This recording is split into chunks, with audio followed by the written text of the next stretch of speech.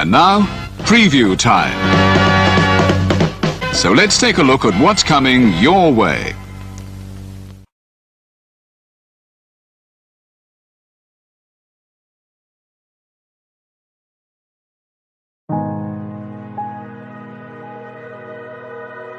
Gary Hebert, the man, the myth, the legend. I was amazed, and I was looking to become a better skater myself, and I wanted to be like Gary. When you look at a guy like this, he's one of the most talented people in his profession.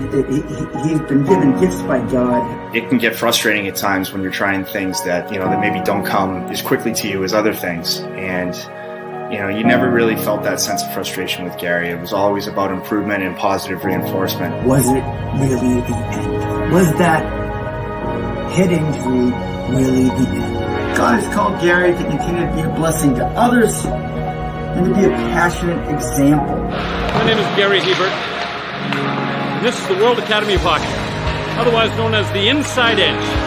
I would recommend anybody that have a chance to come to his hockey school. I think it'd be well worth it. It'd be rewarding to all the kids and anyone coaches, from whether it's an adult, a professional player, to a little kid like a Mike or a Squirt. Gary, from day one, has been instrumental to my hockey career. I started out as a potential Division III player, and Gary brought me single-handedly through high school and into a top Division I prospect. I owe it all to Gary, the biggest legend on and off ice there's ever been. Listen, watch, learn, be confident, and have faith. Those are the answers I was brought to. Yet, I only now am really learning how truly important those 5 things are. Through preparation, through appropriate thoughtfulness and thinking, we can learn to untie the typical knots between our ears that drive us into underachievement and underperformance. And on the whole, we can learn things to fulfill our God-given potential. Gary has the innate ability to make people not only better players, but better people. The life lessons they learn from Gary are incredible. I can always remember leaving that rink knowing as a player I got better, or I had something to improve on to get better. And I think that's what you excelled on as a coach, is giving us the knowledge to know what we needed to do to get better. There's coaches who know the game, but can you communicate and create passion in your kids and in your players? And Gary's able to do that. Gary's got great knowledge and the great hands, but more importantly, his ability to connect with people and care for them. His communication skills, to me, really stand out and separate him, and that's why he's one of the best, in the world. Gary's a legend. He's a special, special man.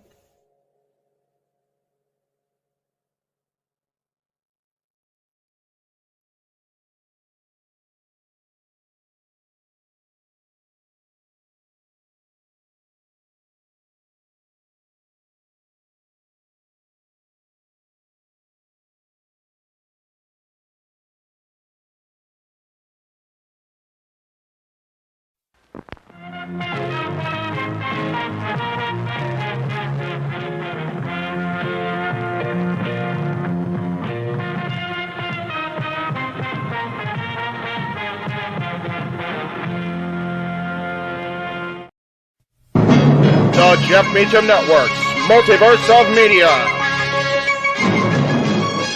For over 15 years, the recognized symbol of excellence and the standard bearer in coverage of sports and entertainment.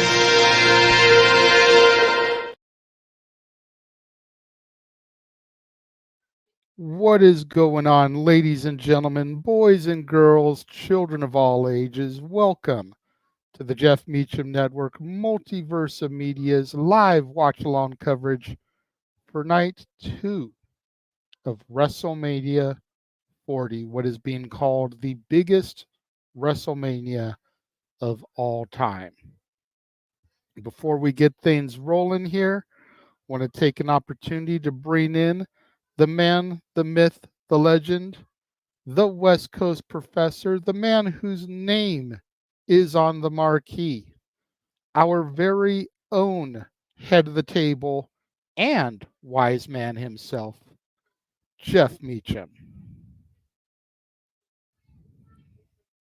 Ladies and gentlemen, my name is Jeff Meacham. I am the founder of the Jeff Meacham Network, the executive producer, the primary host, and let's be honest, much like Paul Heyman, I am the educator of the majority of the multiverse of media, spitting the ridiculous truth that you all have come to know, love, and absorb over the last 20 plus years, damn near 25.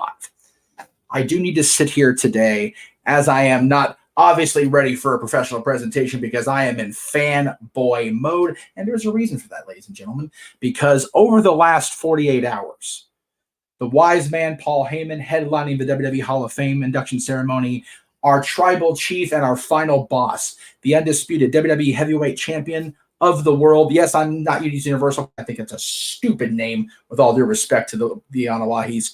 Roman Reigns and the final boss, the people's champion, the board member, The Rock.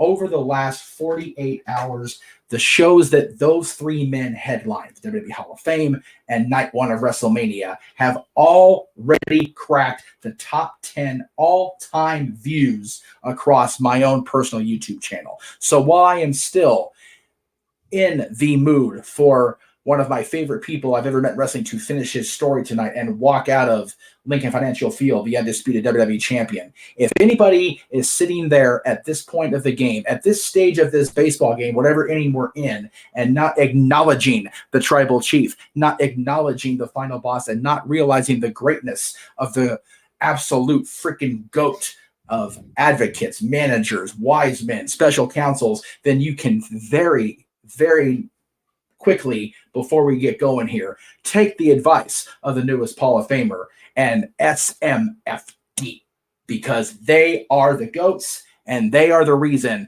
we've got 2 new top 10 entries on my channel. They are the GOATs, and it's just unfortunately for them that I feel Cody Rhodes is going to finish his story tonight, because I will not tolerate lack of acknowledgement of the bloodline going forward on this channel, on this multiverse. Thank you. All right. Quite the mission statement made there by the West Coast professor. Cape Rayer, Safet, Dwayne, good to see you guys. Thank you for coming and riding with us. Daniel, Trevor, good to see you guys. You know, it's going to be another fun-filled, action-packed, intense night of professional wrestling action, of sports entertainment across the entirety of the WWE universe and the Jeff Meacham Network multiverse of media.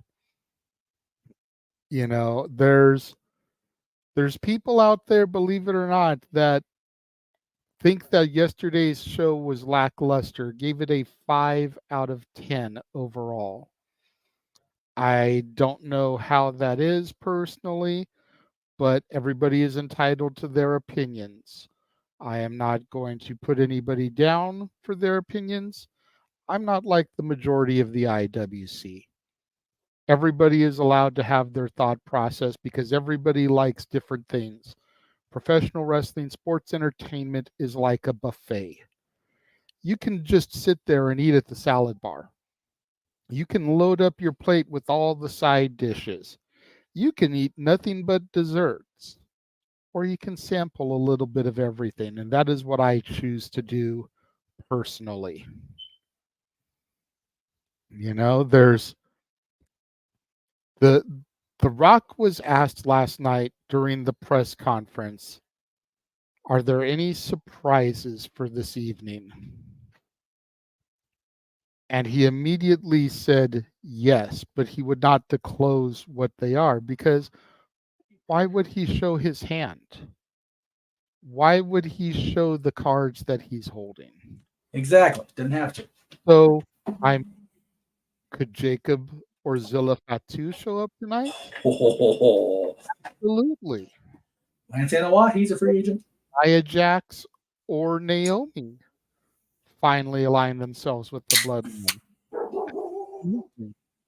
We saw Rikishi and Haku sitting there ringside next to the Rock's mom, Mama Rock, Atta Johnson during the Hall of Fame. Could Rikishi finally get involved with all three of his sons more than likely playing a factor into the main event? Absolutely. You know, that's the beauty of this, because now that there is Bloodline rules, anything goes. And could the fact that it is now Bloodline rules be the Bloodline's ultimate demise? Because Cody Rhodes is a student of the game. Cody Rhodes comes from one of wrestling's royal families as well. Cody Rhodes has seen what the Bloodline does when it's Bloodline rules. Does Cody Rhodes have his own Avengers team assembled to counteract the Bloodline? Kevin Owens, Sami Zayn, Randy Orton, Jey Uso, Seth freaking Rollins. You know, does Cody have his army to counteract the Bloodline? And while we are here on the air across the Jeff Meacham Network Multiverse of Media, we of course watching the countdown to WrestleMania on the Peacock app. Michael Cole, Pat McAfee, Big E Langston, and your two-time Slammy Award winner this year. Two-time, just like the late, great Owen Hart. None other than Pepsi Phil himself, CM Punk. All part of the panel here on the Peacock app.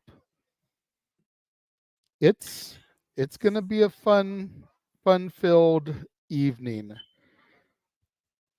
Friendly reminder, pay attention to the ticker. If you guys want your comments addressed on screen, it's going to take a super chat. Super chat, it is as simple as that. That is how we make our money here. This is how we roll.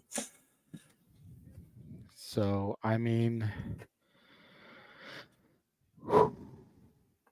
Jeff? Yeah. In the words of the chief content officer, in the words of the leader of the DX Army, are you ready? Oh, I'm not only ready, I am grateful, because the stat I gave out there in my moment of pontification when we started, the stats have allowed that one of the top 10, or the original top 10 before going into this weekend, that was demonetized and unable to be muted to fix the monetization, is now out of the top 10. So I appreciate everybody watching Wrestle Kingdom with Noah this year, but we got on that. So out of the top 10 it goes. Bye-bye. I am ready. I have been ready for this since why you yell, Fo? Don't yell at me. I had to get to this. Remember, we don't address them if they don't super chat. No, I know. I just like being funny because you're yelling at me on my Christmas. Don't yell at me on Christmas. That's like yelling at Jesus on Christmas. That's just wrong. It's his birthday, dude. Settle down. Anyway, very ready. I have been ready for this from the minute Survivor Series was ending and CM Punk walked out. Yes, of course, he won't be wrestling, but he will be at ringside for if you leave a room in your window, the opening contest tonight. I'm here for Cody to finish the story. I know I will, and I'm dead ass serious. Forever recognizing the tribal chief and the final boss and the wise man. I've been recognizing the wise man since before I knew what acknowledge me meant to WWE. Because Paul Heyman's the freaking man. Yes, sir. Even the brain, who I love and adore and miss every day, at the end was like, man, Paul's the guy.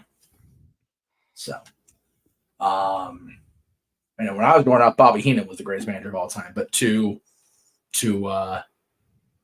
Paul's point, he's not a manager. So there you go. I hear a ding-a-ling. Yes, sir. Ding, ding, ding. Winner, winner, chicken dinner. We do have a super chat from Dwayne to your channel. Woo! All right, we're $20 super chat. Y'all have a few cold ones on me. To Steve Weiser's at the other house. Son of a bitch. I forgot about that. All right, well, we'll get them. Thank you very much, Dwayne. Thank you. I have a feeling we're going to be toasting either way today. Like I said, man, the numbers don't lie. And we'll talk about it more during the wrap-up later. Because we are going to have a separate wrap-up show. I'll open mic night once we're done here with WrestleMania itself. Because I wanted to keep those streams separate. Because WrestleMania is going to be a self-contained thing, just like yesterday. Yes. We started doing that a couple years ago when there was a Ring of Honor NXT watch along, both shows same night, and we ended up getting cut because we went over 12 hours. Yes. So now we just make sure that every stream that we do, multiple in a day, each one is a separate stream. That way we don't run the risk of getting cut. Yes. Abruptly like we did. So yes. I am ready for whatever the Anawahi family pulls out of their bag of tricks, or not whatever, whoever. I'm ready for that. I mean, there you go. I am ready for that framing of the shot in the rain in Chicago to come to fruition. I mean, we won't see one of them, but we'll know he's there. And, if we see the other one, I'm ready for everybody to give me a hell yeah if we see the other guy. So, and if in the same 24, 48-hour span, I get to call the People's Elbow, Rock Bottom, and Stone Cold Steve Austin, dude, like that.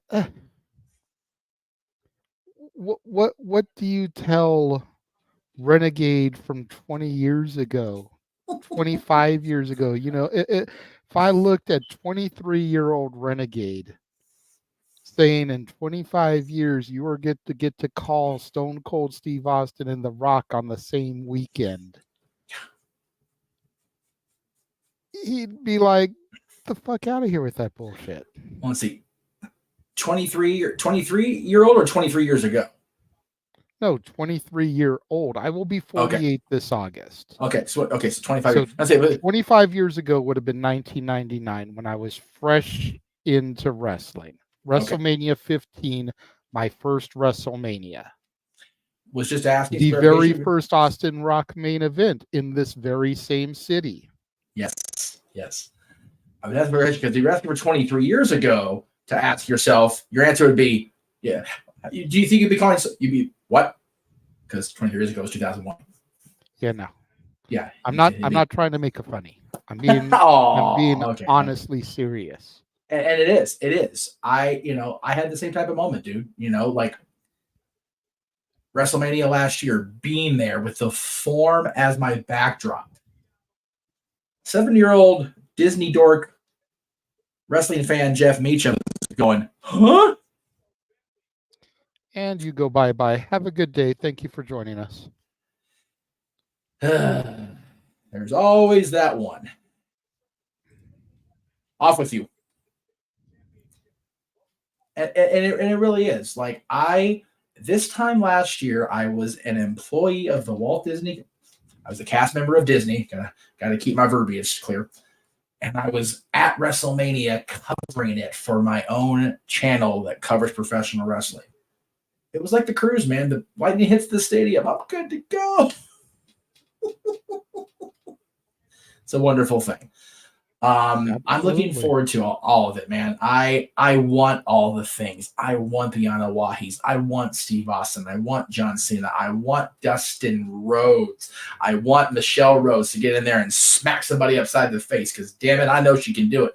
I want Brandy Rhodes. There you go. Good old Eden Styles. That's right. Who remembers that other than Peppa, Jeff and I? Peppa Trobs remembers.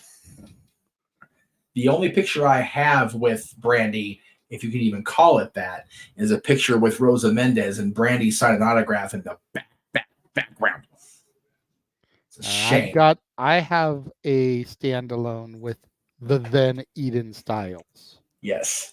The only member of the Rhodes family that performed in the ring that I do not have a picture with is Terry Runnels. Yeah, that's fair. But I have Dusty. I have Dustin in his Gold Dust makeup. Yep. I have Cody, and I have Brandy. Nice. I'm trying to think here. Interviewed, met Dusty. Don't have a picture with him. Don't have a picture. Have a video I can screen cap at because of Booker T's event at the bowling alley thing. The legendary pictures with Cody and that damn face mask. We both got one of those. You with the bag on your face because you rock that shit. I was going to say mine is the most classic. You cannot deny. Noah talks about going from undesirable to undeniable, man. You cannot deny me in my picture with Cody Rhodes. Absolutely not. With the paper bag on my head. Dude. That he did not put there. I put on myself as I walked up and made him break character. You did. You popped him. I was so proud of you that day. I'm like, oh, we got him. We got him. Because he was so just so mad at the world for having to wear that mask. And he could tell afterwards. Yeah, I've got a couple pictures with Cody, thankfully. I've got the one with the mask. I used the one with the mask side by side with him holding the NWA title over his head. And All In. Yeah, All In. Fuck. I don't know if it was All In or NWA 70. He wanted it All In. He lost it in NWA 70. Jeez. I have the picture when he was champion with Dylan, which is so special to me. Having Cody and my son in the NWA championship and the ODQ.com hat on because Cody unblocked ODQ after that, which I thought was pretty cool. As far as I know, he did. I'm pretty sure he did. Yeah, both these families are very special to me. And again, I joked about it a lot. For the last couple of years, especially with Sami Zayn being the honorary Uso. But Rikishi legitimately called me Uso from like the second time he met me or reacquainted with me. So I adore both families. I really do. So that's what makes it so hard. Because I want Cody to win and finish the story and become the world champion in WWE finally. Done it everywhere he's been except TNA. And TNA he really didn't get much opportunity. He was kind of in and out of it really quick, like less than a half a cup of coffee. But Ring of Honor world champion, the NWA world champion, the title that his father did get his hands on. But nobody in the family has held that WWE championship or even the world heavyweight offshoots or the universal offshoots, whatever you want to call it. So it's time, man. It's time. But by the same token, 1,200 or 1,313 or 1,300, whatever it is, 1,323, I think it is now. I gotta look at Paul's post again. He put it in his Instagram story today. I heard as I was changing costumes about the poor rating that some people have been giving last night. It's like, man, this show's on the way to being the best Mania of all time. If this night goes as well or obviously better than night one, it's going to surpass 17. And that was a discussion last night off air. You say 20 is the last great one. I don't disagree with it. But I still say the standard is 17. Yeah. Don't get it twisted. I never, and this is for the fans. I never in a million years said that 20 is better than 17. Right. I just have always identified 20 as the last great WrestleMania. Yes. And last night definitely brought it close to surpassing it. Mm-hmm. Hopefully tonight isn't the fart in church that night 2 of 39 was. Because if this night is as good as last night was, it'll surpass it. I firmly believe that last year's was not as fart in church as you called it, as everybody says it is. They tend to look at the finish of the main event and wrap the entire night into that little ball. And I feel completely agree with you. Yeah. And you know what? The TV we've gotten since October, I'll smell that fart in church from last year. Even if Roman does win tonight, this has been some of the best WWE television I've ever seen. Like, again, in the moment, stand at the top of that ramp. Again, I wasn't on the ramp. Let's not get myself too wound up here. Jesus Christ, they're on it today. Standing there kind of stage off stage there, off to the side there because of where I was standing for the main event. You're sitting there and I wish I had a camera on me because it was just, holy shit, Roman won. What the hell? But again, you have a year to look back on things. You have a year to reflect, have that hindsight. I'm okay with it. And I'm even okay if Roman still wins again. Yeah. But, I still feel there's enough story to tell that our tribal chief could retain and I wouldn't be upset. And I know we are on the minority side of that coin. Yes. There is, I would say out of the 21 people watching us right now, maybe one person would agree with us. Everybody else is like ready for this to be over. And I can't say that I blame them. Right. If I had been watching this angle progress from August 30th, 2020, when Roman Reigns won the title at Payback to now, I would probably be over it too. Yep. And I was ready for it to end last year. Yep. I made my pick for Cody.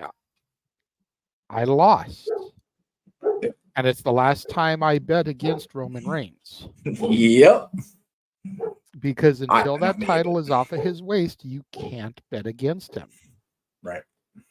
The analogies I've made for a reason. It's Babe Ruth walking up to the plate. Do you bet against him hitting a home run? It's Wayne Gretzky touching the ice, or in modern times, Alex Ovechkin. Do you bet against him scoring a goal? Right.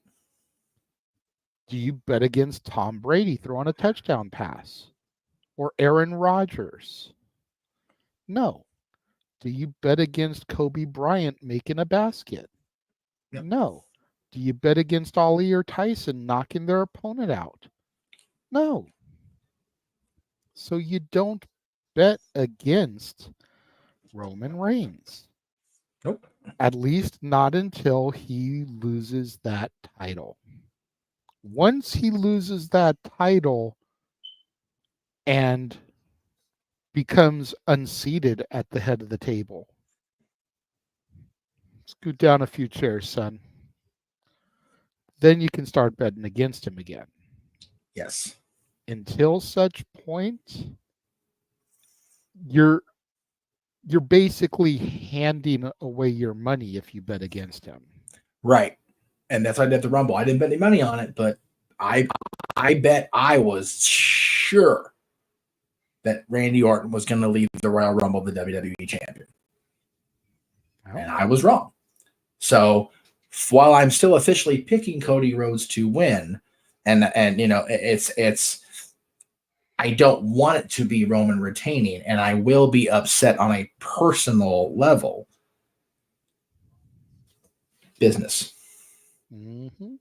The Bloodline means business for WWE. The Bloodline means business for me and for you. Absolutely. So and it was 51 weeks ago when I came on the air on Open Mic Night and said that the story needed to end at the Garden.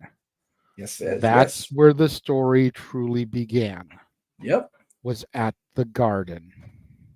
And it needs to end there.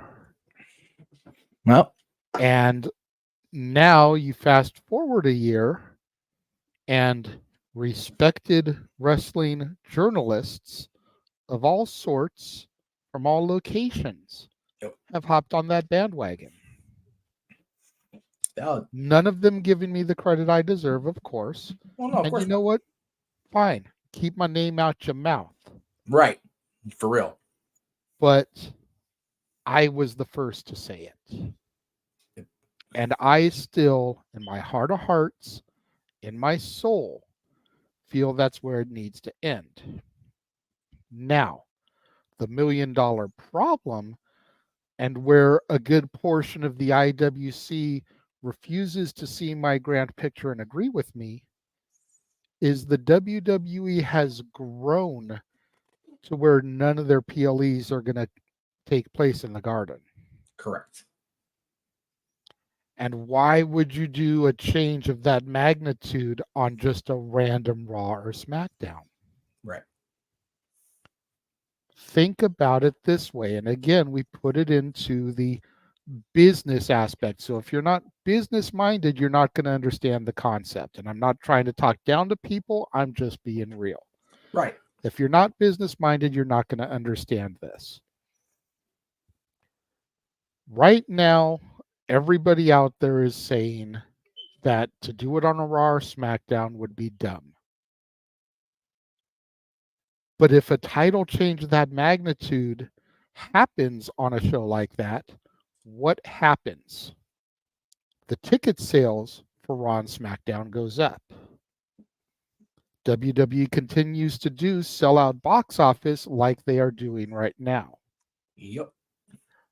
That turns to TV ratings, which then the WWE can charge more for the advertising time because of the ratings they generate. Yep. And if it happens on a SmackDown when Fox did not want to re-up the deal, Fox is going to be rolling in their own shit. Yes, sir. Why did we not re-sign this? Because we are never going to get this rating again. Right. It's just business. WWE is cool again. Rock has been saying it ever since he came back. Professional wrestling is cool again. That's right. All companies, all styles, across the spectrum is cool again. Yep. That trend continues if the title changes hands on Raw and SmackDown. If World Heavyweight Championships, TNA, AEW, Raw, SmackDown, whatever you want to classify, only change hands on pay-per-views and PLEs, why would I spend money on a ticket to go to a Raw or SmackDown if I know I'm not going to see a title change hands? Yeah, exactly. At least not the title. No Right. chance in hell that'll ever happen. Why am I going to spend my money? Yeah. But if you put it out there and you do a title change somewhere like SmackDown at the Garden, which is going to be June 28th of 2024, and you finish the story in the same halls that it began, you're going to start selling tickets more for TV shows because now the fans believe they could see a title change, just like we did in the Attitude Era, just like we saw in the Ruthless Aggression Era, just like we saw in the PG Era. Let us not forget The Miz cashed in on Randy Orton on Raw.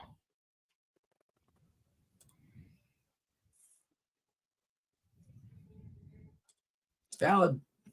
And I know we said we're not going to address people without a super chat. I am going to address CJ. Right. I'm not saying he really should lose tonight. Right. But I'm saying that there is business and story to continue telling if he does. Right. Now, I did pick my tribal chief to win because I'm not betting against him until such time when he loses that title. There is time to still tell that story.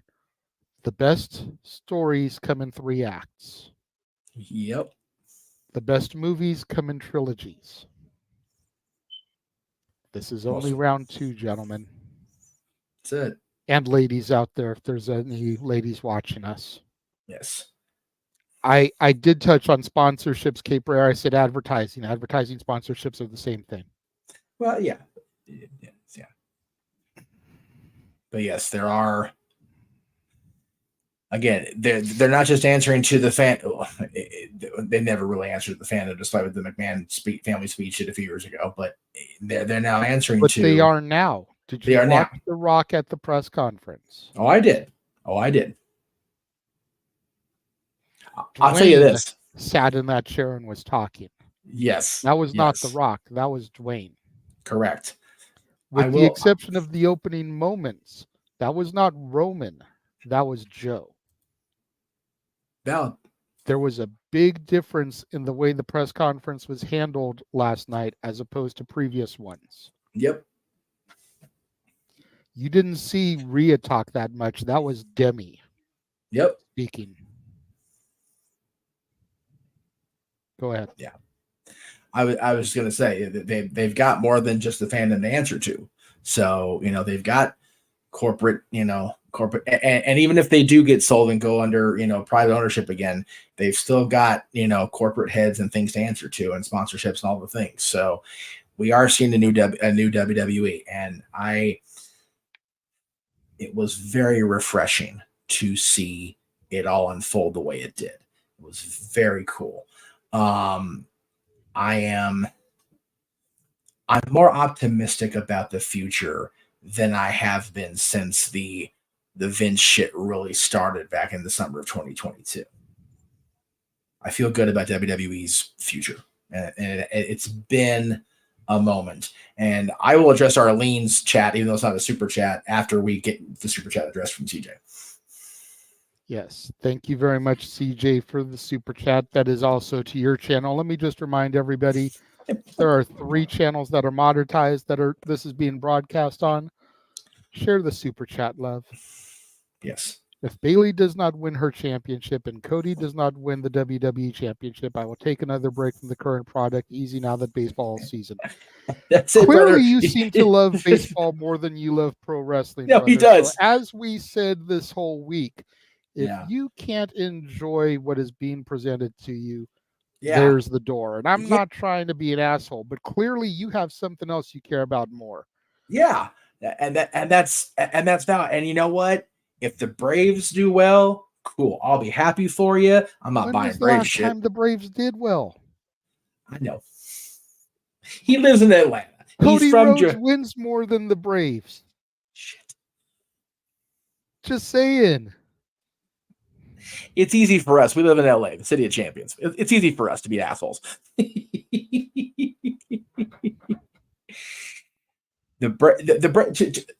Briefs, I think the Braves always have every team in baseball. How have the Braves not been canceled?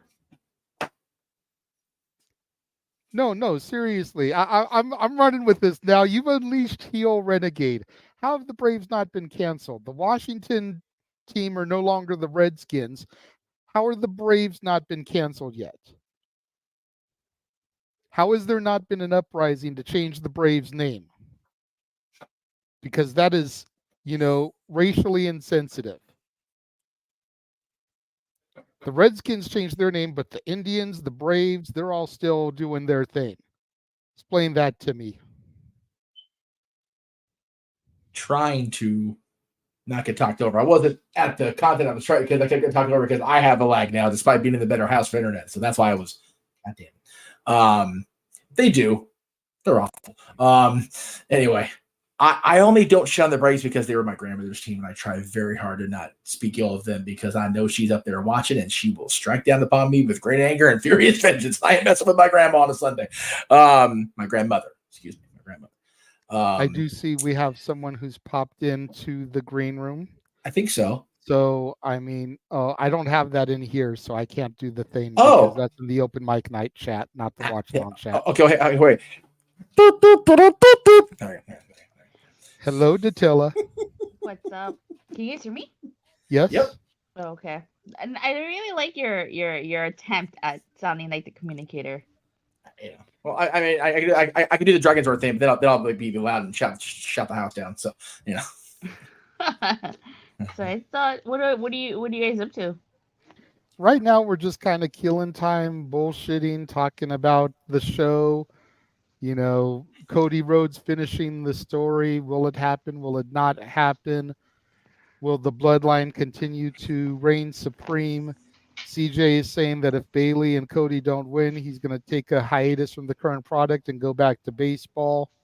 But he's a Braves fan, so, not exactly the type of thing that I want to go and spend money on, but that's just me. I mean, they're not assembling the Avengers tonight just so Cody could lose. Right. How do we know they're not assembling the Avengers? They are it's assembling Bloodline rules. Yeah, that's it. They're assembling the Avengers.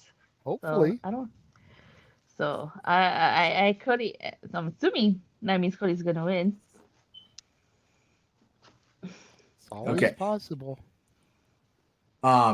But as far as Arlene's message earlier about all the third acts of a trilogy are the worst, Back to the Future 3 was damn good.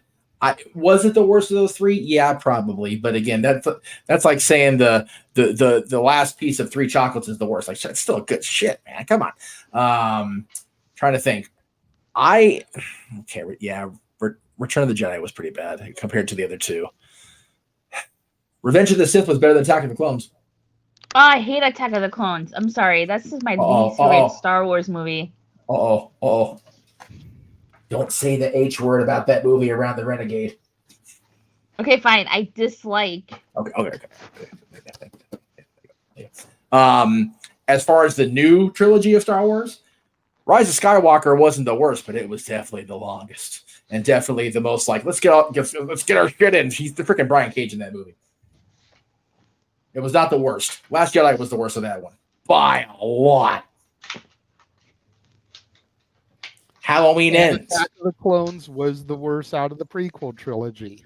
Yeah, by a lot. And that doesn't mean that in the trilogy, not the third. Yeah. What do you call it? Halloween Ends. Again, the entire latest trilogy. It's like if you cut Halloween Kills in half and just go, okay, you go this way and you go this way, we're good on 2. So Halloween Ends isn't the worst. It's just like the middle one wasn't necessary, and like it ends kind of suffered as a result. Caper is trying to Noah Foster it. God bless him. Scream 3 was garbage. I agree with that. 3 was bad compared to 1 and 2. I will give them that. I haven't seen Scream 6. I don't know about the second 3 movies, but storyline wise, yes. But Scream 3 had the best soundtrack. That's fair. That's valid. And it had a Jay and Silent Bob cameo. It did. This is valid. Oh boy. We did receive another super chat. Ding ding ding. $10 super chat. Thank you very much from Nick.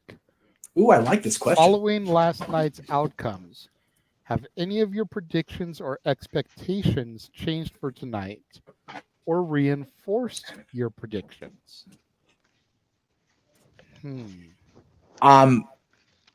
Off the top of my head, I was going to say the one that I call myself into question the most for my decisions is now the United States title match. Yep.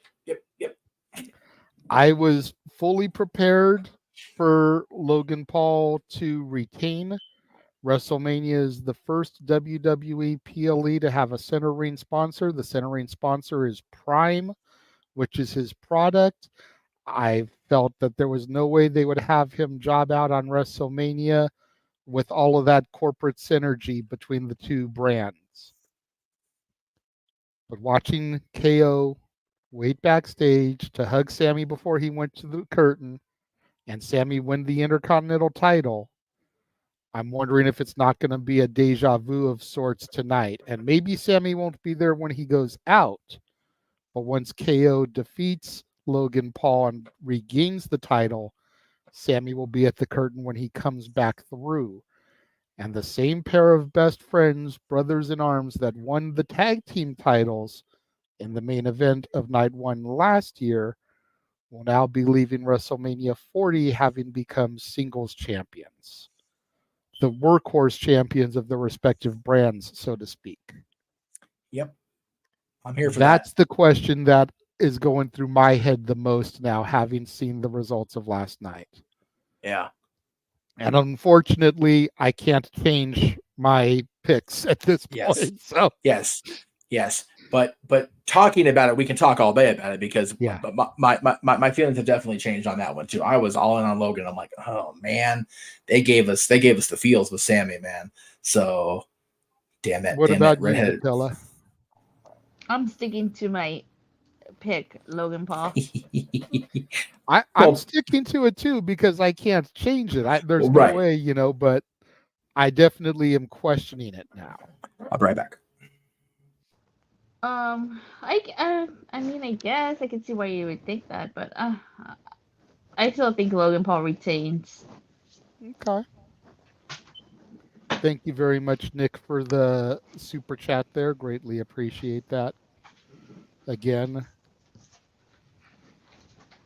So, what is it tonight that you are looking most forward to, Datilla? Is there, let's say, other than the main event, because I think everybody is glued to their screens to see if Cody finishes the story.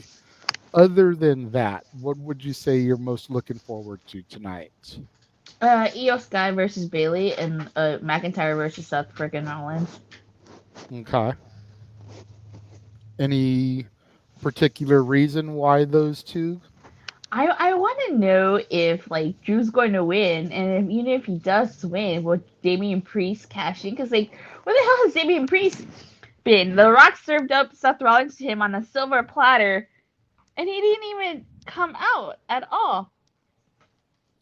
Understood. That was something we discussed last night because a few people said that Priest kind of came off as stupid by not cashing in last night. And I don't know if I would say it was stupid. I can definitely see where people would have thought about it, but at the same time, do you really want to come and stick your nose in business when you got the tribal chief and the final boss down there at the ringside area? I mean, I guess, but if he doesn't cash in tonight, I give him at least until Raw after Mania to cash in. If he doesn't cash in Raw after Mania for SmackDown, I don't know if he's ever gonna cash in. See, my outlook is if he does not cash in tonight, then he is cashing in at the Money in the Bank show. Because nobody to date has cashed in 1 year after winning it. And that's the only thing I can think of that they could do that would be different from Money in the Bank history. Because we already had Seth Rollins with the heist of the century. So even if Priest casts in tonight, cashing in at WrestleMania has been done before.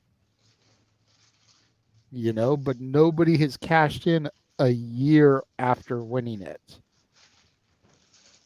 And I would almost like to see, whoever's in the world title match, Drew, whoever, defend the title, and then have the person who wins Money in the Bank that night come in to cash in. And then once that's over, people be like, well, there went the Money in the Bank cash in, like whatever. And then here comes Priest, like, don't forget that this is still here. Mm-hmm. So I don't know. It's interesting. We'll see. We'll see. But I predicted Priest would cash in tonight, but he's gonna cash in on Drew McIntyre.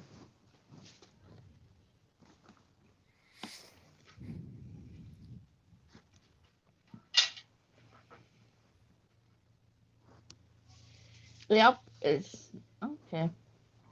So I don't think they should go a few years without it, CJ, but I do think that the need for Money in the Bank as a separate standalone show is unnecessary. You want an excuse to get more people onto the WrestleMania show? Do the men's on night 1, the women's on night 2, and bring Money in the Bank back to WrestleMania.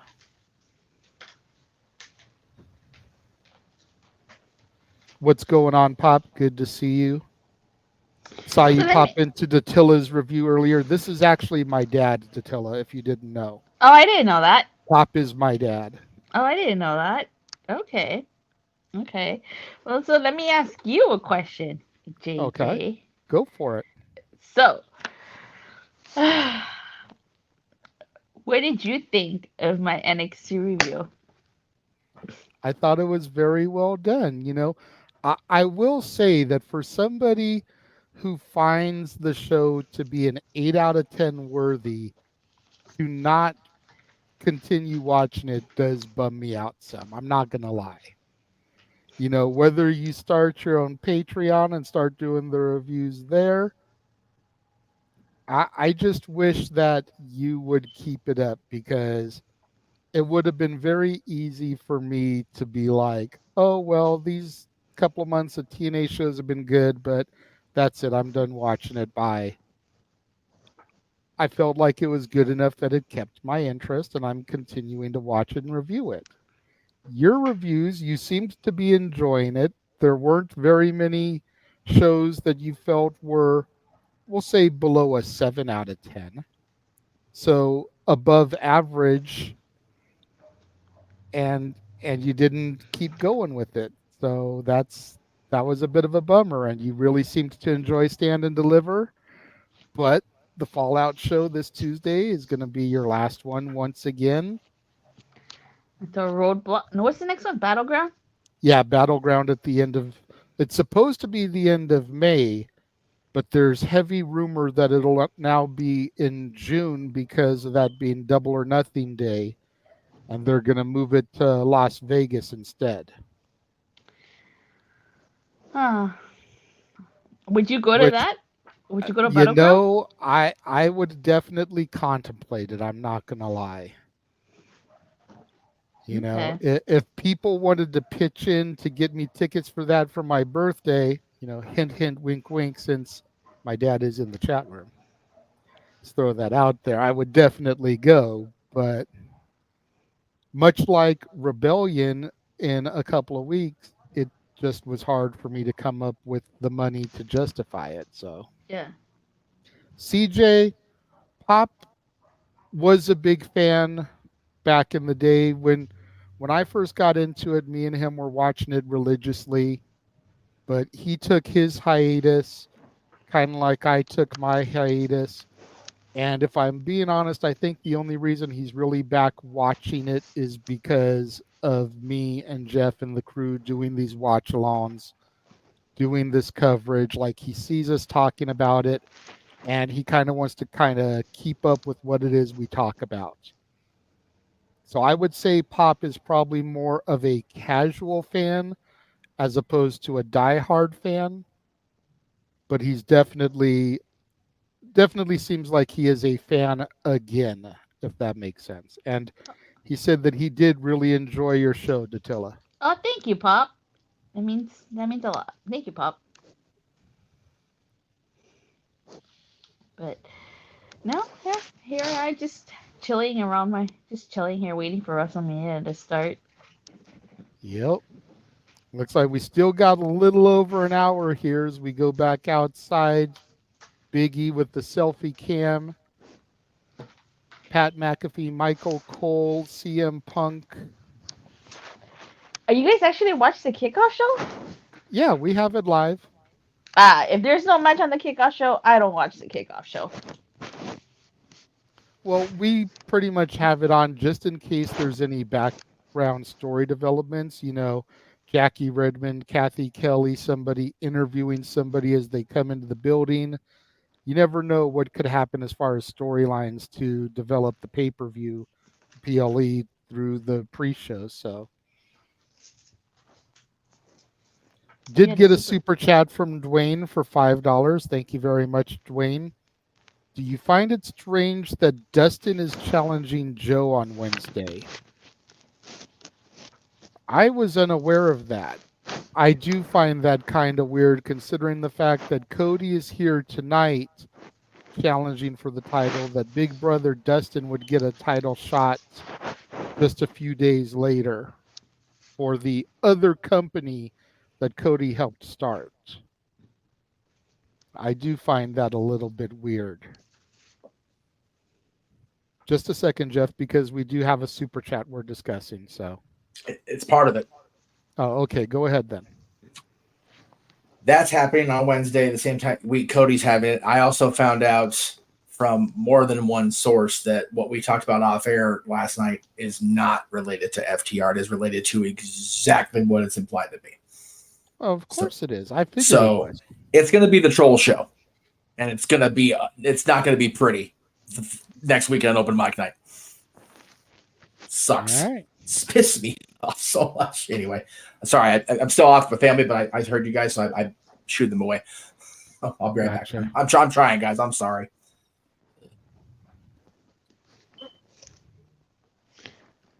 Pop goes on to say it keeps a connection and he's following it much more for us. We appreciate that, Pop. So what do you say, Datilla, as far as Dwayne's super chat? Do you find it weird that Dustin is challenging Joe? Yeah, because that kind of came out of nowhere. Honestly. It's like, I think I had seen like a post that Dustin made about like a challenge, but I didn't know it was a reference to Samoa Joe.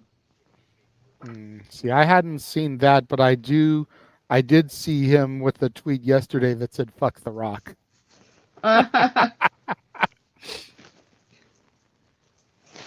Dustin was missing from this feud.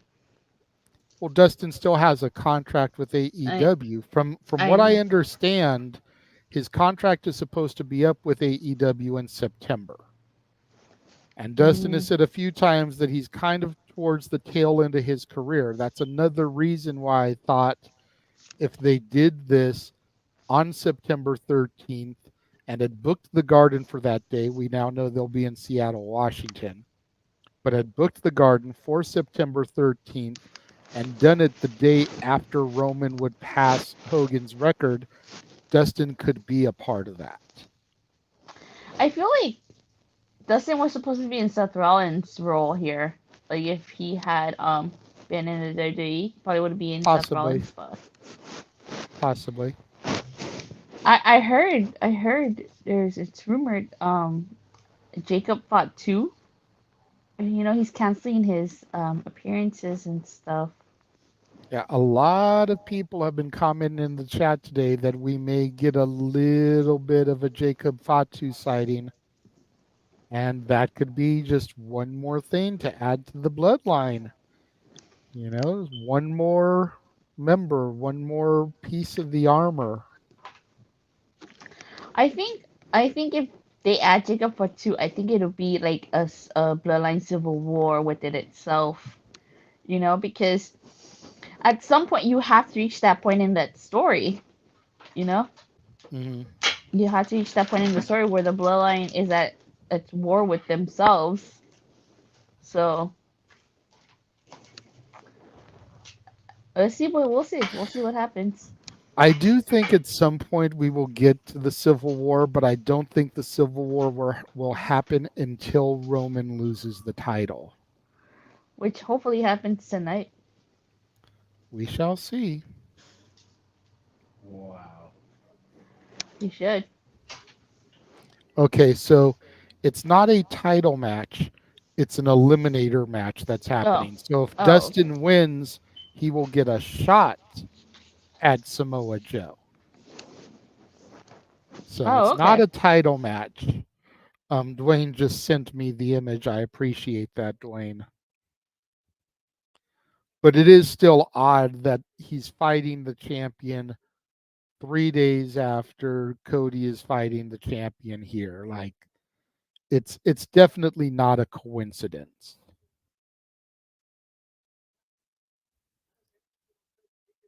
Oh, it's not. Sorry, I was muted. Oh, no worries. So, you doing anything for WrestleMania besides doing the watch along? Like, are you having anybody over? Any like, are you No, ordering food? no, not to my knowledge.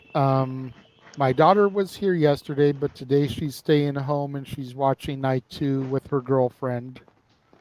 And one of Cece's sons is over there. He spent the night last night. As far as ordering food, I don't believe we are ordering food today. Last night we were going to do spaghetti and chicken Alfredo for dinner, but we got home late from the birthday party. And so we ended up just kind of ad-libbing an easier meal to make. So I believe that's on the menu for tonight for dinner. Mm. So it's just going to be the watch along. I mean, hanging out with everybody here in the multiverse, all the people in the chat room. Oh, okay, that's cool. Yeah, usually for like shows, especially like for WrestleMania, like my parents and I, we like to order. Like we take turns. Like I'll order something. Like I ordered something yesterday, they're gonna order something today, and it's just us. We don't invite anybody else over. Right. Yeah, it's the way it used to be back at the old Casa days when the Casa D18 Studios was kind of first getting off the ground. We would have people come over and they'd pitch in, $5 for the pay-per-view because back then, WrestleMania was $60 or Oh $70 to yeah, I order. remember. So everyone would pitch in like $5, offset some of the cost, and then we'd order food, whether it was like a Subway sandwich platter or we'd get wings from Wingstop or whatever. And we would do a pick'em pool where everybody would throw $1 into the pot and they'd pick the winners, and whoever got the most right would take the money. So yeah, we were doing illegal gambling on wrestling, but it was a big thing. There were some shows like WrestleMania where we'd have like close to 20 people at the house with us hanging out and watching. I still remember the first time Jeff came over to watch a WrestleMania with us or a pay-per-view with us. Like some of the people in the house that were there, one of the roommates and one of the other guests, both like just popped like, holy shit, that's Jeff Meacham. They didn't know he was coming over. He came over kind of like a celebrity, a superstar. Oh, that's cool. Because at that time, he was just Mr. No DQ. He was XMV. He was Talk Wrestling. So to have somebody who was an originator, a leader in the podcast community for wrestling come over to the house and like hang out with us little people, they thought it was a big thing. It was like I had freaking Robert Downey Jr. or something coming into the house. Stop me when I'm telling lies, though, Meacham. Stop me when I'm telling lies. That's cool. No, it's always just us. I mean, we used to go to my aunt's house because she likes wrestling too, but like we stopped doing that. So it's like it's just us now. Like we don't invite anybody over. It's just us. That's cool. Even Pop is kind of confirming good times. Yeah, it's funny. We actually did a baby shower for a pay-per-view watch along. We did What? multiple baby. Yeah, when my ex was pregnant with my daughter, we did 3 baby showers. We did one for the older folks, the parental units, Then we did one that was a little bit more loose with some of our friends from college and whatever. And then we did one as a pay-per-view watch along where the guys could come over, and if they brought diapers or a gift for the baby, whatever, they basically got a free entry into the pool or a free entry into the pay-per-view instead of paying the $5 entry fee. Oh, that's And it was a cool. way to kind of get the boys involved because they were so happy for us. They were kind of extensions of the family, brothers and whatnot. So it was another way of doing kind of like a bro shower, if you will. Okay, that's cool. It was different. It was fun. We had like the Mr. Perfect DVD was a prize for the baby shower, for one of the games instead of, typical baby shower prizes. So we tried to gear it a little bit more wrestling related, but it was fun. I always lose at those baby shower games. So do us men. It's okay. Those aren't made for us. Like sometimes, you know that game where you can't cross your legs or your arms. I forget sometimes, and then I'm just down.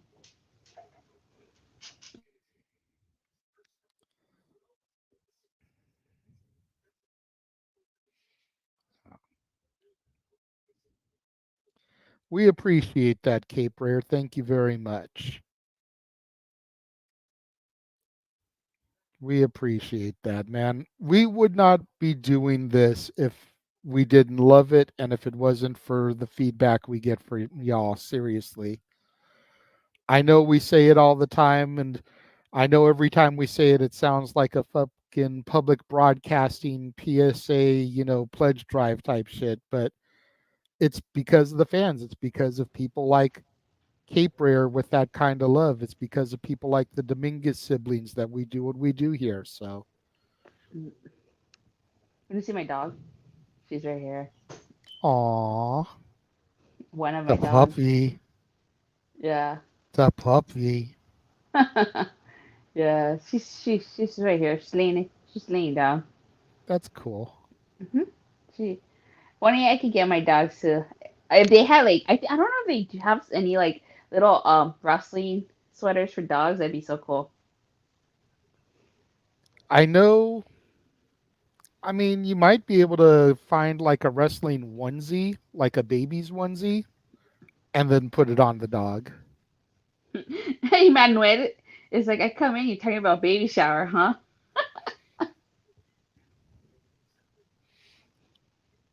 But yeah, you might be able to find something like that because I know Shop Zone back in the day had a bunch of baby onesies for like John Cena, Randy Orton, whatever, and we had those for my daughter when she was little. You might be Cute. able to find some of those on like eBay and see if that would fit your dog. Cute. Very cute. That's awesome. So like, um, you guys are still gonna be doing the Raw After Mayhem too, right? Raw After Mayhem, SmackDown Yes, After we Mayhem. are. Yeah. Okay. Yes, we are. 5 o'clock Pacific, 8 o'clock Eastern. Noah and I will be calling that action as well immediately following Meech's Musings as it returns to its new night and time, Mondays, 4 o'clock Pacific, 7 o'clock Eastern. I hope everybody that goes to this year's Raw After Mania has a great Raw After Mania. Last year's was just terrible. I felt bad for everybody that stayed that extra day. It was arguably the worst show I've ever been to. I remember you talking about it. I think the Dominguezes were there. I remember them talking about it. Yeah, I have complete and utter faith in the Triple H era. And we got the proclamation last night that this is a new era in the WWE. Triple H has already brought the Slammies back as part of WrestleMania weekend. I think he's going to make Raw After Mania a little bit more true to what it used to be as opposed to what it has been. And with that all having been said, let me go ahead and take a moment and bring in the play-by-play commentator extraordinaire, my tag team partner for the evening, the simple man with the spectacular voice, Noah Foster. Noah, my brother, how was church? How are you this afternoon? Doing extremely well, JJ. Good to see you. Good to see Natilla. Good to see everybody here once again, the JMN Multiverse of Media. As you can see, I am absolutely ready to see how we tell the end to this story. And no matter what, we heard during the video package earlier that between Roman Reigns and Cody Rhodes, this is where this ends. The last chapter began to be written after the events of WrestleMania 39, and we have finally come to the final page where the final ending is yet to be written, and still so much more ahead, of course, with the World Heavyweight Championship on the line, the WWE Women's Championship on the line, this Philly Street fight, and then, of course, the grudge bout with former TNA World Champions AJ Styles and LA Knight. Yeah. There you go. And, of course, the United States Championship as well. And as you see, I've come prepared, so I'm looking forward to this. But I'm going to take these off, though, because it's actually difficult to see indoors. And I was going to say, those sunglasses were kind of sharp, bruv. I appreciate it. They're more often than not the ones that I use for outdoor versus the black ones that are more indoor. But hey, I always come up to the occasion. So it's a big night. And Attila, it's finally good to hear and see you as well. Yeah, totally. You know, I was watching NXT earlier, and when they showed Julia, I was thinking to myself, I wonder if Noah marked out for this. I'm pretty sure he did. Oh yeah, he did. Guilty. I mean, again, if you want to see Noah mark out, just go check out our coverage and watch him live react to that. But yeah, I tuned into her and her friend Josh's review earlier. Missed her talk about the tag titles in the main event because she always starts with the major moment and then kind of runs the show back. But she gave the show an 8 out of 10, bro. I was proud with how much she enjoyed the show. Hey, again, like I said, me and Attila can accept how the developmental system in WWE has definitely become far better than what it used to be for quite a period of time. There's a lot of quality. There's great quantity, especially in that women's division. And the fact they announced a brand new women's championship led by Ava Raine, who's the general manager of NXT, following the lineage of the Nally family with The Rock's grandmother. I feel very confident in supporting what goes forward in NXT for the women's division particularly. And the fact that Julia may be on her way here as well. She's definitely a first ballot candidate for me to carry that title. Former World of Stardom champion, former Artist of Stardom champion, former 5-star Grand Prix winner, and of course, former NWA Strong Women's champion. Her beautiful insanity is absolutely going to transcend sports entertainment starting down in NXT. There you go. I think I posted that photo in the open mic night chat, and it said that as soon as she completes her remaining dates, she will report to the PC. I don't know how many dates she has left, so I don't know if she would be the first champion of this new North American Championship, or if she would be the first challenger to whoever the champion becomes. Right. Because I think depending on how many dates she has to wrap up there, she may not be there in time to be inserted into this tournament. They did announce a tournament. Oh, I missed it. I thought they didn't announce it. We just don't know the field of the tournament or how deep or the depth of it. Also, thank you, everybody. I mean, it's what I do. So, again, we're just literally just a little bit over 50 minutes away from a far more beautiful day in Philadelphia, PA, as WrestleMania 40 continues to take place center stage. We conclude with Sunday as New Era Triple H. Its genesis will be written come the end of tonight. Noah, can I ask you something? Go for it. Was your color scheme on purpose, or is it just a coincidence that's gray and green? I always consider what I'm dealing with and the theme of the shows whenever I take on my ensemble. So the black was yesterday, the silver is today. Okay. Sandy with a little bit of news here. As far as she knows, she's booked for WrestleMagic on May the 4th. Correct. And the start-up event on April 12th. So, yeah, she probably wouldn't make a debut until Battleground, I'm guessing, at the earliest, which I'm assuming the finals of whatever tournament they do will probably be at Battleground as well. Well, I mean, that's what they did with the vacated NXT Women's Championship. And, of course, that culminated in figuring out that Tiffany Stratton was far more than just a plastic Barbie girl. So, again, that makes perfect sense, and I support that decision. And she became the NXT Superstar of the Year at the Slammies today. She was awarded that presentation by none other than color commentator Booker T. Oh, Booker T. Oh, well, that's good for her. I'm very happy to hear that. Congratulations to all the winners of the Slammies. I haven't, of course, watched the Slammies yet because, again, I've been resting. I mean, I literally took like a 4-hour nap as soon as I came home. And again, apologies for my fatigue. I reached my limit of wrestling overload marathon, watching, reacting, commentating after 17 straight hours of nonstop wrestling. So I had nothing to apologize for, bro. Much like Jeff yesterday morning, where, you know, he was not there for the beginning of Stand and Deliver, and we had to come in and improvise. It happens. We forgive him. You know, life is life. Like you always say, protect your mentality. You needed that rest, brother. I guess I did. And Jeff needed that rest yesterday morning, which is why he showed up late and we had to improvise. We hold nothing against you or him. We're just glad that you're well rested and you seem like you're energized and ready for night 2 and ready to watch Cody Rhodes go down in flames as the Bloodline trucks on. Well, again, that's still way up for debate. But to your point, he is fighting the ultimate uphill battle, taller than Mount Everest or K2. As again, we learned last night, the Undisputed WWE Universal Championship will be contested underneath Bloodline rules, which means anything goes and anyone can be involved. And after what we saw last night in front of Mama Rhodes, where The Rock pinned Cody, and we see how unified and how cohesive Rock and Roman can be outside that one spear spot, it's definitely one of those things where my heart goes out for Cody, but my mind's telling me that we are not going to have a happy ending to this particular story. And kudos to those that did their homework on Julia. And again, folks, do your homework on Stardom to learn more about the likes of Julia, of Io Sky that we're going to see tonight. And of course, you watch Ring of Honor, Supercar of Honor, you got a little bit of education of what the Stardom talent is capable of and what they bring in agility, speed, athleticism, physical capability, and striking prowess. And I'm very curious who else from Rosie Ogawa's new promotion outside Julia with the other talents that left. Will you see Mirai? Will you see Utami Hayashishita? Possibly also a part of the circumstances with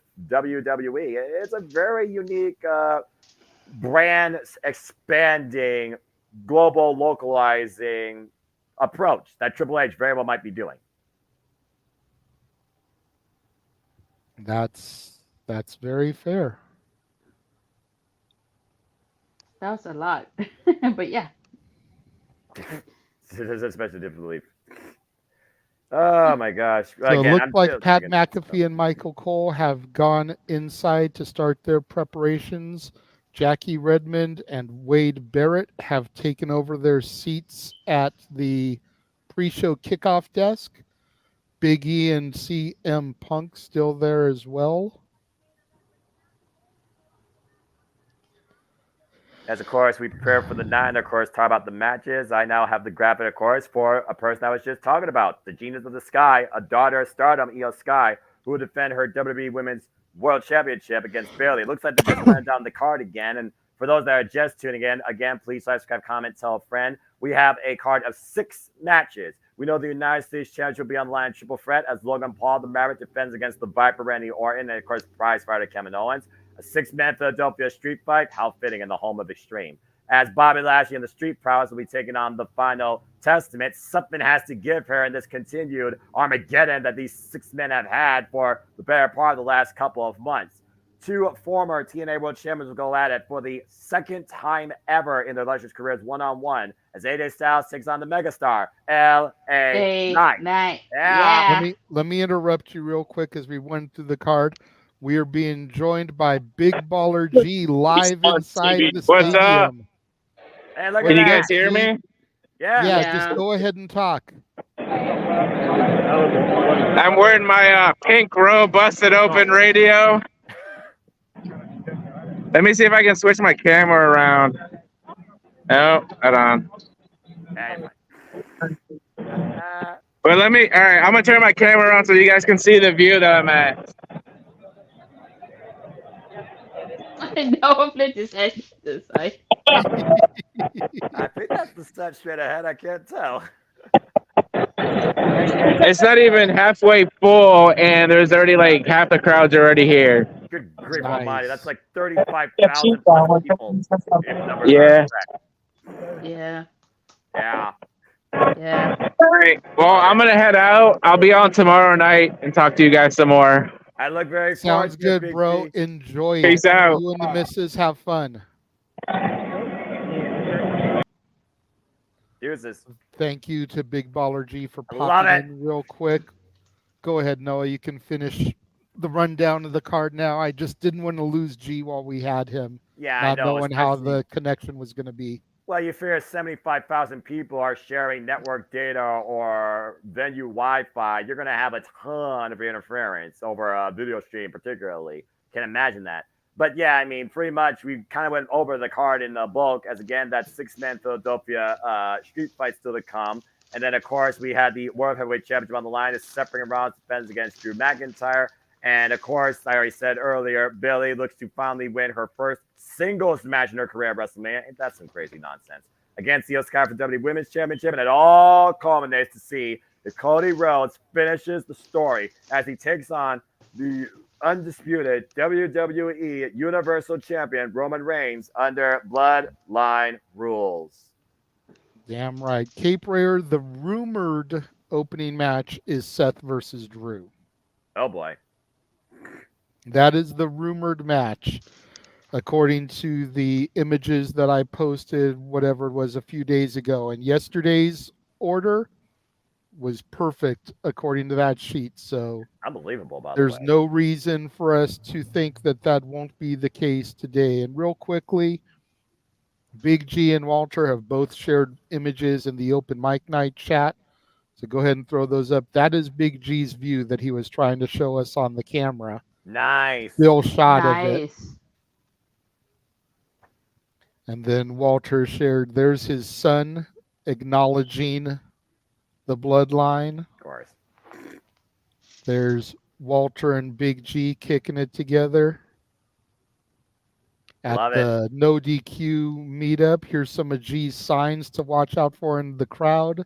Good We choice. acknowledge the bloodline. Yeah, good choice. The vibrant neon green. Continue. I'm a Cody crybaby. Our first WrestleMania, baby. That's cool. Baby. And then there's all three of them in their busted open robes. I couldn't imagine how much those cost. I don't know. They may have been giving them away over at the busted open booth there. It's always possible. You think about the way that companies try to promote at events like this. Maybe you had to do trivia or, you know, some kind of competition, but it's very possible they got those for free. We'll find out from Big G tomorrow on the Raw After Mania. And then they also sent a video of the two of them. I believe it's them toasting us by drinking Prime. So we're going to run this real quick. No DQ taste test. Prime ice pop. Cheers to WrestleMania. Cheers to WrestleMania. Not bad. I've had the regular Prime. This is my first time doing the. What's the one JJ likes? The watermelon. I think they're like strawberry watermelon. I don't know. But this is ice pop. This tastes a lot better.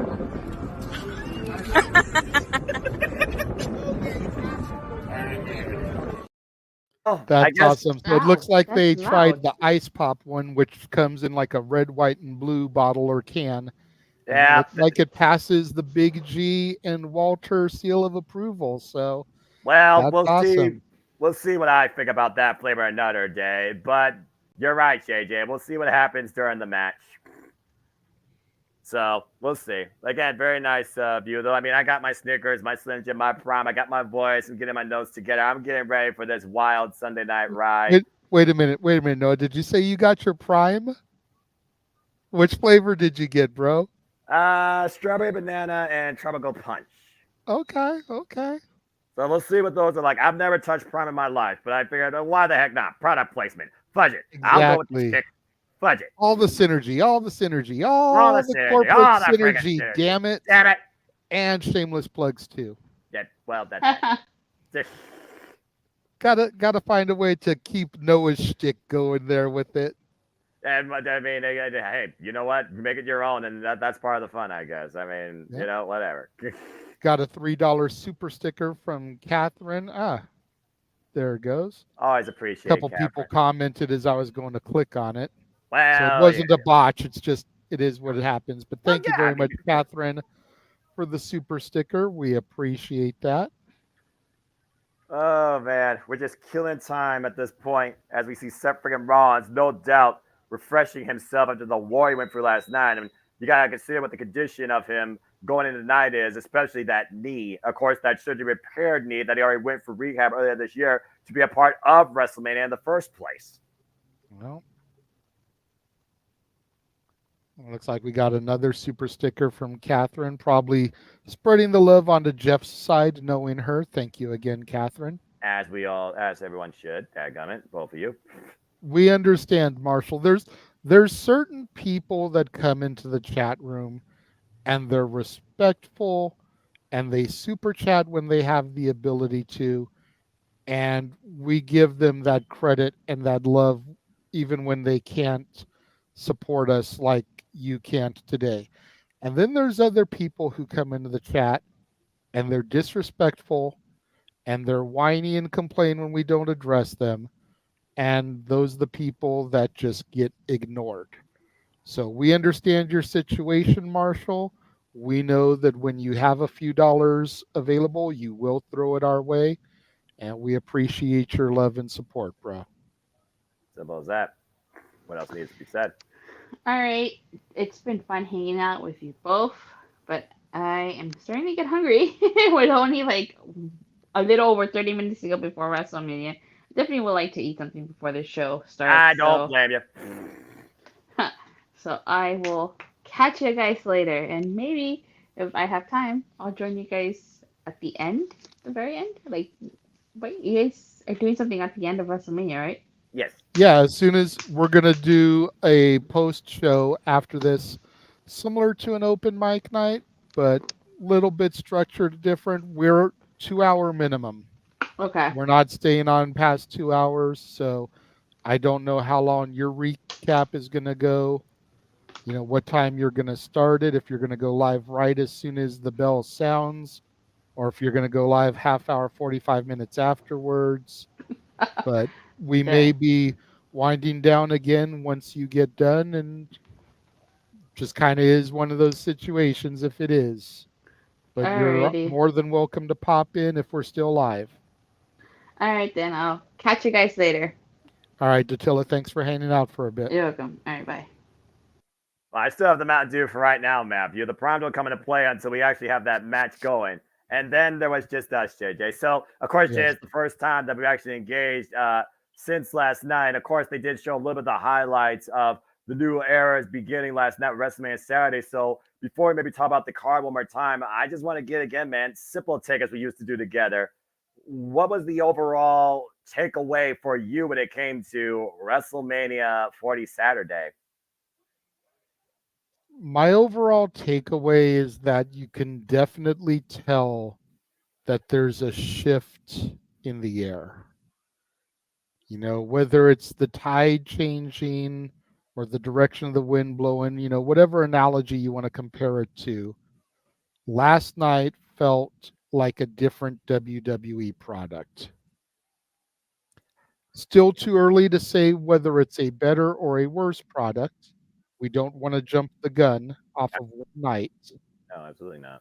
However, if the trends of last night continue going forth, we very easily could be entering the greatest era in this company's history. And I know that's a bold statement because depending on when you became a fan, a lot of people hold that era as the best. For me, for years, it's been the Attitude Era. Nothing can touch the Attitude Era. Why don't we go back to the Attitude Era? For people that came after that, it's the Ruthless Aggression Era. Why can't we go back to that? The PG era, the reality era. even the pandemic era, when things started to become a little bit more cinematic. I know that there's people that would rather forget the pandemic, but there was a shift, a change in the presentation that some people who are into movies and more Hollywood style entertainment, like myself, enjoy the presentation of a Firefly Funhouse match or a Boneyard match or those type of things that you can't really engage with the live crowd. There's of course the WrestleMania era with Hulk Hogan and Randy Savage and Ted DiBiase and Roddy Piper. So I think it's just a matter of when you came in, the standard you hold things to. But I have been a fan, or at least a casual viewer, through just about every era from the Attitude till now. And yesterday made me feel a way that I haven't felt about pro wrestling in a very long time. And it's so cool to be able to call WWE pro wrestling again, as opposed to having to say the naughty words of sports entertainment. That's my takeaway. As somebody who's been one of the greatest critics of the words, the theme, the company defined by sports entertainment for the better part of over 3 decades, my entire life, and really bringing that into for reality 2 decades ago beyond the invasion angle in 2001.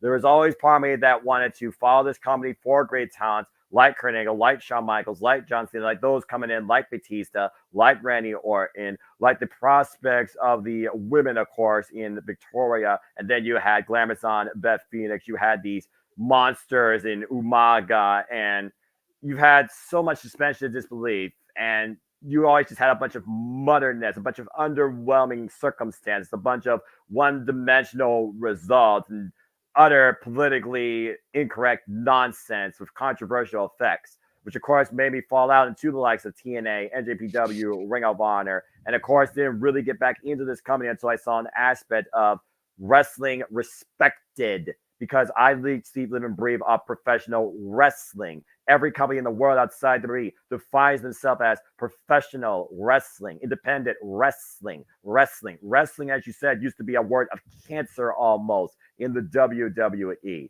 because you couldn't acknowledge that aspect of this form of competition, whether you want to call it sport or entertainment.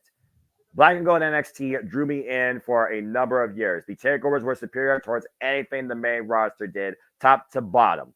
And then Vince, of course, created his own version of sports entertainment, and that destroyed it. Literally took me out again. Thus, AEW came into existence and redefined what it meant to enjoy, engage, and appreciate professional wrestling more than I've seen since probably I heard about WCW, thanks WWE Network, and you guys on screen.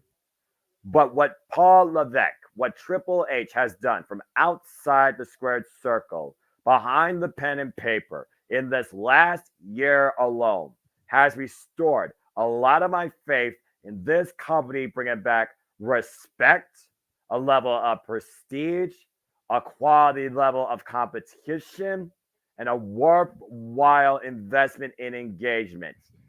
WWE, once again, finally feels like it's reminding me that you need to realize sports entertainment is not what it used to be. And truly, we live in an age where everything is truly defined by professional wrestling.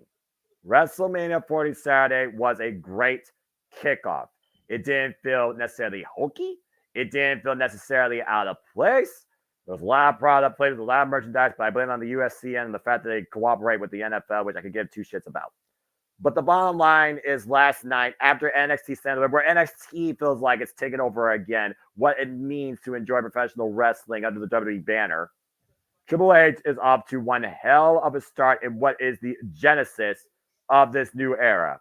So far, I am happy truly happy to be along for the ride. Not just to cause with you, not just to engage in my virtual fantasies of literally telling the story and calling the action, but truly it feels like to me, WWE makes professional wrestling interesting. Why other companies the last 2 years have already made it extremely enjoyable for me.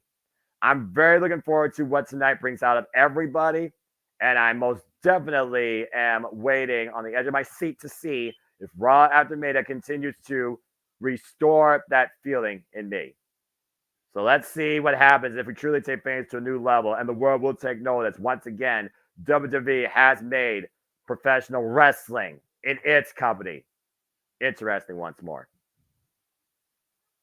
Very well said. Very well said.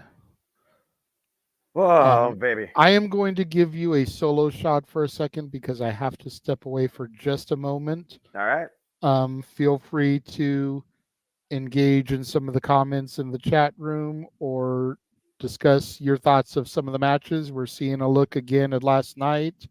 The Man, Becky Lynch versus Mommy. Whatever you feel that you need to discuss to keep it going for a moment or two, I will be back in just about a minute or two. Sounds good, JJ. Well, again, folks, what is your aspect right now on the world of WWE and its outlook on professional wrestling? Love to hear your takes, your thoughts. Love to hear your predictions. Love to hear, of course, your takeaways from Saturday, if you will, as we prepare for WrestleMania Sunday, and whether your fan has been restored, renewed, reinvigorated, elevated with what WWE so far has done and what you think WWE is going to do underneath truly the pen and paper led by Paul Triple H Levesque. Of course, last night we saw the Man, Becky Lynch, who apparently was coming in less than 100%, sick for the last week. Not sure what the conditions are. I'm not a medical expert. And of course, Rhea Ripley, Mommy, was taken for the fight of her life, honestly, since last year's WrestleMania, for being perfectly honest with the level of competition that the man brought challenging her in the big time. Of course, Mommy is still on top and was able to overcome the circumstance that was Becky Lynch. And it's very curious to see what suspension disbelief right now means for the last kicker. So at this point, you got to wonder what the future stands for the man. But we know one thing for sure. The Eradicator, Mommy, still remains dominant on Monday Night Raw. Looking at some of your comments here at Cape Rare, I see that you've been watching since 1990. But again, there is truly nothing like being a wrestling fan. And arguably this year, not just what WWE's doing, but the entire industry across the board is doing. You saw collaborations with the likes of Bloodsport, X, and of course the Royal Rumble. There truly has never been a greater, more exciting time, I think, in the industry's history for us as human beings to live and try to be, if we haven't already been, professional wrestling fans. So I'm ready for the ride. I'm riding shotgun because I can't drive. I don't have a license. So I'm certainly ready for all of it. And Jamie, I see your comment here. The chance of Roman versus Rock being announced tonight for next year. Have Cody win Money in the Bank and Roman and Rock, they do Cody cash in. Think about Money in the Bank is only about 3 months' time. Well, it's one of those things where does Money in the Bank lessen the impact of the story? For anybody that watches a movie, for anybody that reads a good book, you want that proper ending that gives you that quality you hope to see out of what you've been invested in. We have engaged in this story with Cody Rhodes and Roman Reigns now, the two together, honestly, for the last year. And we've engaged in the story of Cody Rhodes trying to become from undesirable to undeniable to undisputed his entire life. You think about what Cody's done out of Ring of Honor, out of Independence, out of Japan Pro Wrestling, out of helped starting All Elite Wrestling. And now we're back home with the American Nightmare, who's looking to finally build a kingdom and prove truly that wrestling has more than one royal family. I don't think Cody needs Money in the Bank, and Money in the Bank history dictates it's more better to denote that by a heel.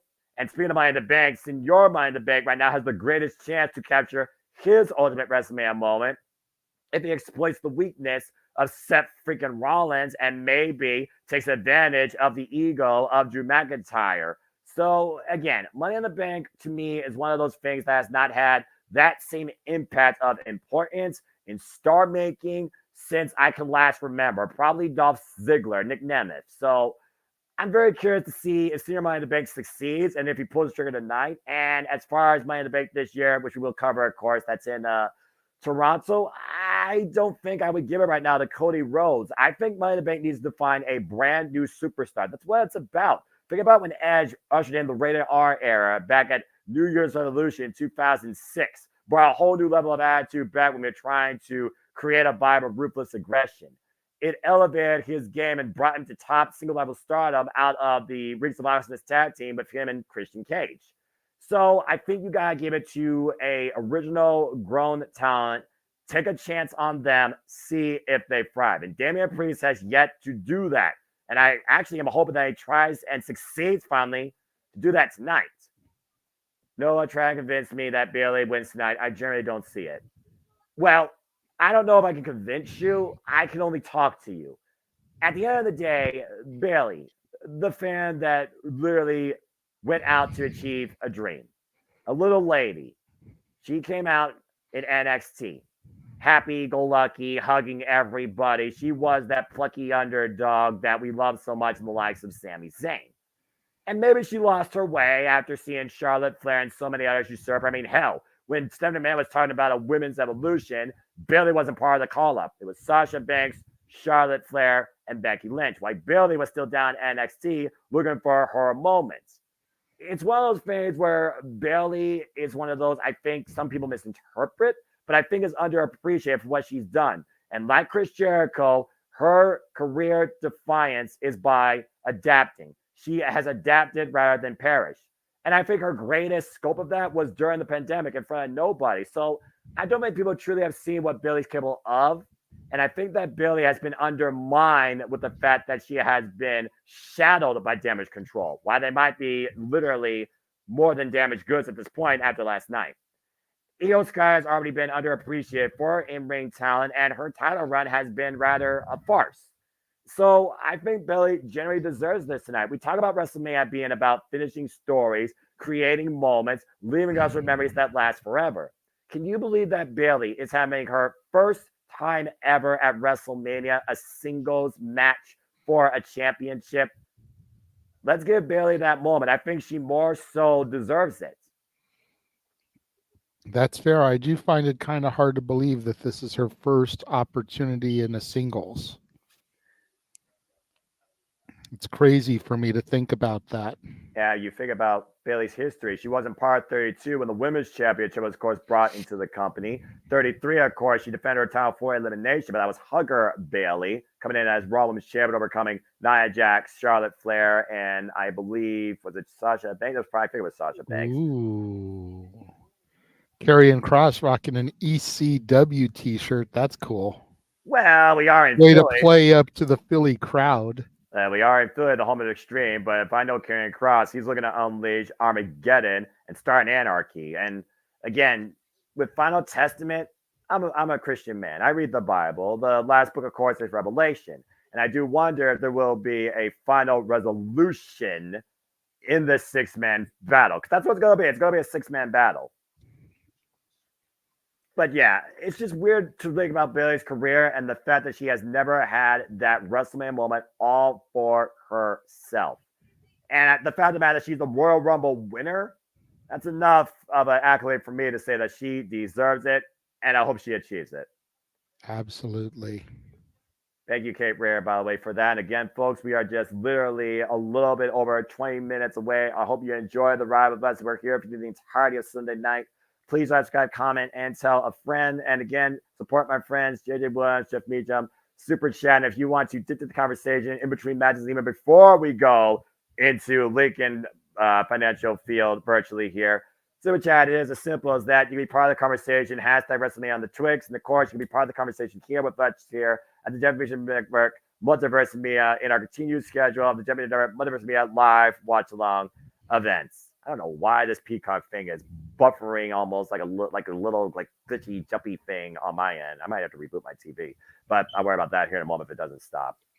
But at least it looks nicer out there in Philadelphia. Well, yeah, they've already said it's a sunnier day. It's warmer out there, so that's good.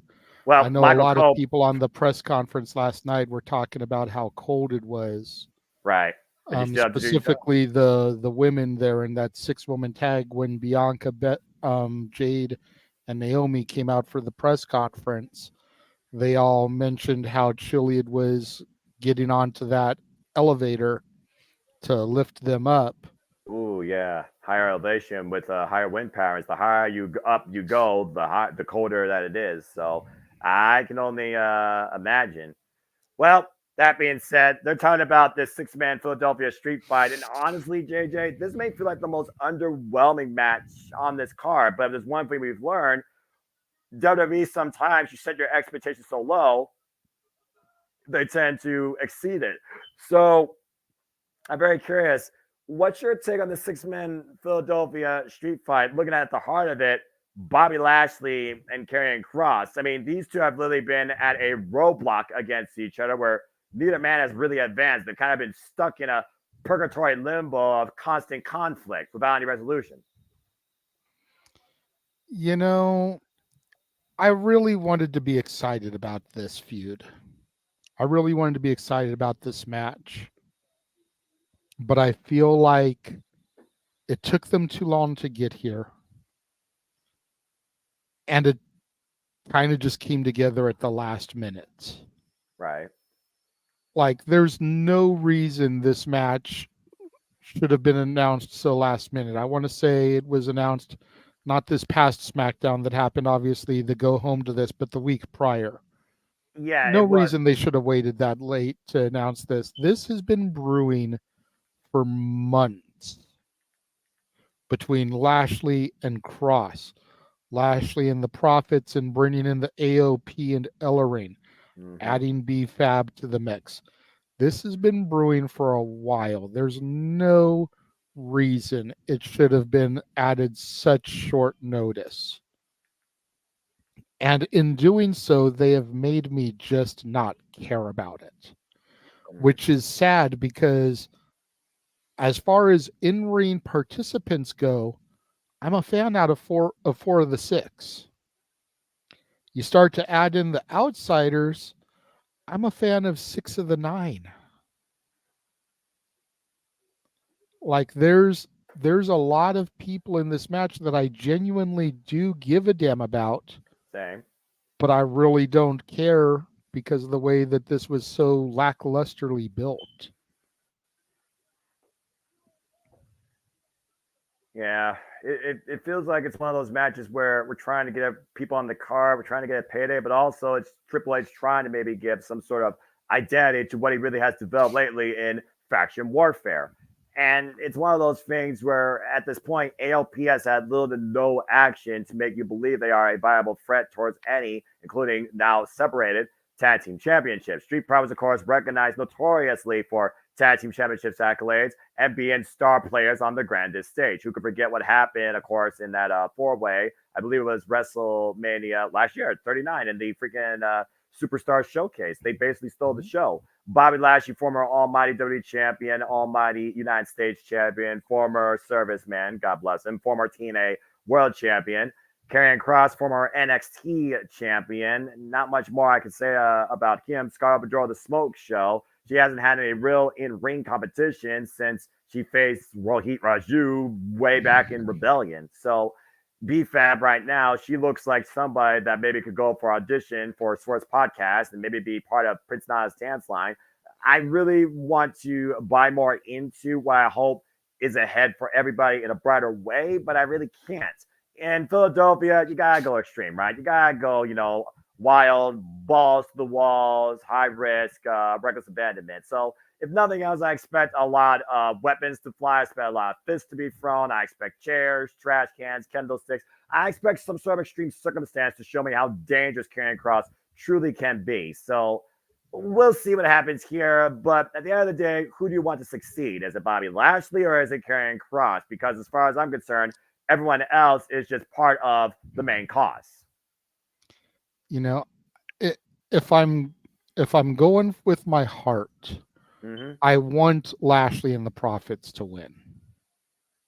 If I'm going with my wallet, Kross and the AOP need this. Otherwise, you may as well disband them and release them all. I know AOP just got back, but if they're going to job in this, why did you even bring them back? And Kross has been slowly sinking since his return. He has had numerous tremendous feuds, and he loses every single one of them. Yep. I don't care if he takes a piece of his adversary with them. He has lost every feud. Yep. How are you going to build him, rebuild him, to where you're going to make me believe that this man can be United States champion? This man can be WWE Universal Champion. You can't. Not with the way he's been booked and built. They just end up coming off like a lost cause. Yeah. At the end of the day, And hopefully, and hopefully they'll prove us wrong. Right. Because to your point, the Profits did steal the show last year. Hopefully the AOP will go out there and be like, this is why you should notice us. Hopefully Lashley and Cross will burn the place down. We'll actually get into the streets of Philly and brawl. Mm-hmm. Maybe we'll get an ECW original cameo or two, especially since Cross is wearing the shirt. But I have very low expectations for this one, so it shouldn't take much to impress me. That might be all you need. That might be all six of these people need. And to Kate Berry's point, we forgot the guy in the very background here that has led teams to championship glory, Paul Ellering. And of course, Paul Ellering also led the Authors of Pain in a previous era to the NXT Tag Team Championships. In fact, they were Dusty Rhodes Tag Team Classic Cup winners. So again, with the minds involved here and the quality of talent, I'm hoping that this does bring more than just a mosh pit of utter madness. That being said, talking about madness, talking about anger, frustration, talking about boiling points, let's talk to them. Let's talk about the megastar. Let's talk about the phenomenal AJ Styles. You want to talk about extreme circumstance. You want to talk about TNA, total nonstop action. Those two defined those letters under different eras, of course, as we have the megastar with everybody saying L.A. Knight. Yeah. Yeah. Hey, Jeff, taking on the phenomenal AJ Styles. This is the second time ever these two are going one-on-one in the ring. As we saw earlier back in January, they went one-on-one, ended in a no contest. And AJ Styles had this, I would say, stewing, envious nature in him since coming back after Soldier Cole squashed him backstage, and we saw the rise of the mega star the entire way, the last 3 months, honestly, of last year. And AJ couldn't stand it. To the point, AJ and LA Knight both have cost each other the WWE Universal Championship, going back to the Royal Rumble. And AJ Styles cost LA Knight a chance to be part of the main event tonight of the Elimination Chamber. So now it's reached a boiling point here, to the point they've attacked each other at AJ's home. They just attacked each other apparently at WWE World Experience. So now we just have to try and figure it out, as CM Punk said best. Punch people in the face, get it set in the middle of the ring. So at the end of the day, these two great vets, it's kind of a no-lose scenario on both men's mind, but this is also the WrestleMania debut for one LA Knight.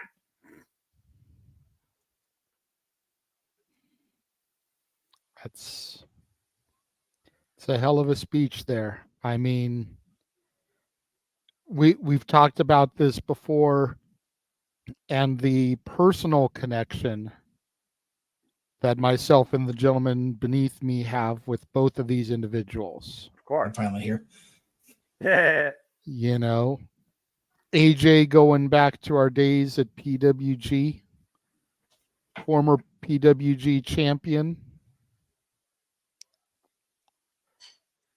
LA Knight, the former Shawn Ricker, championship wrestling from Hollywood, managed to the ring by Percy Pringle III, member of the Pringle dynasty. Rest in peace, Paul Bearer. God rest your soul. Yeah. But I am going to be on the edge of my seat for this one. Yeah, this is the sleeper match of the night for me, to say the least. Speaking of matches, before we get to Jeff, last night was arguably the second longest match, apparently, in WrestleMania history. It was quite a ride, It started a little slow as you finally went up the mountain and came down on the roller coaster that was to see if Cody Rhodes would have a fair field of play tonight, and hoping to finish the story as he hooked Roman Reigns for the crossroads 3 times with an inverted assist with a whip to the back, setting him up for a spear. The final boss was able to pin the American Nightmare, which means Cody Rhodes has a bigger obstacle than the tallest mountain in the world to overcome if he wants to finish that story. And it could very well be a rather chaotic night, an emotional night, and it also could be a night with a very sad ending. But anyway, hi, Jeff. What's up, brother? You would think Cody Rhodes would learn to stop doing multiple crossroads. One and done, dude. Like, don't be doing more than one on the Bloodline of WrestleMania, dude. This is what screwed you last year and last night. Don't be doing that shit tonight. Got caught in the moment. Speaking of moments, to JJ's point, I mean, again, you could also talk about your connections going all the way back with one LA Knight and your respect for, of course, Mr. TNA, as you proclaimed him, despite Kazarian calling himself the king of TNA, self-proclaimed. AJ Styles. Yeah, I mean, AJ Styles bringing the 10 pounds of gold. The first time I got to hold both the X Division Championship and the NWA World Heavyweight Championship in my hand is because of that man on screen, AJ Styles. The first time I got to meet Bill Moody, Paul Bearer, Percy Pringle was because he was managing the other man in this photo, LA Knight. There is no more personal match for me personally than this match here. Yes, the championship match is loaded with emotion, loaded with personal connections on both sides. But these two guys, at one time, I considered both of them acquaintances bordering on friends. LA Knight is still in that status. AJ Styles has not been out here as a local indie guy or a TNA guy for a long time. He's gone above and beyond, and I get it. But I am very much looking forward to this. I'm not sure if it's a sleeper match for me because I expect this match to be a fucking banger. And I expected it from the moment it was announced that it was going to be a fucking banger of a match. So for me, the sleeper match is going to be one I'm not expecting to hit me with the bells and whistles, and that's the United States Triple Threat match. It's fair. JJ, anything further to add regarding this? Nope. But speaking of that match, we can go ahead and move on to it. It was asked earlier before you got here if, with the results of everything that happened last night, is there anything that kind of reaffirmed your predictions for tonight or made you want to change your predictions for tonight? And both me and Jeff went directly to this match. With KO having been there at the curtain before Sammy went out, hugging his brother, and Sammy doing the unthinkable and dethroning Gunther, the Reign General, the longest reigning Intercontinental Champion of all times. Damn it. What if we get that in Deja Vu tonight? And KO dethrones Logan Paul, becomes United States Champion, comes back through the curtain after the match, and there's Sammy waiting for him with his Intercontinental title. And the two brothers embrace again, the same two men who main evented night one of WrestleMania last year and became undisputed WWE Tag Team Champions, are now the workhorse champions of their respective brands 1 year later. It sounds almost too poetic to come true. But again, in this new era, anything right now is possible with Paul, Triple H, Levesque. Oh, by the way, that's the Tropical Punch Prime. It's all right. A little sweet for me. I was going to say, it sounds too poetic to come through, but are Sami Zayn and Kevin Owens not Triple H kids? Oh, are you kidding me? Bar none. I even said it before. So with Triple H as the chief content operator, the head of creative, this is his first WrestleMania. Is it really so far-fetched to think that he could have his kids go over here? No, when you put it like that, no. To my point last night, if Sami Zayn was going to beat Gunther, which he did, congratulations, absolutely earned and deserved it. He had to find that Sami Zayn that was so damn desperate, hungry, and driven to win the NXT championship. He risked his whole career. That same night he won the championship, Kevin Owens made his in-ring debut in NXT. And then they defined a rivalry where Kevin Owens got his first championship at the expense of his friend Sami Zayn. Then those two had probably one of the best trilogies of matches you can remember in recent WWE history throughout 2016 when they got the main roster call-up. And of course, for Kevin Owens, this will be his 7th KO Mania. But why that Sami Zayn, Kevin Owens side-by-side workhorse identity could come alive, you have to look at the experience levels here when it comes to the Viper Randy Orton, who's going into his 19th WrestleMania. He hasn't been United States Championship, though, since 2018. And we also know before Logan Paul was a viral disease, something that was viral in a good way was 3 letters, RKO. You got the prize fighter and you got the Viper, both of their own knockout shots. And in Triple Threats, I always say the same thing. You have Buffer, you have Fall Person. And the fact that Logan Paul has been here for 2+ years and he's going to his 12th match in his career, by the way. 155 days as United States Championship with 1 defense where he just escaped by using Kevin Owens' emotions against him. It very well could be the night that you could have a new United States champion. So it's one of those things where I like the idea, but the fact that the show is being sponsored now by Prime, and you know there's no disqualification, and you know that KSI or some goonie from Impulsive Podcast might be at ringside, the deck already might be stacked between Randy Orton and Kevin Owens. It's fair. Jeff? Yeah, I you got to believe that Logan's got all his aces in the proper holes today. You know he's going to be planning for anything and everything. He's got contingencies in place, but I still am, I'm forced with my prediction because of 3:30 yesterday, and that is what it is. But if I would have the opportunity to change, I would change to Kevin today. I've just got a feeling they're going to go with the feels again, just to make sure the old fat ginger cries again. Whether Cody wins or not, Fair.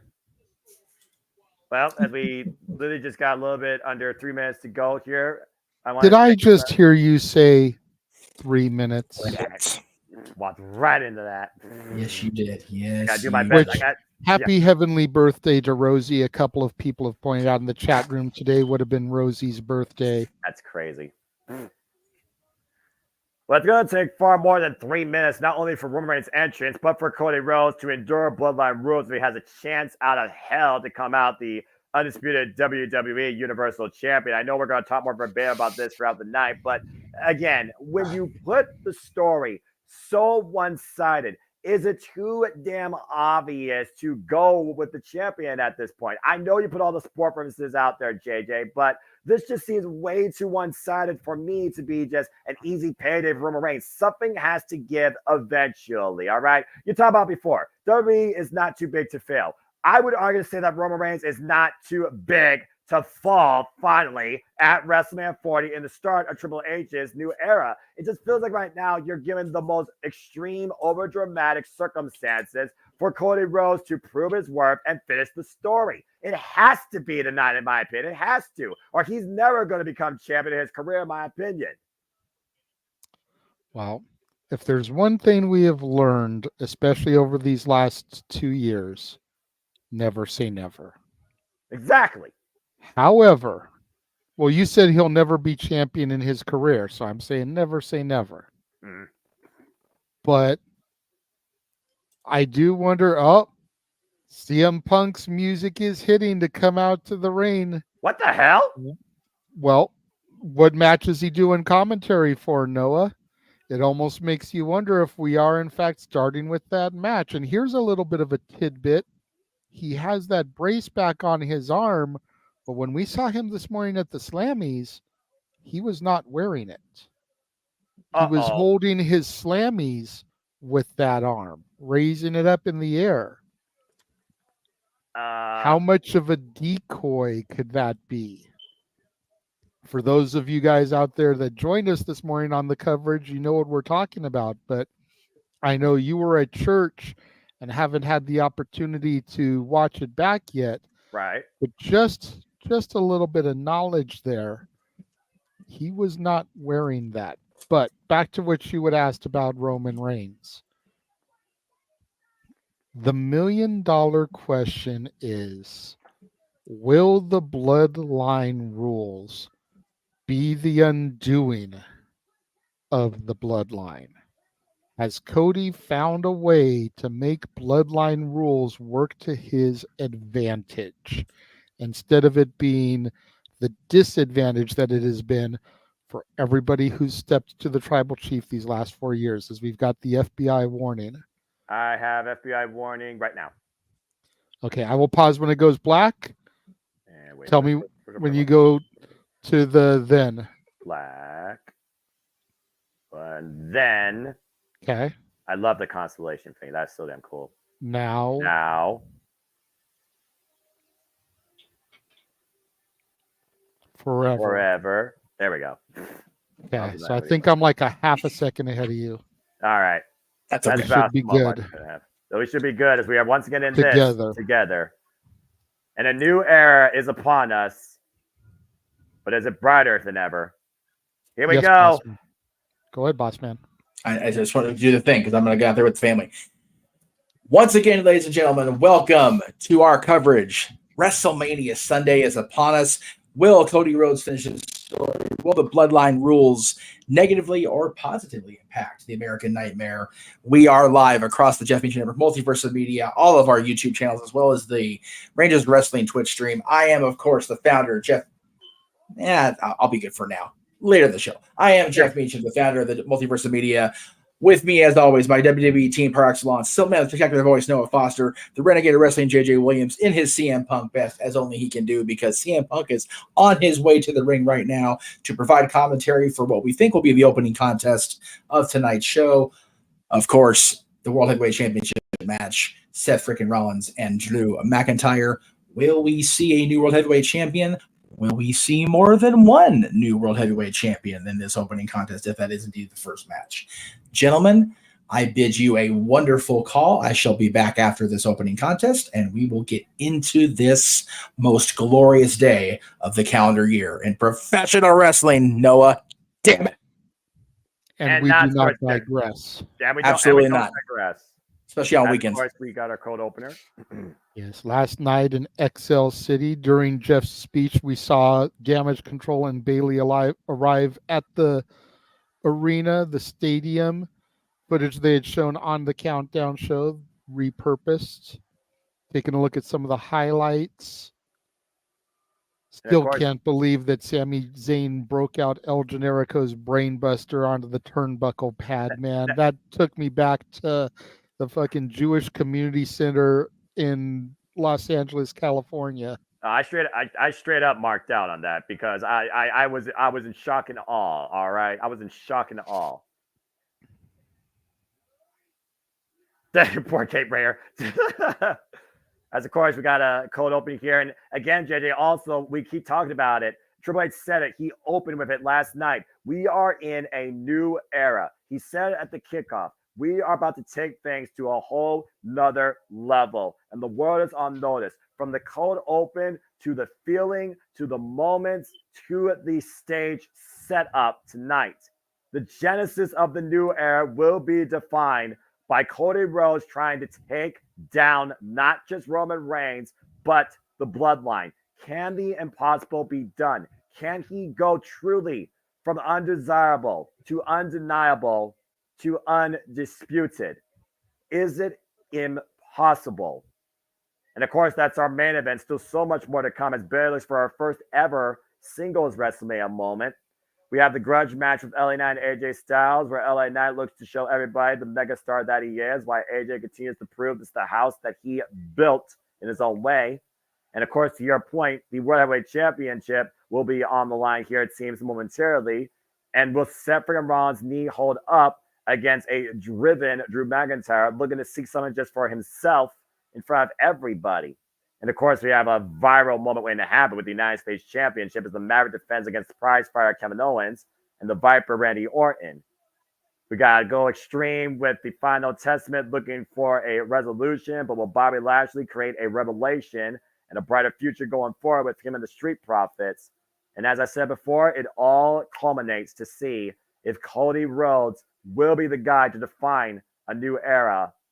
We have reached the final chapter, proverbially, of this story. We have been on the ride now for the last year. We have seen the journey. We have followed the history. We have honored both families' legacies. But only one gets to tell the ending. And that being said, the JMN Multiverse of Media live watching events, hashtag We Gonna Die schedule is proud to bring to you our coverage, reactions, commentary for WrestleMania. Hello, everybody, and welcome once again to a capacity crowd virtually on hand at Lincoln Financial Field. It is WrestleMania Sunday in the city of brotherly love, Philadelphia, PA, and we are here with you all the way for Philadelphia WrestleMania 40 Sunday. Welcome to the show. You know what this is. I'm the simple man, the simple brand, the voice of JMN, forever grateful for professional wrestling. Damn it. And my name is Noah Foster. With me, as always, is the renegade of wrestling, JJ Williams, as you see Drew McIntyre right now, with a more driven look in his eyes than I've ever seen before in his life, as he looks to make broken dreams come true and burn it down against the architect, the Monday Night Messiah, the visionary, the revolutionary, the World Heavyweight Champion, Seth freaking Rollins, who might be holding and looking at that title for the last time. Buckle up and enjoy the ride, folks. We're here for you the whole night. And please subscribe, comment, tell a friend. And again, if you want to dictate the conversation, don't need to dictate. Super chat is as simple as that as we get ready for our opening contest. JJ, are you ready to go?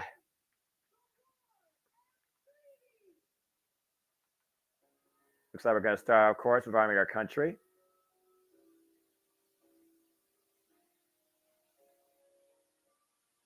Ooh, I like the piano.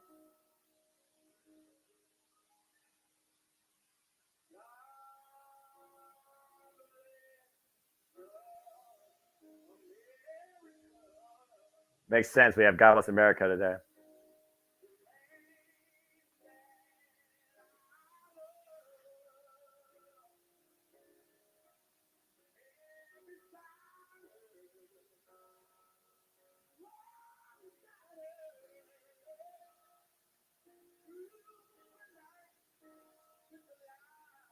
For those that are wondering, we are listening to God Bless America. We are not going to sing it on here, and to avoid copyright strike, we will not be putting it on the air. But please, if you respect where you live and where you're proud to be, put your hand over your heart and enjoy our opening ceremony.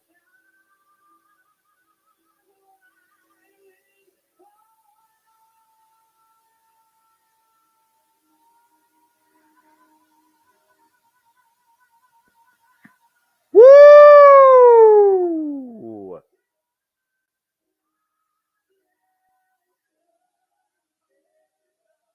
Some of our servicemen in South Korea. Thank you, Pop. We will.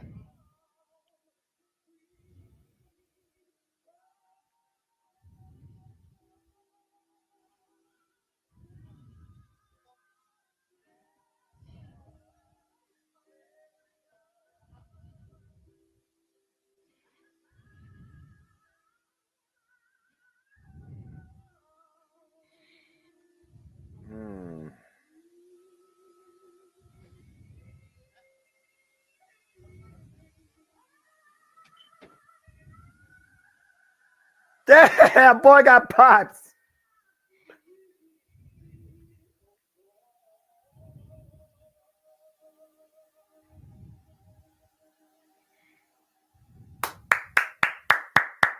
That was phenomenal. Absolutely beautiful and phenomenal. One of the greatest God Bless Americas I've heard in a long time. Beautiful rendition.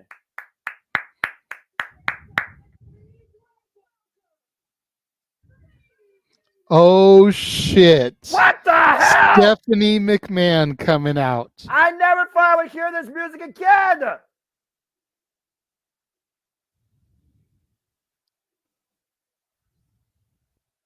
Wow.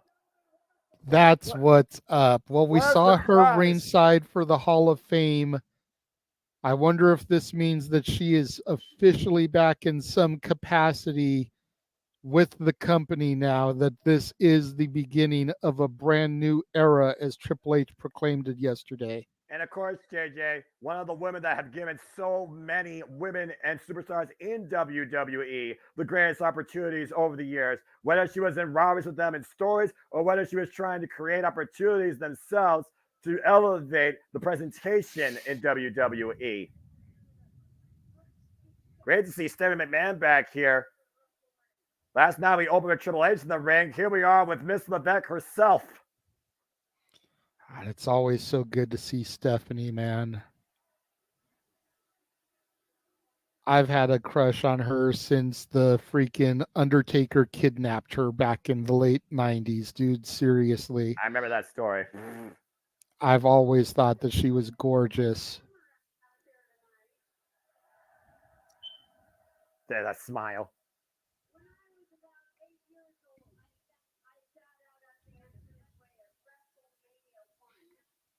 "8 years old.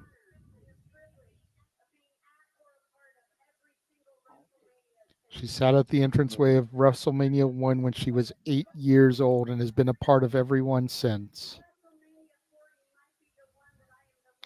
This one's the one she's most proud of. Because this is the first Mania of the Paul Levesque era. Damn right!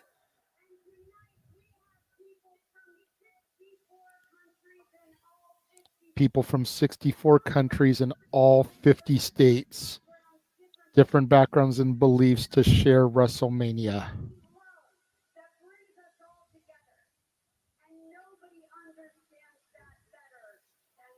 And nobody understands that better than Triple H. There's no argument there.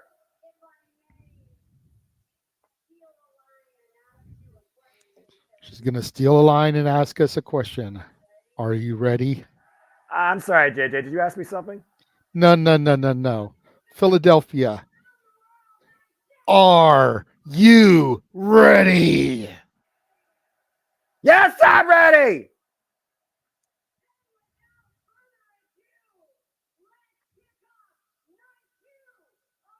Without any further ado, let's kick off night 2 of WrestleMania. Fuck yeah, Stephanie. What an absolutely pleasant surprise as Stephanie McMahon welcomes us in to WrestleMania Sunday. Noah, that's Piper's old theme actually being played on bagpipes. I just realized that, JJ. What was Piper's famous line? When people have the answers, I chase the questions. This is awesome. Clearly, this is for Drew McIntyre, but still, like, to hear Piper's theme played live at the 40th anniversary of WrestleMania on bagpipes. Roddy is got to be smiling ear to ear right now. And there we go. Oh, boy. With that being said, again, we talk about honoring legacy, creating history. There definitely was always a freaking fireball of controversy whenever it came to Hot Rod Roddy Piper causing chaos wherever he could. And you can say the same thing right now about Drew McIntyre, what he's done lately in being a social media pariah to one Phil Brooks, CM Punk. And once again, everybody, he is the number one contender for the WWE Heavyweight Championship as he looks to finally claim gold in front of the people for himself and looks to dethrone Seth freaking Rollins. And welcome once again, folks, to WrestleMania Sunday. And thank you, Stephanie McMahon, for bringing us in once again to the continuation of the first WrestleMania under the new era of Paul Triple H Levesque. And hello again, everybody, and welcome once again to the ride. You know what this is. I'm the Cemento Foster with the regular JJ Williams.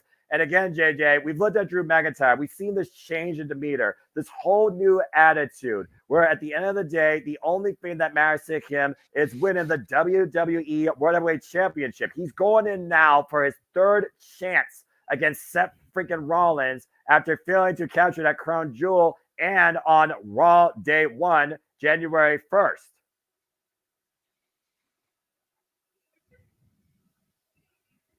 I'm sorry, no, I've already got a tear in my eye. I don't blame you. I expect more tears will be done before the end of the night. And of course, for those that don't know, Drew McIntyre earned this opportunity winning the Elimination Chamber Down Under in Australia. He, of course, is a former NXT champion and a two-time WWE champion. His last run, of course, being 97 days. His last WrestleMania moment was in front of nobody. WrestleMania 36, when he captured the WWE Championship from the Beast Incarnate, Brock Lesnar.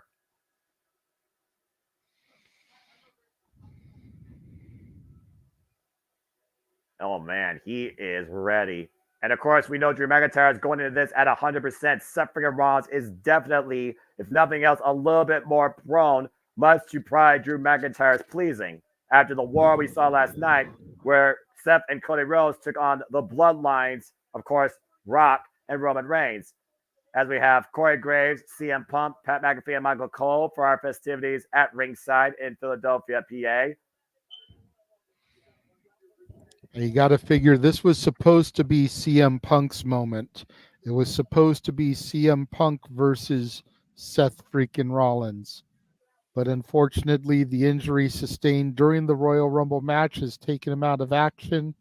But he promised us at the Slammies, come WrestleMania 41, he will be in this ring in his boots and tights, and he will be performing for us.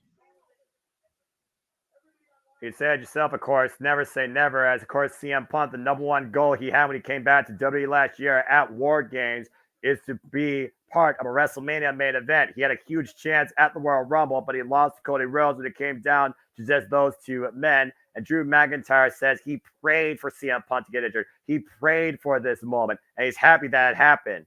But we also know what karma can be sometimes. The hell is this?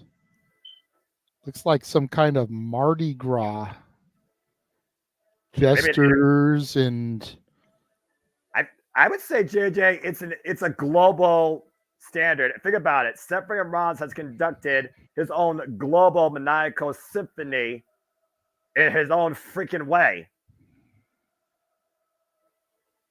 Yeah, I got a little bit of everything here. We got banjos, we got accordions. I haven't seen accordions since Family Matters, Steve Urkel. Saxophones.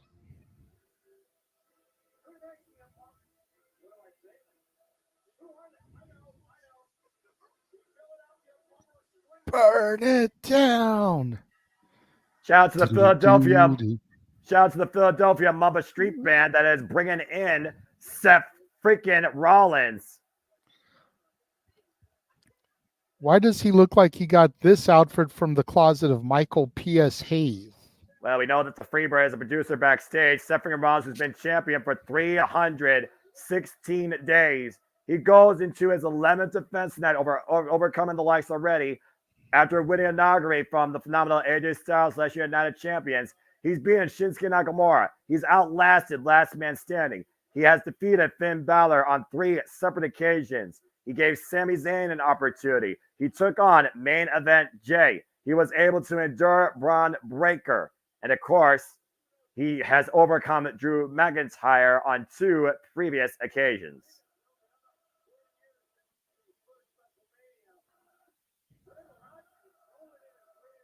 Can you imagine Liberace looking at this right now and being like, this is missing a piano? Leave it to Seth. Leave it to Seth to put a smile on my face after Drew brought a tear to my eye. The fucker. Well, again, all the emotions only at WrestleMania. WrestleMania defines everything and everybody. Still trying to figure out what the hell is going on here, man. Seth freaking Rollins. It looks like the freaking rosebuds. Seth Rollins even said he has an addiction. He even admitted it. He loves being in the moment. He loves this stage. He loves WrestleMania. And what's even more interesting about this moment, JJ, this is the first time in Seth freaking Rollins' WrestleMania history he is part of a championship match at WrestleMania. Pat McAfee, though, is just, didn't he perform the heist of the century in a championship match at WrestleMania? He did, but again, he wasn't part of it initially. He may have defined the ending, but he was not part of it. I understand what you mean then. Okay. It's like, wait a minute. Of course, Seth freaking Rollins, he's already had how many different injuries across his years? He overcame Triple H at WrestleMania 33. He was unable to be part of WrestleMania 32. And again, he has rehabbed that knee to be part of tonight, WrestleMania 40 in its entirety, both nights. Drew McIntyre, of course, says that Seth freaking Rollins isn't focused on the World Heavyweight Championship. He's been focused too much on the bloodline. If you're not going to focus on me, then I'll take that title from you by any means necessary. Samantha Irvin looking radiant in her green gown this evening. As only you should. When does she get to perform America the Beautiful or God Bless America, damn it? Have you heard the pipes on her? Yes, I have. Let's go down to inductions with that being said. Even Lillian Garcia got to perform one year at WrestleMania. We need Samantha to do it. If she is the true successor to Lillian, she needs to do it. That's a high accolade from you. Drew McIntyre, 38 years of age, 23 years in the game, challenger for the World Heavyweight Championship, a title he never held, once called the Chosen One, first title won in WWE, Intercontinental Championship. Okay, Samantha just got a shit ton cooler to me. She's got the Beatles crossing Abbey Road tattooed on her bicep. That's correct. Our I have champion. never noticed that before. Again, these cameras. Our champion, of course, Seth freaking Rollins, 37 years of age, 20 years in the game, 316th day as champion, 11th defense. First title won in WWE, the NXT Championship. In fact, he was the first ever NXT champion. Yes, he was. Defeating Jinder Mahal, I believe. Correct. And he should have stayed hindered. As we get ready for the WWE World Heavyweight Championship to be defended, our opening contest here, WrestleMania Sunday, CM Punk on commentary. No love lost with these men when it comes to the Second City Saint. Jesus, that was almost it right there. Claymore! Claymore immediately! Are you kidding? The character? Oh my God! Drew McIntyre almost broke a WrestleMania record with the shortest match being 6 seconds back at WrestleMania 32, and the shortest World Heavyweight Championship match being 28, friggin' 18 seconds. Sheamus and Daniel Bryan. He didn't waste a single motion there, JJ. Wow. Nope. I think I'm a little bit ahead of you. And you see right now he's attacking the knee. And again, Yes. You see the heavy kineso tape also on the lower back of Seth friggin' Rollins. Jesus, overhead belly-to-belly throw there. Yeah, about to say, he gets some friggin' flyer Myers there. Sent Tyler Black back to Illinois. Really quickly, we got a super chat from Paula O'Keefe, $5. Thank you very much. Says that was a traditional piece called Scotland the Brave, originated in the 19th century. Appreciate that little bit of education and knowledge there, Paula. I've always just known that song to be Roddy Piper's entrance theme. I didn't know if that was a original created piece for him, if it was something a little bit older, as you've pointed out. So thank you for that knowledge. I greatly appreciate it, Paul, and always appreciate your love and support here at WrestleMania Multiverse of Media. You see Drew McIntyre, of course, right now just focusing on Seth Rollins' back with these suplexes. Let's not forget, this is not the first time Seth Rollins has been assaulted right out of the gate. Drew McIntyre literally destroyed this man back at WrestleMania 35, and of course, Seth Rollins was able to be the Beast Slayer that night. Again, first time Seth Rollins is coming in as champion. Look at the paragraph outside and hits it on the floor, but again, immediately grasping that left knee. Yep, could have very easily jammed that kneecap again. Of course, that knee surgery appeared a few months ago, and Seth Rollins might be wise here to take the count out again. Conditioning has to play a factor here. Drew McIntyre with the hot start. Rollins back at it, though. Curb stomp.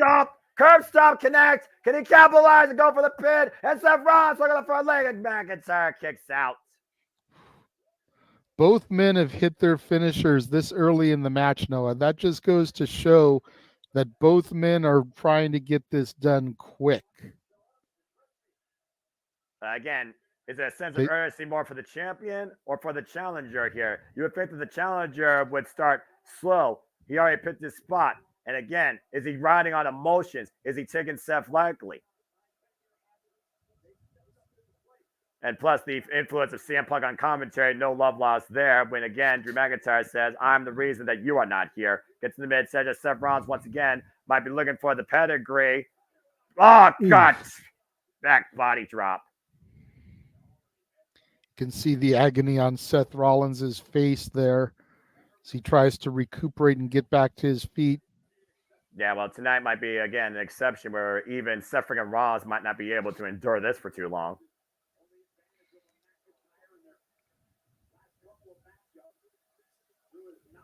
And Drew McIntyre has not been able to rest right ever since losing to Seth freaking Rollins on January 1st when he believed that that was his last chance. That should have been his time. He believed he should have started the era as the new WWE World Heavyweight Champion. Hard pressed to argue him. Seth Rollins right now and Drew McIntyre just teeing up against each other in the middle of the ring on the Prime logo, of course. Knife edge shot by McIntyre. Seth answers back, though. McIntyre pushed towards the corner. Big single leg boot, and Seth answers back with a kick. Glasgow kiss. Oh, God. I don't know what it is about the Brits and the Scots and the Australians with headbutts. But again, McIntyre might not just self-loopy there. Both men down Referee for now. checking on both men. Again, we saw how nasty Seth freaking Rollins got last night, but also how much injury and punishment Seth Rollins endured. Again, that spear for the barricade was the biggest bump that Seth took, and he was a non-factor after that. Drew going to the corner. Looks like he's setting him for another Claymore. Uh-oh. Countdown to Claymore country might be initiated here. Drew McIntyre picking his spot. 3, 2, 1. And McIntyre. Claymore denied. Seth Rollins. Power bomb! Rolls him through. And wait a minute, he's going for the pedigree again. Can he hook him up, though? And again, the knee. He hit the pedigree, but again, the knee. The knee gave out. But Seth in the driver's seat once again. Might be looking to burn it down. Curb stomp connects on McIntyre. And Seth Rollins with the cover to win at WrestleMania 40. No! Oh. You said earlier, JJ, both men start with the best shot. Seth Rollins just hit all three of his best shots again, and McIntyre is still alive. Ugh. And Seth may be 100% confident right now, but he still is at risk of losing his championship.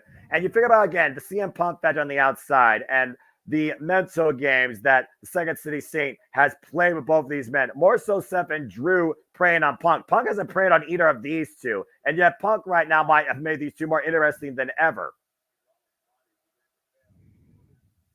And Ron's grabbing his lower back here. And Seth Rollins ain't leaving nothing to chance here. He's going high risk up to the top rope in the corner. Drew McIntyre in the drop zone. Might be looking for that ridiculous frog splash. He's taking too long here, though. McIntyre up to his feet. And Seth Rollins able to scout it. McIntyre in scout zone. Again, the knee gave out. The knee gave out. Claymore denied. Seth Rollins able to get out of the way. And Seth Rollins in front again. Curb stomp miss. Drew McIntyre, though, able to counter Seth. Fusion sock DDT for the championship. Over the near leg and a near fall. Man, I love the Future Shock. I always loved when he hit that back during his initial run. Yeah, it's won him, of course, a couple of championships in his career, not just in WWE, but also in TNA, former TNA champion. Of course, I say TNA now was Impact champion, but you get the idea. Yeah, we understand. Crowd chanting, "This is awesome," and rightfully so. Great opening contest right here, and I completely agree. Again, has Drew McIntyre needs to not lose focus, though. Look, he's turning his attention over to CM Punk at commentary. And to your point, Jay, I was about to ask you, what does Drew McIntyre need to do to beat Seth freaking Rollins? He's making the go to sleep gesture. Is he going to try to use Punk's own move on Seth freaking Rollins here? I don't think that's wise. I just want to say that for the record. Seth trying right now to somehow get back up to his feet, and Drew McIntyre scouting him, though. Hoisting him up on the shoulders. Taking it in, McIntyre looking for the counter inside Kratos, my better shoot. Ooh, almost got caught there. Claymore, and McIntyre the cover. Dig stack, no. Man, you've got to be kidding me here, Noah. Golly. Look at this again. Ducks the clothesline. Bam! Claymore out of nowhere. Oof. Wiped Like you his said, face deep pinfall. He almost looked like he was trying to find a rope to put his boot on for added leverage, but he was in the center of the ring there. Yeah, about to say that was no escape for Seth except literally pushing out as hard as he can. Perseverance on the champion. High stat match book cover as our opening comes for the World Heavyweight Championship continues. Capacity crowd expected on hand once again. CM Punk at ringside. Drew clearing off the announce table there. Oh, no. Yeah, this is where Drew McIntyre might be dangerous and also might literally cost himself. Punk trying to play some mind games with Drew there on commentary, speaking a little bit louder than normal, make sure that Drew can hear him. Well, again, Drew McIntyre, literally his own social media pariah. And McIntyre right now might be looking to powerbomb Seth friggin' Rollins through the table right in front of CM Punk. Liz Rollins up. High above the table. Seth Rollins trying to fight back. And But wait a minute. Seth able to escape sort of and drives McIntyre face first through the table again. Grasping that left knee, though. We got to focus on the condition of that left knee. Seth Rollins continued offense against McIntyre. This table extremely unstable. We've seen that table collapse underneath two men's weight just standing on it in previous WrestleManias. And now Seth friggin' Rollins on the Spanish announce table. McIntyre in a pro position across the U.S. announce table. And Seth with a run up. Curb stop for McIntyre. Face for through the table. And he kept Can't pin him on the floor. Yeah, he kept got to get him back in the outside. ring. Rollins the champion. McIntyre the challenger. Both men back inside the ring. Oh, the Claymore again! Just like that! And McIntyre the cover! Will McIntyre finally get his moment? No! That is the third Claymore that is connected, Noah, and he hasn't been able to put Seth away yet. What is it going to take for the challenger to put the champ away? And McIntyre's about to explode, JJ. I wish I had the answer, but I don't. But McIntyre needs to realize, if nothing else, he's in the driver's seat. Keep forward with your offense. Keep forward with the damage. Stay focused to your point. You have 7 in pro position. Claymore again for the 4th time. And McIntyre with the cover. McIntyre is World Heavyweight Champion. Drew McIntyre finally gets his WrestleMania moment in front of fans. If it's a crowd like yesterday, in front of at least 70,000, possibly more. Drew McIntyre has finally done it. Drew McIntyre has achieved broken dreams and has finally come to light to finally give himself a real WrestleMania moment. Drew McIntyre is the 2nd ever in this legacy WWE World Heavyweight Champion. 3rd time was the charm for the Scotsman. And you may not appreciate the manner that Drew McIntyre did this in the first place to get here, what he said, what he exploited. But again, sometimes you got to go that extra mile to get what you want in this business. And McIntyre achieved that. McIntyre in tears, the emotion on his face, looking at Seth, giving him that nod, almost like a thank you. Seth in tears as well. Partially because he's lost the title, partially because he recognizes the moment. Yeah. Again, you're really looking at a mirror picture, JJ. See Seth telling him you fucking deserve it, man. There you go. That's sportsmanship right there, man. That's the passing of the torch moment. Congratulations. Take a look at the replay here again. When the bell rang, before I can even say anything, he literally wiped his face clean with that initial Claymore and got a 2.5 out of it in less than 6 seconds. Eat your heart out, Rock. And then McIntyre continued to stay focused, continued onslaught. It took not 1, not 2, not 3, but 4 Claymores for McIntyre to finally claim his WrestleMania moment. And your new World Heavyweight Champion raising the prize up in the air to the thunderous applause of this Philadelphia crowd. Again, you talked about a moment ago, JJ. Seth freaking Rollins was in that very spot years ago. And he's handing it to his wife. There it is, presenting it to his wife.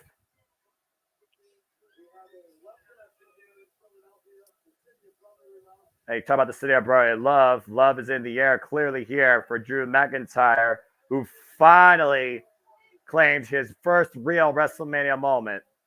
He has come a long way since being the chosen one. Now he's literally the one. But thank you, Seth freaking Rollins. An incredible run, of course. And McIntyre locking eyes with CM Punk. Wait a minute.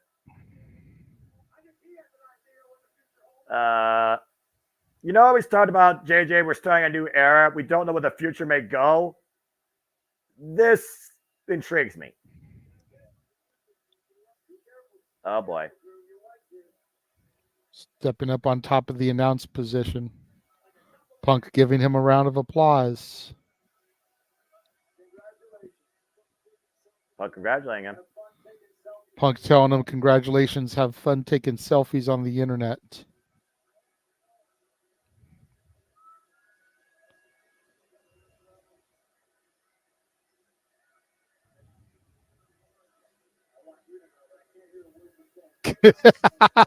Drew's jaw jacking Punk saying, I want you to know I can't hear a word you're saying because I've got headphones on.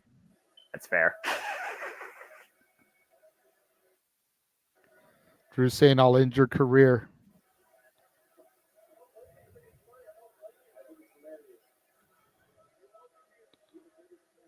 This is my reign.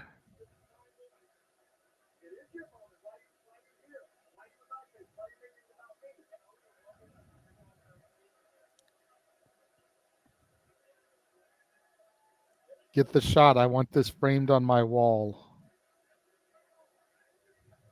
That's real mature. Drew tells Punk to suck it.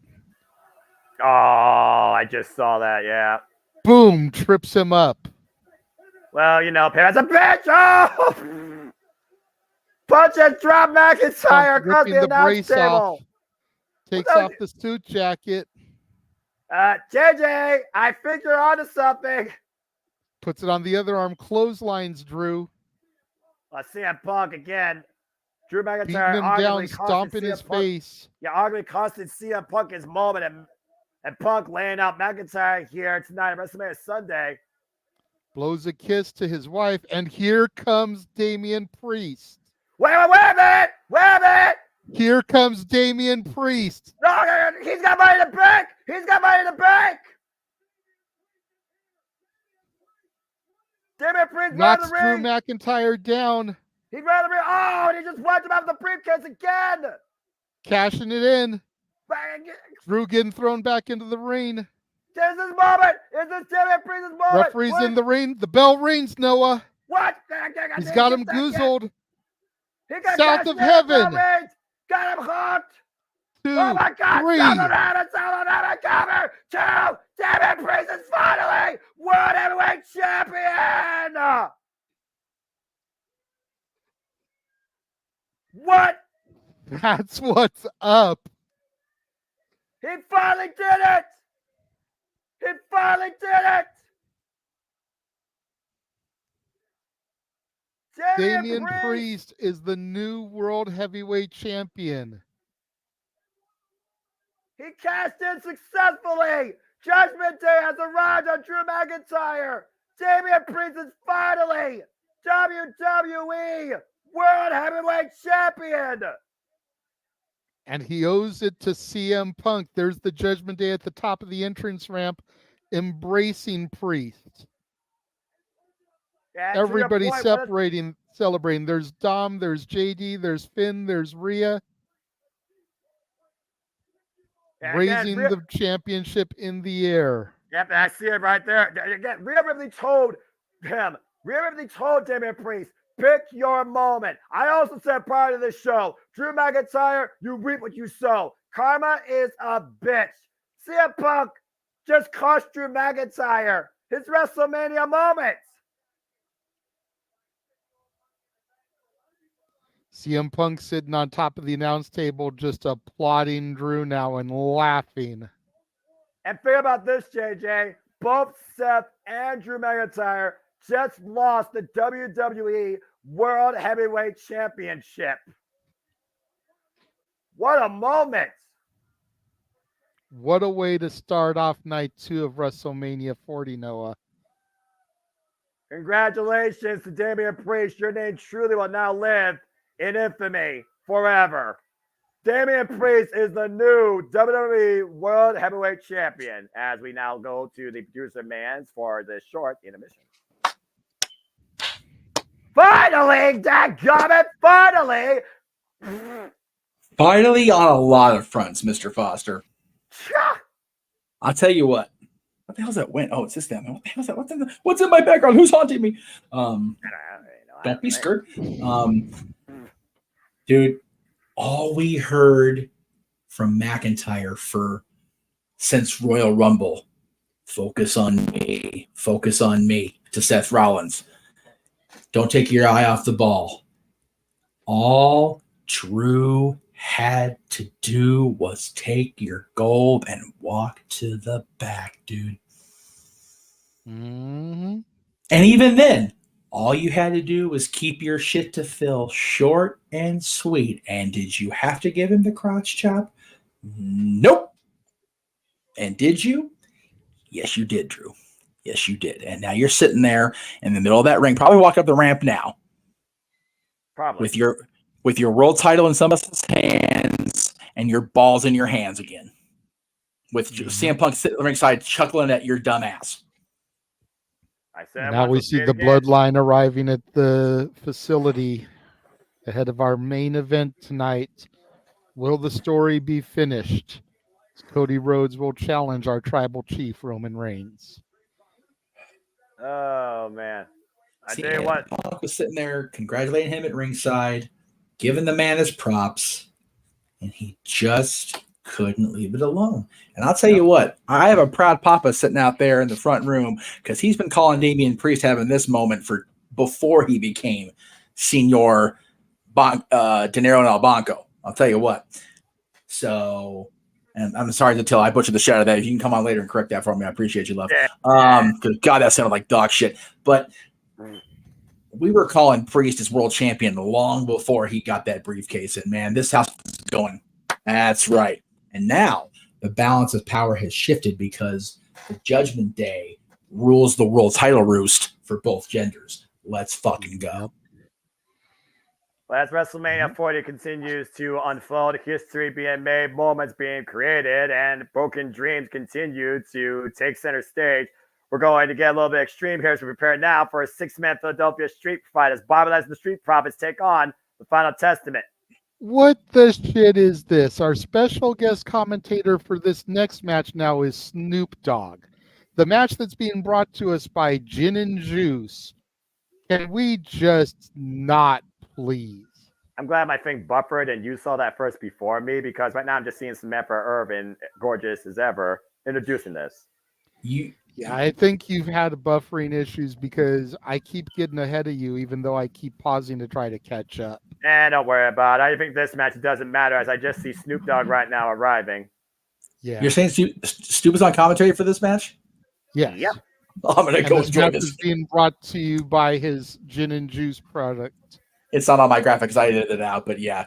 Dude, Snoop's out there. I'm going to go listen to this nonsense. I'll be back after this. That's pretty Congrats. politely. Congrats again to Damian Priest, though, the new World Heavyweight Champion. And Drew, you fucked up, son. Yeah, he really did. Should have just passed that title to his wife, walked away, and grabbed a cup of Guinness at the local bar. Now he leaves with nothing but broken dreams. And he's actually coming to the ring to the song Gin and Juice. Fuck me. God damn it. And the referee. Oh, WWE Hall of Famer Bubba Ray Dudley. Fuck yeah. Going down here. Dudleyville representing in Philadelphia. You said Dudleyville is in New York. Dudleyville is in New York, but damn it, that's the great thing about Dudleyville. It can move around. Bubba That's Ray barely a moment. Dudley in the house at WrestleMania 40. Well, we knew he was there around the building tailgating when busted open earlier. Guarantee you, Bubba Ray is all about seeing people get busted open here, as finish just went black and white for me, which means here comes the final testament. Well, see, you're ahead of me now. It's all good. Yeah, it's all right. We'll figure it out. This match right here is just a cluster F of everything for sober and for the drunks. Because I've still got Bubba. Bubba's just now getting into the ring. Gotcha. Again, Final Testament. I got the Final Testament graphic on my screen. Final Testament, of course, came together out of Paul Ellering and the Offers of Pain's warped minds crafted by Karrion Kross and, of course, his Angel of Destruction, Scarlett Bordeaux, after confronting Bobby Lashley and the Street Profits. And for the better part of the last couple of months, Black and white, including the Royal Rumble, these two factions have been at war with each other. And of course, Karrion Kross and Bobby Lashley have been unable to get ahead in their careers because of this utter madness. What's that? Final Testament graphic. All right, there we go. And Karrion Kross, of course, a former NXT champion, but Bobby Lashley, former Almighty WWE champion, Almighty United States champion, Andre the Giant Memorial Battle Royale winner. Of course, damn, Scarlett. Yeah, sorry. JJ, control yourself. Hey, you know what? I do a good job with it. I'm not as bad as James, but yeah, let's give some credit where credit is due, good sir. Well, again, he looks damn good in that lack of outfit. Well, also, she might be the hidden formula needed for the Final Testament to get victory. Of course, escorted by Paul Ellering, one of the greatest minds in tag team wrestling, who led the likes of Road Warriors to championship glory. Over 600 plus pounds of destruction out of this faction right here you're seeing with this fearsome trio of Karrion Kross and Razor and Akam, the Offers of Pain, who recently returned back to WWE. That's right. Toka and Razor. WWE names, I swear. Well, that's my haha name for them, because Razor is Razor, but the other one, Akon, whatever his name is, I call Toka. It's a Ninja Turtles 2 reference. Okay, gotcha. Toka and Razor, the freaking mutants that led up to the Super Shredder to fight our turtles while Vanilla Ice was singing the ninja rap. Well, but the Razor part stays true regardless of AOP or the haha, so I just run with the haha here. I mean, that's as the fair. Street Profits music plays and they bring the swag to WrestleMania 40. And you can definitely tell that they want the smoke.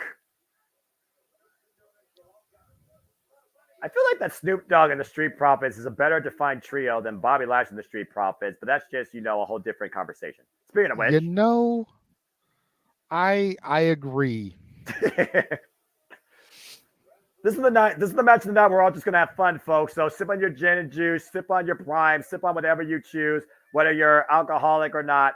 And let's see what happens in a 6-man Philly street fight as the almighty Bobby Lashley looks to once again claim another WrestleMania moment. The last WrestleMania Bobby Lashley had was WrestleMania 37, defending the WWE Championship successfully against, guess who? Drew McIntyre.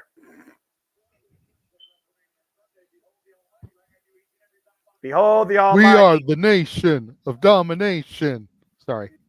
Behold the almighty Bobby Lashley. The way they had their fist out in the air like that was very reminiscent of the NOD. I'm not going to lie. I kind of wish Farouk or Devon Dudley was out here as well. I'm just saying.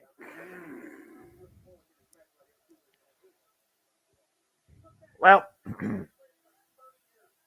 Oh, boy. I can't tell you the last time, though, I remember seeing a street fight, though, at WrestleMania. I know at 35 we had a Anything Goes match, Fall Count Anywhere with Shane McMahon and The Miz. I think 37 we had a Nigerian drum fight for the Intercontinental Championship. 38, we don't talk about 38 for reasons.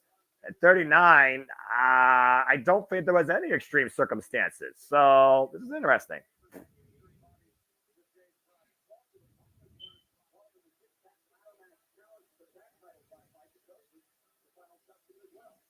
course, Street Profits have been trying to get back to the Tag Team Championships. They were supposed to be involved allegedly in the six-pack challenge, but the offers of pain cost them an opportunity. Bobby Lashley, of course, was injured prior to entering Elimination Chamber by Karrion Kross. You got to consider that also played to the fact that he ate that loss.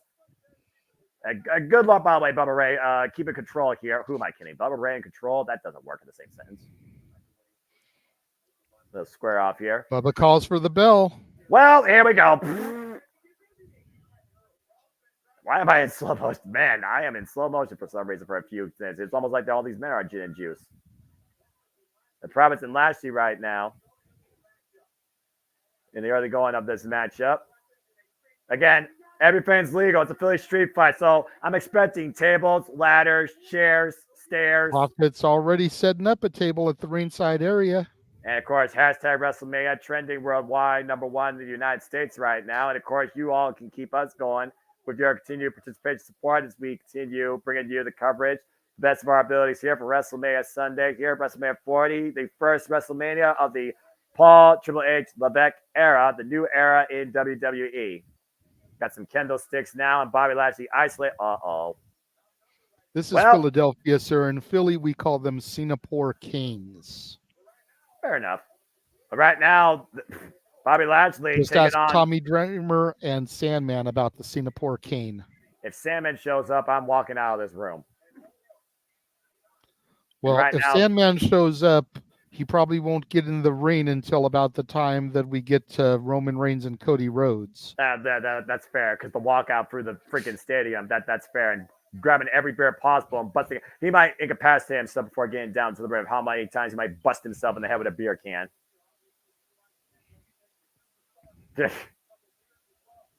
You see right now, Bobby Lashley isolated with the Final Testament. Karrion Kross looking for the double underhook on the chair. Reversal, though. Oh, my, no! And net breaker on the chair top. And a cover here by Karrion Kross. Bubba Ray into the cover. And the Street Profits save the matchup. This is the same guy, by the way. I just want to put that out there. Bubba Ray Dudley, who faced Josh Alexander in a Full Metal Mayhem match for the TNA World Championship at Hard to Kill last year. I just want to put that out there in perspective. Yep. Offers of pain, bringing the pain right now to the Street Profits. They're destroying those Singapore Canes, JJ. Looks like they're setting up for something here. Oh, what are they going for here? Uh-oh. Oh, no. Oh, no. Oh, man. That collider and the powerbomb stuck him up like cornwood. Karrion Kross on the cover. There's two, and Big Fat breaks it up. Not to be outdone, though. Scarlett getting involved here. Well, I know Scarlett can be a bit extreme, but that's a whole different conversation. Oh, man. Giving shoulder first. In the still rain post goes B-Fab. I did say Scarlett Bordeaux could be an X factor here in this match, right? Yes, you did. You also said she could be extreme. I would love to see those videos. I think Karrion Kross would tend to disagree with you as far as sharing that AOP content. setting him up again. Gonna get another super collider here? No, Bobby Lashley separating them. Bobby Lashley right now literally separating the tides. Flatliner by the Almighty. AOP, Razor. And they're going to crash the outside. We're down to Bobby Lashley, Karrion Kross, but the belly suplex overhead toss. How the tables have turned, Noah. Yeah, no kidding. Again, Bobby Lashley, Karrion Kross, cost chair. Oh my goodness! It'll dog with a 3-point stance and run against AOP. Watch out, dear God! Montez Ford just flying from the top as he do. Meanwhile, we got Kross and Lashley still in the ring. Lashley with a steel chair in hand. What the hell, Montez? Carry the midsection to Karrion Kross. Bobby Lashley right now just literally unleashing a punishment on the Final Testament's leader. I mean, he kind of had that coming, if we're being honest. Uranagi. And the spine curves on a steel chair. Lashley stalking Kross. Might be looking for the hurt lock here. The almighty lock, the full Nelson, the master, whatever the hell you want to call it. And it's locked in. Firm grip of Scarlett right now. Team up against Bobby Lashley, forcing the break. Coming in, saving her man. Hello. Ooh. Whoa, Brutal man, what pump a kick by pump kick. B-Fab. I didn't think B-Fab had that in her. Good grief. Oh, wait a minute. B-Fab and Scarlett on the apron. Oh, no. Side Russian leg sweep through the table goes the women. All right, I just gained a little bit more respect for B-Fab. Girls got game. And Karrion Kross right now with the dangerous Saito suplex to Bobby Lashley.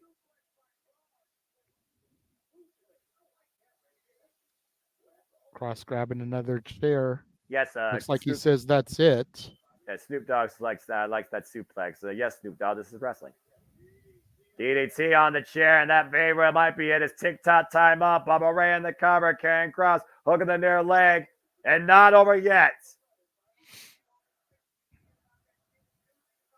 Oh, good grief. Oh, wait. Cross looks like he's about to step to Bubba Ray, and thou shalt not mess with the Dudley boys. I mean, this guy's supposed to be the Final Testament, right? He's about to commit blasphemy. Oh, boy. Oh boy. Shit. Here come the glasses. Oh, no. Are we about to get a Dudley fight? Spear. Oh, man. God. Cut him in half. And Montez Ford and Bobby Lashley in the ring. Wait a minute.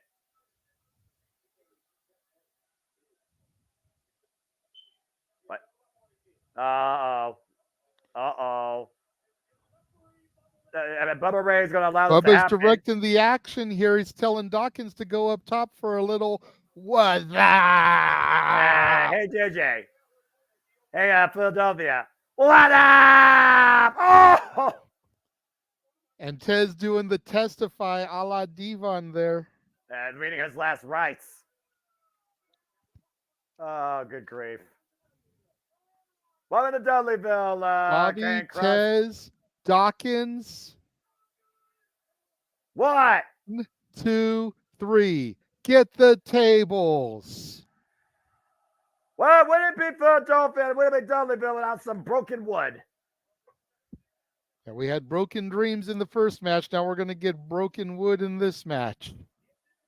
Yeah, Street Profits sliding a table into their pride leader, Bobby Lashley. I think Karrion Kross lost some of his pride a moment ago.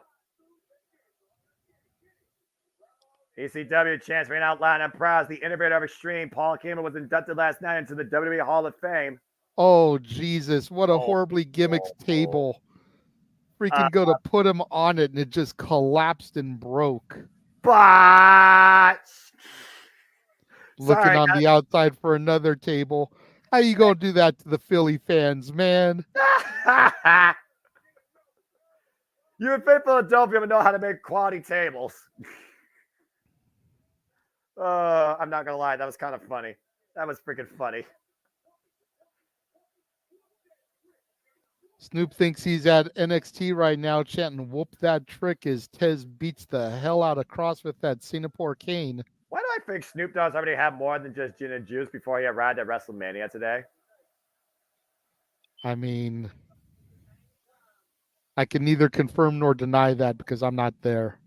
Tez going up top to the top rope. Frog splash through the table. Cross set up and frog splash back. Oh my gosh. And Bobby with the cover. That's all over. The Final Testament have been read their last rites. That stable is dead. Bury him 6 feet deep at this point. I don't see how they recover from this, Noah. Oh, my brother testified. To your point, Bobby Lashley and the Street Profits stand tall tonight at WrestleMania 40, and Karrion Kross lays in a broken heap, falling prey before Bobby Lashley and the Street Profits and Bubba Ray. And I gotta give credit to B-Fab as well. She put herself in this match. Do we want Snoop Dogg to do the rest of the night here, or do we want to send him back to his, Send him back to the LBC. Good Lord. Snoop said that was awesome. I was out there. I said, Snoop, you high. I went, oh, wait, never mind. Duh, obviously. I got nothing to say. I firmly agree with what Matthew says here. The match was more enjoyable than the feud. Yeah, that's true. And I think we have Bubba Ray to thank more for that than anything. And considering how bad the match was, that says a lot. Yeah. So let me just point this out here. So far this weekend, I have called a rock bottom, a people's elbow, yes, a was up, yes, and a get the tables. Yep. Accurate. How you feeling, JJ? Like a kid again. And I can't even really say kid, considering I didn't get into wrestling until my 20s, but as a much younger man than I am now. Fair enough. And on commentary, you figure 1999 WrestleMania 15, the first WrestleMania I saw in real time, I was 23 years old. I turned 48 this year. Right. Perspective, Noah. You were probably a wee lad, barely even born yet. That's fair. So, and not only were you calling all these things, but on commentary on WWE side of things during the table spot and the was up was LBC's own. Yep. There you go. Doggy dog. Well, that concludes the Paul stream. warming up backstage. Take a look last night at the action from our main event. Of course, he prepares to defend the United States Championship later tonight against Randy Orton and Kevin Owens. Triple threat match. I don't think Snoop needs to spend time with anybody backstage to do what he was obviously doing. Let's be real. If anything, Rob's spending time with Snoop getting his stuff. That's probably accurate. Yeah. I'll give you that. I love that, Michael Cole. Is it the only sip of the day? No. It's like, even if it is only a sip, Snoop's not sober. He's awake. Well, I would hope that he's awake. Otherwise, we have a whole different situation on our hands, I would think. Yeah. If Snoop's awake, he's not sober. The sky's awake, so he's awake. So he got high. The sky's awake, so he is awake. He has to get high. It surprised me with Snoop Dogg being the rapology that he is. He hasn't come up with a parody of Because I Got High. He was calling a WrestleMania match, and he was high. Damn it. He was at it ringside with Michael Cole, but he was still high. Michael Cole asked him a dumb question, and we know why. About to lose my mind. Kid was backstage with Paul Heyman. Asking for clarification on what Bloodline rules are. As if we don't know.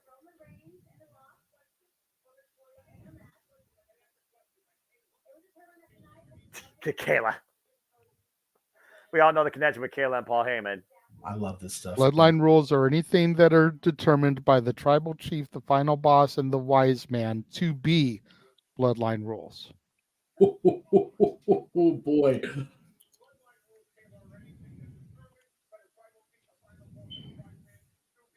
One man leaves going home with the WWE Undisputed Universal Champion. The other one goes home to his wife, Brandy. Damn. He's invoking the wife now. Brandy Rose shows up tonight, and all hell is going to break loose. I guarantee you that. Somebody on TikTok took my idea of the Avengers assembling and made a video where in the role of Captain Marvel from Endgame, it was Brandy Rhodes freaking flying in to destroy Thanos' ship. Yep. There's an army of Mauis storming the battlefield. The greatest freaking thing ever. It's like 5.5 minutes this person did. You hear the Triple H coming through on your left, and he freaking steps out with Stone Cold Cena. to help Nice. Cody's battle. Good God. I'm Tremendous. just like, what the actual hell am I watching? But I watched the entire 5.5 minutes of it. It was Damn good. right. I don't know. Oh Lord. As a person who doesn't watch movies, you would have had to have seen Avengers Endgame and the entire scene to get the joke. Right. But it was just too freaking good. So good. It sounds beyond ridiculous, but brilliant at the same time. That's an oxymoron. Dean, we got a $5 super chat from Nick B. Thank you very much, sir. I guess night 2 wins. Great start. Yeah. I wouldn't say it wins just yet, but it is definitely off to a fantastic start. We see a Slim Jim car with the megastar driving the wheel, Mr. L.A. Knight. Yeah. I knew that Slim Jim car was going to show Dude, up. look at him. He looks sharp today. When does the megastar look sharp?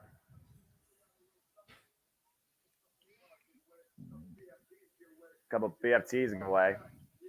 Yeah. Seriously, someone's gonna get that car. Why would someone want that car? Why not? See, what you do is you accept the car as a prize, and then when the WWE Treasures people come looking for it so they can buy it off you to put in their museum, you sell it for an inflated amount of money. And then you get paid for it. Yeah. And in the meantime, until they come to buy it off you, you take it to car shows. Yep. Oh Lord. And you charge people $10 a pop to take a picture next to the WWE Slim Jim car. Yeah. Yeah. Look, I took a picture next to freaking Eddie Guerrero's lowrider. That's enough of a particular moment for me. Yeah, he did, Jay. Yeah. Don't start. And of course, I don't have that in this particular room, Noah, but be thankful. Thank you. Thank you. What can he say? By the way. Oh, okay, thank you. The freaking. So just again, want to make sure we remind people, make sure you spread the super chat love. We are broadcasting 3 of the 6 things we are broadcasting on are set up for monetization. Yeah. Let's make sure we show everybody a little bit of love here today. Not just Jeff's channel, not just my channel, but let's make sure we get the Greg Cherry brand a little bit of love as well, folks. Yeah. But thank you again, Nick B, for that super chat. We do appreciate it. Thank you. Sorry, I was focused. All of you that watching, of course. Yes. Sorry, I wasn't more focused. I had a piece of enamel come off my hand. That can't be a good thing, right?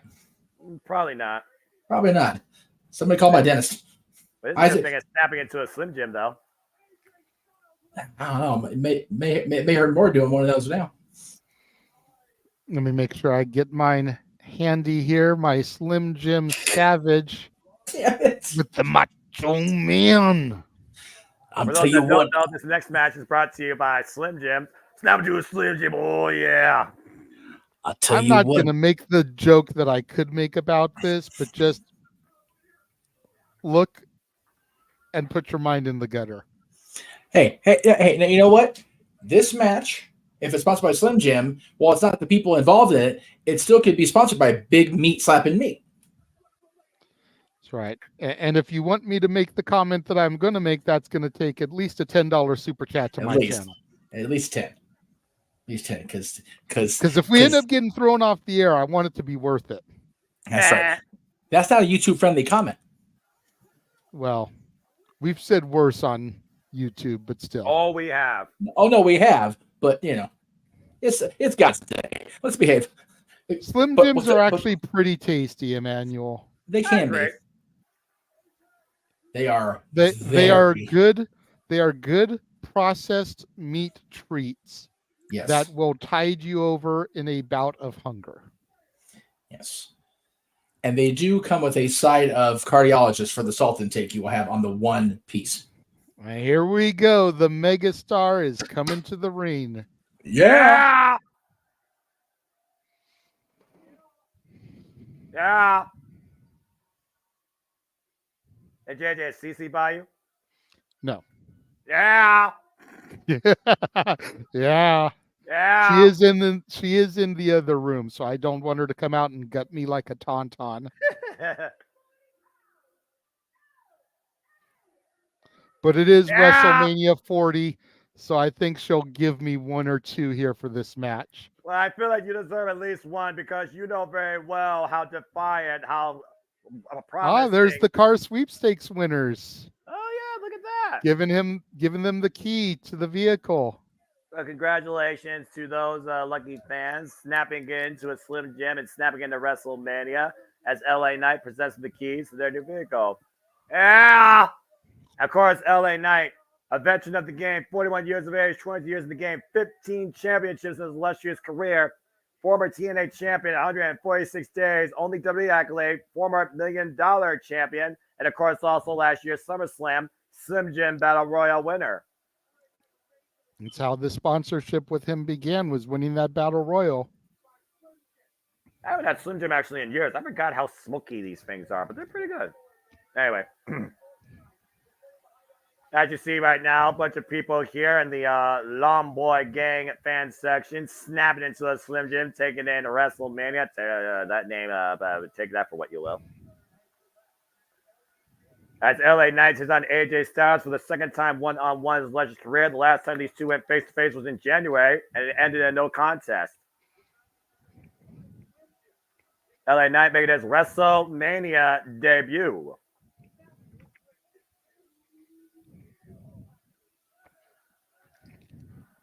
Yeah. And again, this match, of course, we hope you all enjoy our action. And if you support LA Knight, let me see you say, yeah, in the chat, in all caps.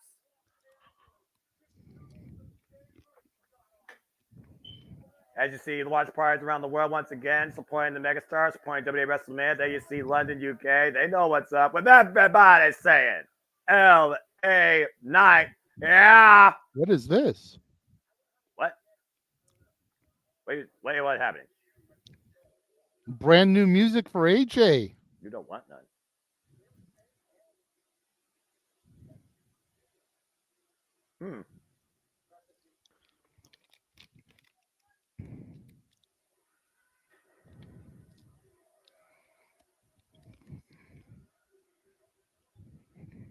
This is not what I expected.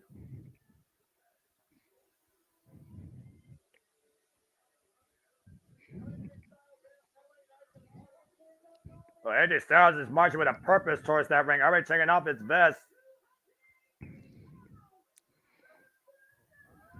Oh boy, here we go, get it on!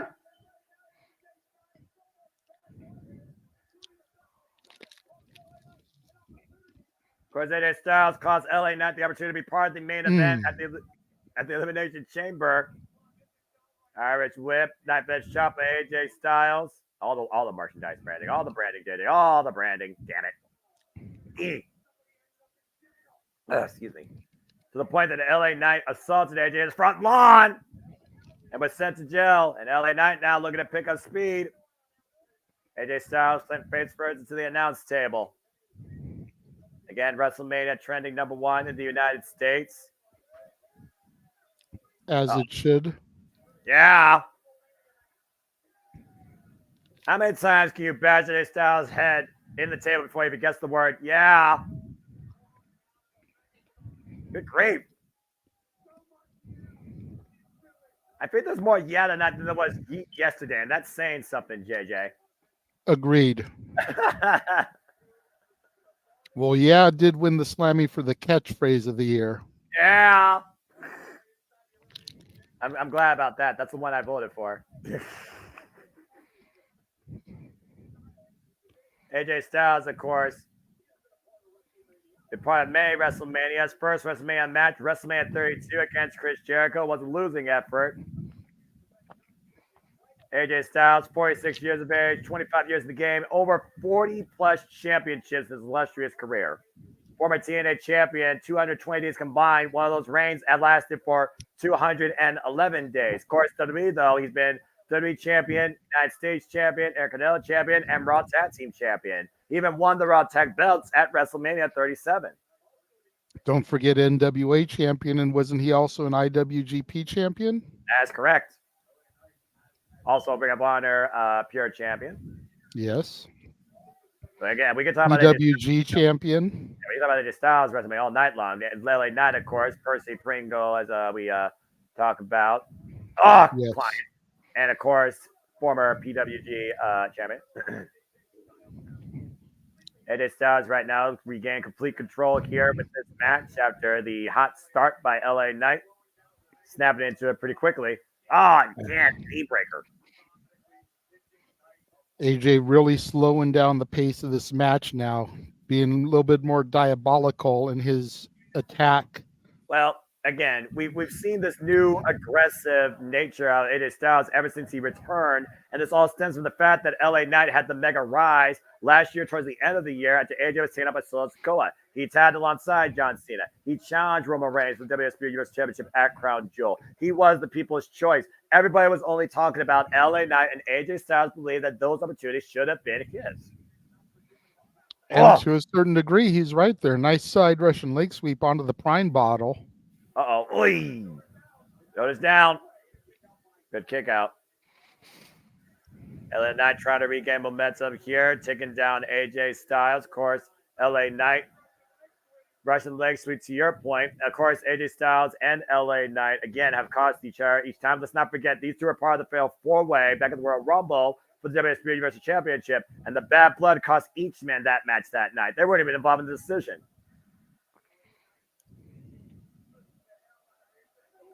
Oh, jeez. LA 19 up against AJ Styles with a big finishing shot in the corner, and LA Knight looking to scout AJ. Looking for blood push trauma. Meanwhile, Tornado DDT. There's a cover, hook both legs, and a near fall. Very good pinfall attempt there by LA Knight with that springboard tornado DDT onto the Prime logo in the center of the ring. Yeah, he might just be one BFT away from winning his WrestleMania debut, and that's not an insult. That might be just a fact of life. That's right. Yeah. Hoisting AJ up to the top rope there. Bah, tongue-tied. Yeah, trust me, we're going to be probably doing that more than one time tonight. Nice chop. AJ almost losing his footing.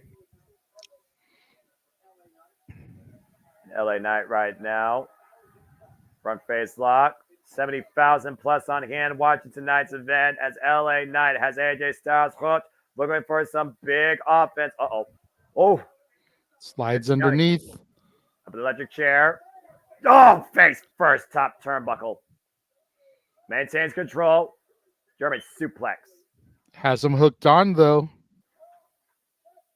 Down goes LA Knight, face first on the Prime. Float over, cover, two, no.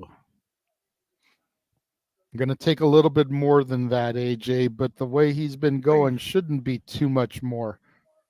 Yeah, that was definitely a hell of a face buster, to say the least. AJ Styles, of course, known as the Phenomenal One, such a primary influence for many of the game, including one Will Ospreay and Kenny Omega. Dragging LA Knight to the corner there, AJ going up top. He might be looking for that 450 splash.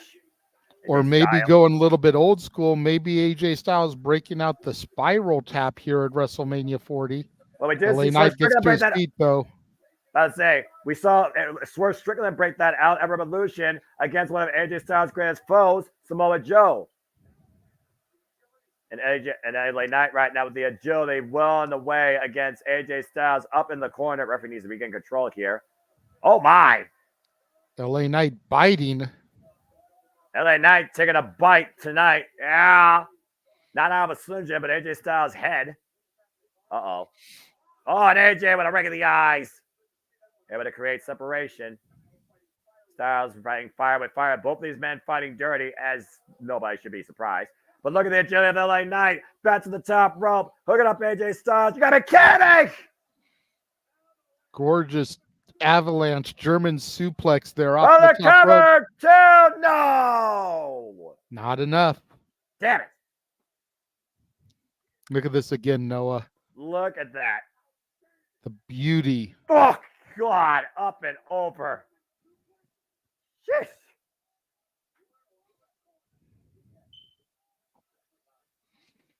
AJ Styles sent upside down with that avalanche German suplex, near falls. Again, WrestleMania 40, night 2, taking center stage here in Philly tonight. The first WrestleMania of the Paul Triple H Levesque era. Nice aerial shot there from the drone cameras in the air. Yeah, they got some good camera shots here. Some 4K resolution, it looks like here. Oh, wait a minute. AJ Styles able to roll through, picking the ankle of LA Knight. By the way, for the calf crusher. Got it locked in. AJ Styles right now with every vengeful fiber of his being wrenching back on the ankles of the megastar in the middle of the ring. Really torquing back on that ankle, JJ. Jeez. The human anatomy is not supposed to bend that way, folks. I don't care how flexible you are. Yoga, Pilates, it doesn't matter. LA Knight trying to violate the ropes and does so. Referee making AJ break the hold there. Great display of but he has till 5. I'm sure AJ Styles knows that, but I'm surprised AJ Styles let go of the hold as soon as he did. It's WrestleMania, man. It's too big a stage to get disqualified on. That's fair enough. Of course, AJ Styles has had big victories at WrestleMania, as we talked about. He beat Randy Orton at WrestleMania 35. Oh, this man. Is LA Knight's WrestleMania debut. Yeah, and he's making LA Knight's night a nightmare at this point. As you see right now, he just dropped the knee pad down at the wrench that laid back against the ring post. Now looking for further damage. Oh, no! Baseball slide to the exposed knee of LA Knight to the ring post. That could be devastating right now. Referee may want to check on him. AJ Styles admonishing the crowd, saying, "How's your boy now?" Oh, no. Oh! Got a little bit overconfident there, and LA Knight able to capitalize, sending AJ face first into the ring post. But how much does Knight have left? Again, how much does Knight have left after that continued assault on that leg? You forget about the calf crusher. Then it got wrenched into the ring post with the knee pad down. Oof. Of course, both men have a 10 count, and uh-oh. Now ripping up the protective padding. And for those that don't know, the padding is like 2 inches thick, and it's for the building, not for the competitors. Of course, nothing underneath there but concrete. Oh, boy. This is not going to end well for somebody. That's not concrete underneath it. That's a hard plastic, it looks like, though. Oh! Yeah, that they can tape the mats down to without damaging the floor. Yeah, but I think they still got to take a bump on padding versus plastic. And AJ Styles might be looking for a counter to that back body drop on said plastic. Got to keep in mind, Noah, this is a football stadium, so there is no concrete. They're probably the 50-yard line. Oh, gotcha. I was wondering what's always underneath AstroTurf. So whether it's actual legitimate grass or it's AstroTurf, to your point, it's not concrete. So they had to put something down to create that base for the mats to stick. And AJ Styles can't believe that LA Knight is still sticking in this match, being the rest 10 count, getting in at 9.5. AJ going right back to LA Knight. Again, you see the look of disgust in AJ Styles' face after that. Uh-oh. Looks like AJ setting up for that phenomenal forearm. It might be looking. Oh, nope. Springboard 450 and the knees up. I was about to say, JJ, there's 2 moves you can do from that position. Phenomenal forearm or 450 splash. He went for the ladder and crashed. Critical moment of the matchup right now for LA Knight to finally get back into this fight. Accurate, Accurate. Beautiful aerial shot here once again. Capacity crowd on hand. Lincoln Financial Field. WrestleMania 40 Sunday night. WrestleMania 40 night 2. LA Knight really needs to capitalize now on getting those knees to AJ's midsection. But you also got to look at LA Knight and the form of momentum he's trying to get with these right strikes. Again, hobbling on that left leg. Oof. Kick to the hamstring. LA Knight has his back with the right. Now he's looking for a little bit of game. The jab. Pele kick. Big Pele kick over the top of the head. Takes LA Knight down to his knees, though. LA Knight finding reprieve in the corner. AJ Styles sent up and over. Lands on the apron. LA Knight, though. Springboard. Whoop. Up and over. Looking for the phenomenal forearm. Instead, LA Knight But first trauma, counter, roll up by Styles. And Oof, kick to the face, preventing the inevitable Styles clash AJ was looking for there. Styles got the knees up just in time as LA Knight was coming in. And once again, creating separation. AJ Styles, he might be feeling it. You were trying to call for it earlier, JJ. And no! Almost a stun gun of sorts as AJ hung up across the top rope. LA Knight, BFT! Blood Force Trauma. That's the 3 for the megastar. Everybody starts saying LA Knight. Yeah. For the chat room, you may be new here. I don't think I've ever seen your name in the chat before. Please wait for us to call the action before posting that in the chat room because you clearly saw it before we did. LA Knight just beat the phenomenal. Warning right now because, like I said, you're new to the chat room, never seen it before, but please wait till we call the action before posting match results. Thank you. Yeah.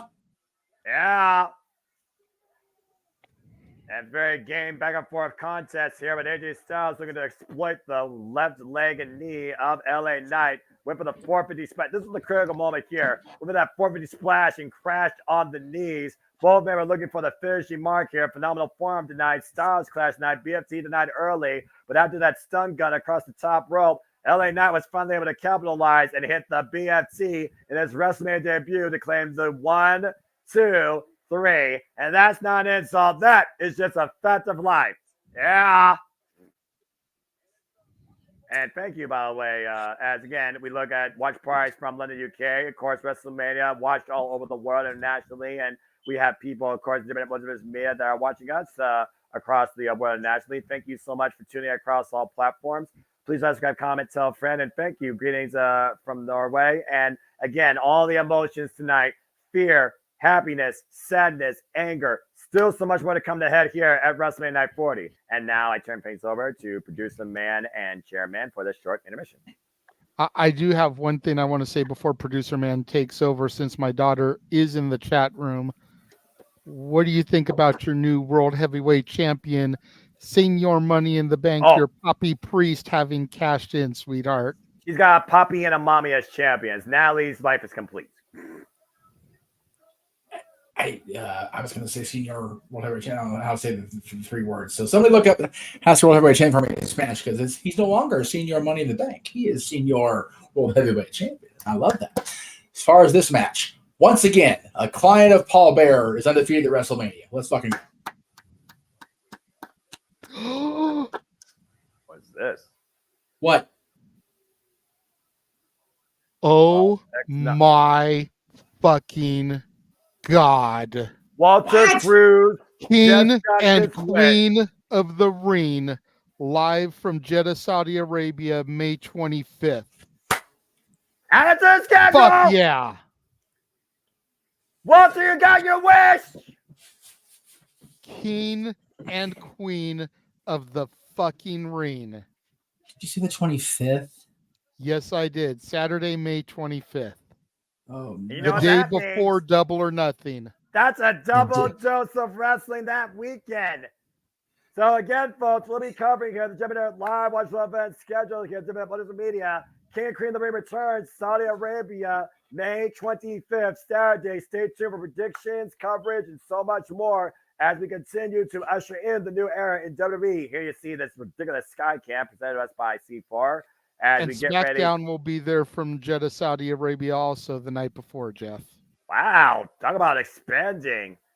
I'm going to be somewhere already the 24th, late as hell. It's okay. You know damn well that I have got you covered if needed, brother. No, I understand that, but I wanted to be home and see the, oh, God damn it. Further proof WWE hates me. Further proof. I mean, they knew I was going to Fantasmic. I ain't shut up about it in a month. Damn them. So, Fantasmic, the return of King and Queen of the Ring, and Double or Nothing. Let's fucking go. The same week. Let's fucking go. If we weren't going to die this weekend, I will die that week. Will be a thing. Bull Nakano, such an illustrious, incredible spirit and pioneer of women's professional wrestling. I loved that so damn much. Okay, it's going to take me a minute to get the graphic because the TV grabs all have the SmackDown logo on them. No, Yeah, so I'll work on it. I was just gonna show you the image. Yeah. But clearly you're 15 steps ahead of me per the use, Got to hop on the Twitter once I hear the announcements because I got to get the graphics ready. Got draw graphics, got draw graphics, got draw money. So yeah, of course. But yeah, I wanted to take my time and go home in the morning. There's no way you can take time. You know that. There's no way you can take time. Well, no, because the thing is, with Phantasmic, even the first show is at 9. There's no way I'm getting Union Station in time to catch the last train here, which means I'm on the first train Saturday morning, which is until like 7 or 8:30. If we're going Saudi time, it's going to be a photo finish getting my ass home. That's fair. So, thank you, WWE, for adding more workload to JJ's things. Appreciate you. Because I already got my reservation for Disney booked. I ain't canceling. That's fair. Damn it. Ooh. We look back, of course, the WWE Hall of Fame as rumor has inducted the pioneer of Extreme, Paul Heyman.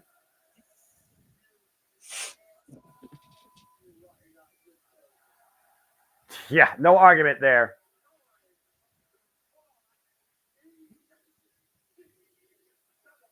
I love the fact he pulled out the leather jacket, the hat, and the old phone and the headset. That was so damn good. So good. JJ, you'll appreciate these couple of tweets. Actually, this one. Couldn't be more proud of at Real LA Knight having a big win at WrestleMania. When I tell you this man deserves the top of the world, I mean it. Heather to Lynn. Nice. Our boy Daddy's there at the GM spot. Our boy LA Knight's winning at WrestleMania. Let's fucking go, man. I'm gonna sneeze.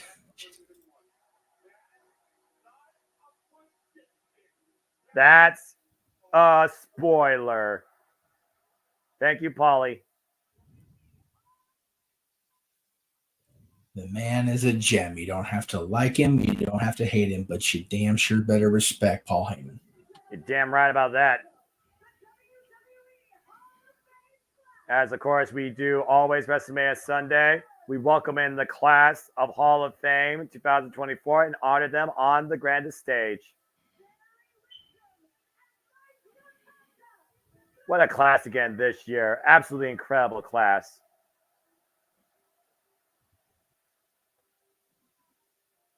Just watching, taking it in.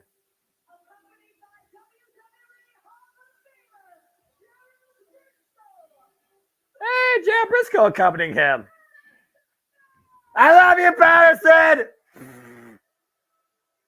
That was such a fun, damn good speech. God bless that soul. Bull Nakano, man. And that woman still has it.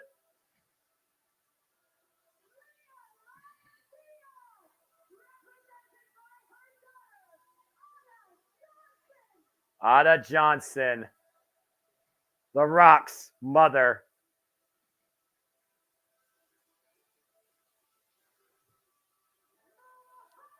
Yes. One more time for old time's sake in Philadelphia. This is extreme. I love it. I love it. I haven't heard that music since WrestleMania 23 when the ECW originals took on the new breed. Say what you will about that match, but at least you got to hear that music. And JJ, honest to God, who knows if we'll ever hear this music again.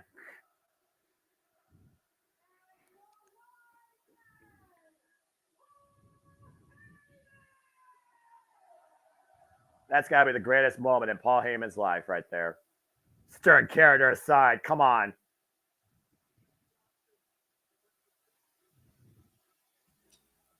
And I'll meet you at the station.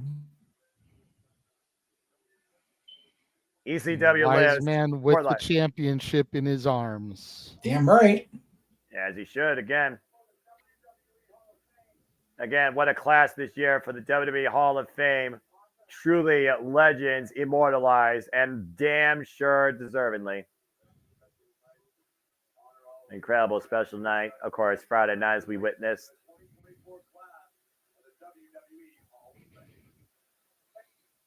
You look at Paul Heyman's eyes. It's almost like he's trying his best not to cry as we now get a bit of a community, what is it, spotlight. I was trying to come up with the words. Words matter. Blah, blah, blah, blah. Now we have another short intermission. Would you like to see Walter's view during the Philadelphia street fight? Sure. Absolutely. Ah, damn it. Terrible. I love it. He gave so little of a fuck about it, he went to the merch stand. Yep. Yeah. Gotta love Walter. I do. I love that. Walter's got to be so damn giddy, though, hearing that announcement. How many times has this man been praying, advocating for the freaking king and queen of the ring? Walter, you got your wish. Thank you, Paul Triple H Levesque. Well, you think about it, we almost had it back last year in Saudi, and then they pulled it. And there was all the talk, well, maybe doing a king and queen of the ring tournament in a country where there actually is a crown prince and a king was kind of bad taste. But now that we're officially in the Triple H era, they are going forward with it, man, and I fucking love it. Nah, I can't argue that. King of the Ring was always my second favorite next to the Rumble because of the tournament style. Yep. That's fair. You think about people that won King of the Ring: Bret Hart, Owen Hart, Stone Cold Steve Austin, Triple H, Ken Shamrock, Billy Gunn, Kurt Angle, Edge, of course, King Booker, William Regal in later years. I mean, some greatness there. King Mabel, he was going to be the third man in the NWO, by God. He was the king of the ring. Yeah, right? There's a reason I didn't name him. Oh, come on now. JJ. Don't hate on Big Vince. Don't hate on Big Vince. Got a history. We got to honor the history. Let's just call it as it is, brother. The world's royal love machine. Viscera. Oh, my God. That was such a gimmick, though. Good Lord. Viscera versus Chocolate Thunder, the match we never got. Oh, God. Well, no. Chocolate Thunder is Willie Mack. Sexual chocolate. Mark Henry. That's right. And again, we have the Fireflies out at Lincoln Financial Field as, again, we honor the memory of Bray Wyatt, who was forever immortal. Dude, I will recognize King Mabel. I'm not going to inflict viscera on my boy Willie Mack. I'm not going to get Willie Mack beat down that bad. That's fair enough. Squash him like a bug. Oh, good Lord. I wonder if they're going to do that Firefly thing like every show forward, like an intermission type thing. Well, that being said, all the sponsorship, all the product placement, all the madness galore continuing, so much more in store. Time to see how the Maverick creates another viral moment and whether or not it's one he's going to delete immediately. United States Champions on the line, triple threat match brought to you by Prime. The Viper Randy Orton versus the prize fighter Kevin Owens versus the Maverick Logan Paul.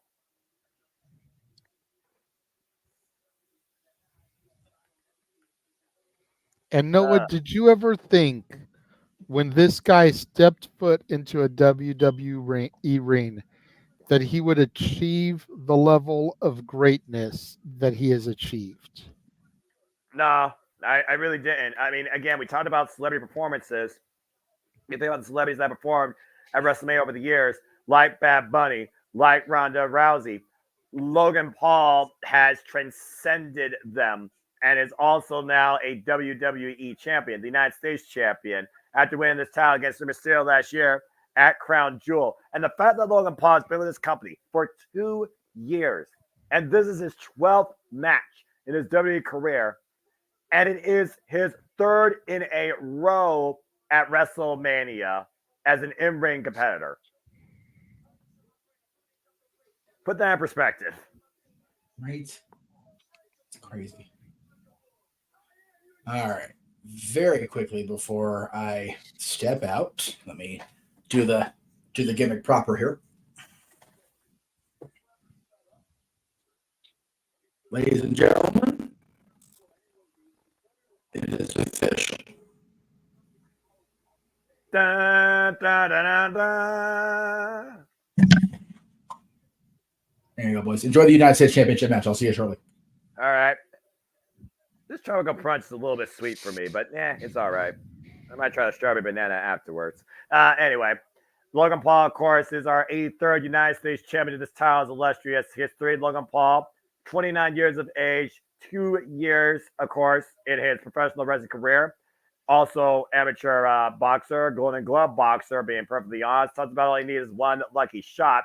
But Kevin Owens almost had the one lucky shot he needed at the Royal Rumble before Logan Paul's cronies got involved and exploded Kevin Owens' emotions. Both Kevin Owens and Randy Orton have history previously as United States champions. This match really came ahead as a triple threat, though, after Logan Paul knocked Randy Orton out after getting an RKO out of nowhere and costing Randy Orton the chance to challenge for the World Heavyweight Championship.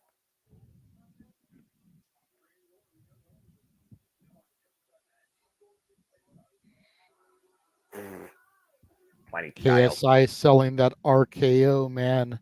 Took it like a champ. Yeah, right in the middle of the prime Logan. Randy Orton promised tonight and said that he's going to give him an RKO in the middle of his own logo.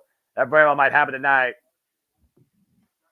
Question is, will it be enough to put him away? Well, at the end of the day, does it take one lucky shot, one stunner, or one RKO? And will that be the deciding factors in this triple threat dance for the United States Championship? Logan Paul's second defense. Ayo!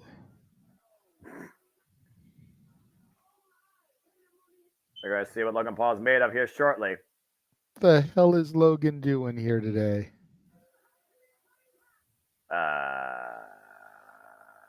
Something stupid. He's got like a Jeep tank looking thing. What in the hell? And it's riddled with Prime. Well, of course it is. Ice pop Prime bottle, oversized on the top. Oh, good Lord Almighty! Again, man, it's all about the corporate synergy. Well, Prime bottle, almost like a cannon. Shoot Prime bottles to the audience. Yeah, see if you get away with a lawsuit when someone hits in the head. And there's the walking Prime bottle, probably KSI or some other member of his team inside of it. Yeah, how'd that work out at WrestleMania 39? I'm just saying.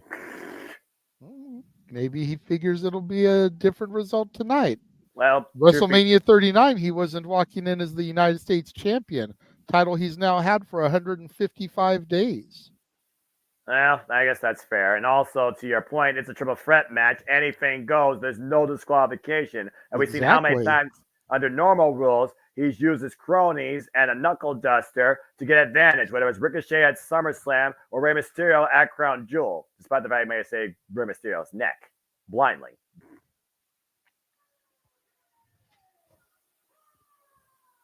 Logan Paul is definitely an influencer. Whether he's a viral disease or a viral sensation, you be the judge.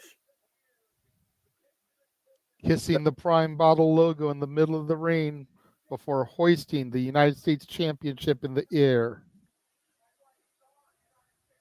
And of course, you see the Prime Hydration Station at ringside as well. Of course, Logan Paul follows the legacy of this United States Championship, as I said, 83rd champion, going all the way back to the inaugural champion, Eddie Guerrero. Greats like Edge, Bobby Lashley, Kevin Owens, Dean Ambrose, a.k.a. John Moxley, Dolph Ziggler, a.k.a. Nick Nemeth, and MVP Chris Benoit have had their names defined by this title. And again, this match is brought to you by Prime. So pick your favorite flavor today, get hydrated, and get ready to see if the Maverick will soar high or crash and burn. $1.3 billion in sales last year. It's amazing. That is incredible business regimen. There comes KO. KO Mania 7. You see this Prime mascot at ringside here. So stupid. And to your point, yeah, this is KO Mania. Oh, look what Kevin Owens is coming in on. So second. And there's Sami Zayn, much like last night, holding his Intercontinental title. You're gonna love what you're about to see in a moment here, JJ. Your turn now.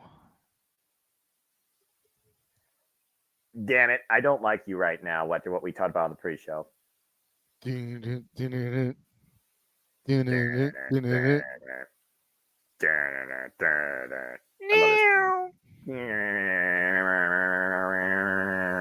Okay, that's enough of that. I guess everybody's got their own vehicle. Copyright. What the hell, Kevin? What? Okay, Kevin. I see what you're doing.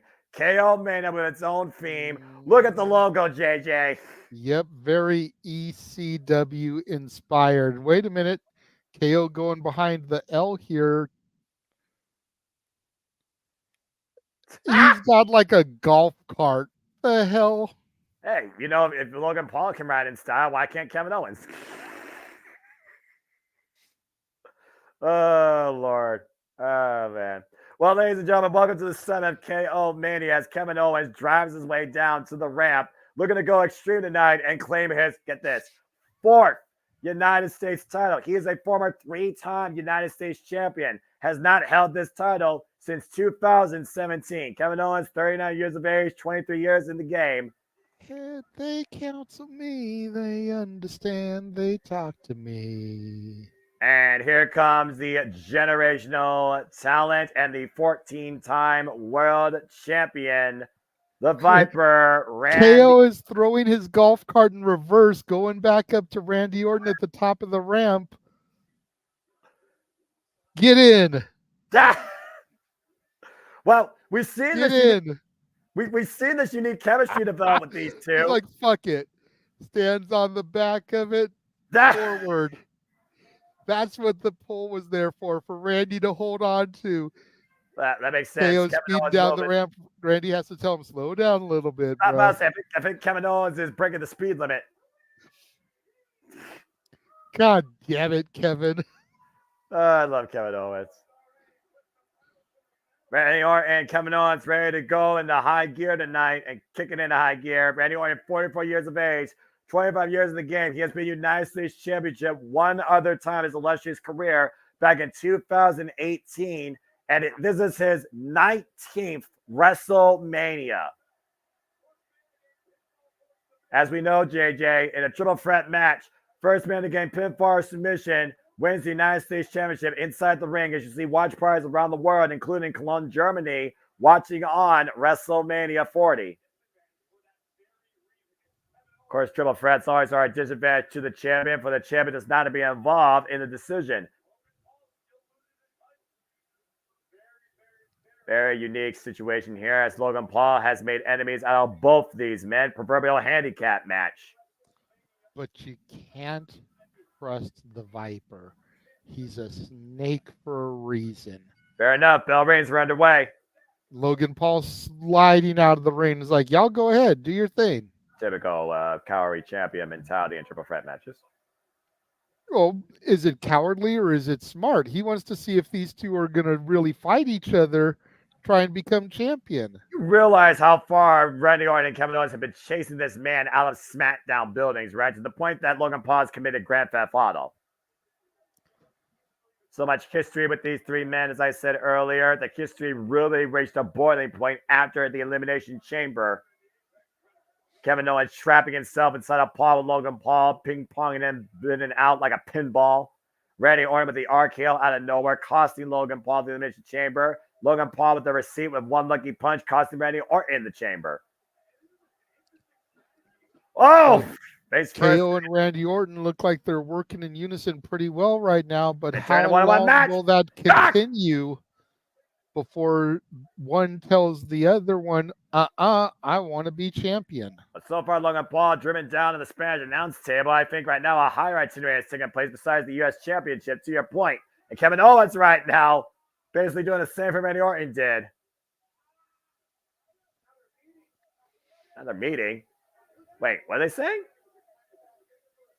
Think they want to go drop him from higher.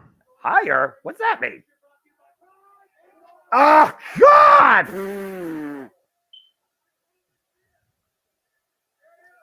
And the table did not break yet, JJ. Yeah, how high are we talking about here? All right. Good grief.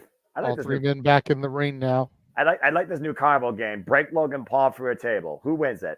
Anyway, you're to your The point. fans.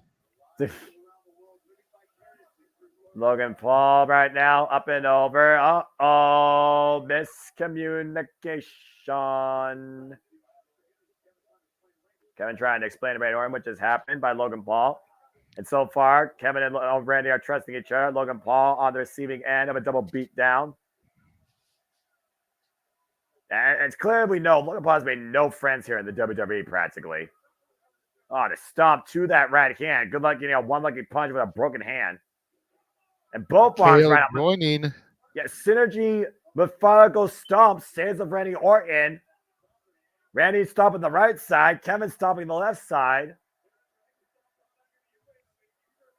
Good grief. KO asking Logan if he's having a good time. I'm having a great time. I don't know about you. Irish whip. Back elbow from Orton. Again, good synergy so far by both challengers. Oh, God, the senton. Here we go. Both men going for a cover at the same time. Well, it's a triple threat match, right? Only one person can get the win, but, I mean... Right, but at what point do you say, well, I want this, and you start fighting your friend? Well, I guess that's what them to figure out right now. Going for the RKO on Kevin. KO counters, though. To your point, JJ, never trust the Viper. I mean, come on, Kevin. You should know better by now. You should know what you're dealing with here. Exactly. To be fair, they call him the Viper for a reason. And to be fair, Kevin Owens doesn't work great well with others either, if you look at his history. Okay, now they're going to go at it. Let's fight! I love it! Fight! And now that Logan Paul's out of the ring, Randy Orton and Kevin Owens right now teeing up against each other. Big headbutt there by Kevin Owens. Logan Paul. Buckshot lariat. Bang! Double buckshot lariat. And Logan right now finds himself in the opportunistic position, mounting Kevin Owens and teeing off against the former prize fighter. Take a look at that again. Never seen the Hangman do 2-in-1 like that. To my knowledge, I don't think he has done 2-on-1 in one scenario. Goes to show that Logan is more talented than the originator of the move. And what is Logan doing here? Looks like he's getting a little arrogant. Yeah, exactly. And mocking the Viper. As Logan has fought his way back into this match, much to the chagrin of everybody in Philadelphia, even if they drink Prime. Kevin Owens being ping-ponged now against the second turnbuckle pad by the Maverick. Again, United States Championship on the line here. Peacock, non-copyright, Peacock at FCC. Logan Paul right now going after Randy Orton. Steiner splash in the corner. He got some good air on that. I'll give him credit. Okay, with a super kick. Rocks Logan Paul. Logan Paul falls against the Viper in the corner. Uh-oh. Suck it. And we're about to go bowling in the land of extreme. Cannonball. Pick it up. There's a strike. Kevin Owens right now immediately falling up, going to the top rope. Might be looking for that big splash. Shout out to RVD. Oh, God. Went for the swanton, but Logan got the knees up just in time. And great awareness by Logan Paul. Sense of urgency, preventing certain destruction, but also putting his own body in the way. Logan going to the other corner. Swanton of his own connects. And then a frog splash. Standing splash on the Orton. Cover! Whoa! Tremendous athleticism by Logan Paul, despite the fact I still hate his guts. Impulsive creep. But that was Look at this again, Noah. Swanton into the knees. Hey.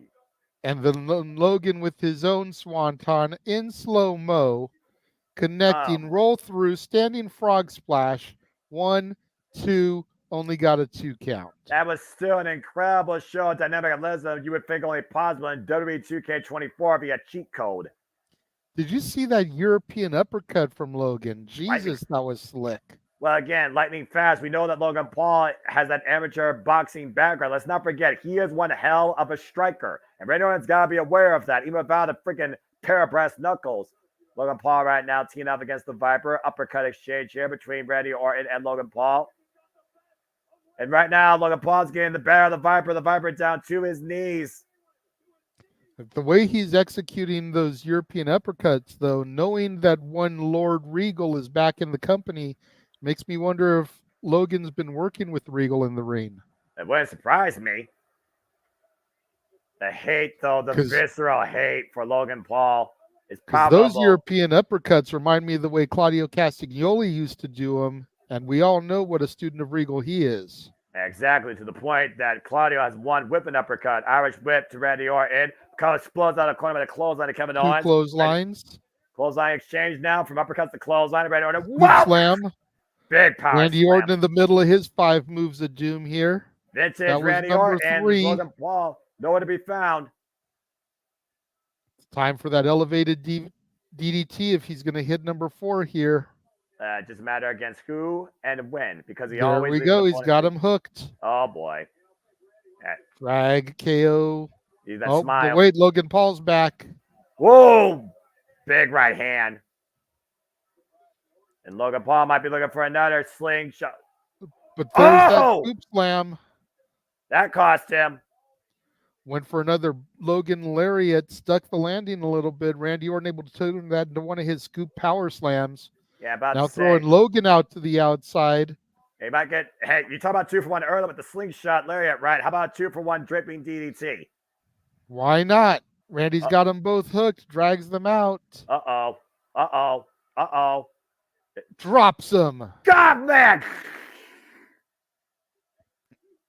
And everybody knows what move 5 is, right? Don't Viper's feeling it. Yeah, I think he's hearing voices in his head, JJ. And the Viper is coiled, prone to strike. Orton now in his element. Orton has struck his prey. Is he going to strike Kevin Owens or Logan Paul? Both men getting up to a vertical base. Went for Logan Paul, able to scout it. Super kick by Kevin Owens to Randy Orton. Logan Paul taken down now. Oh my gosh. And the cover goes Owens. Look at the leg. Do we have a new United States champion? No. Nice code breaker splash onto Logan there. A little 2 for 1. Look at that again.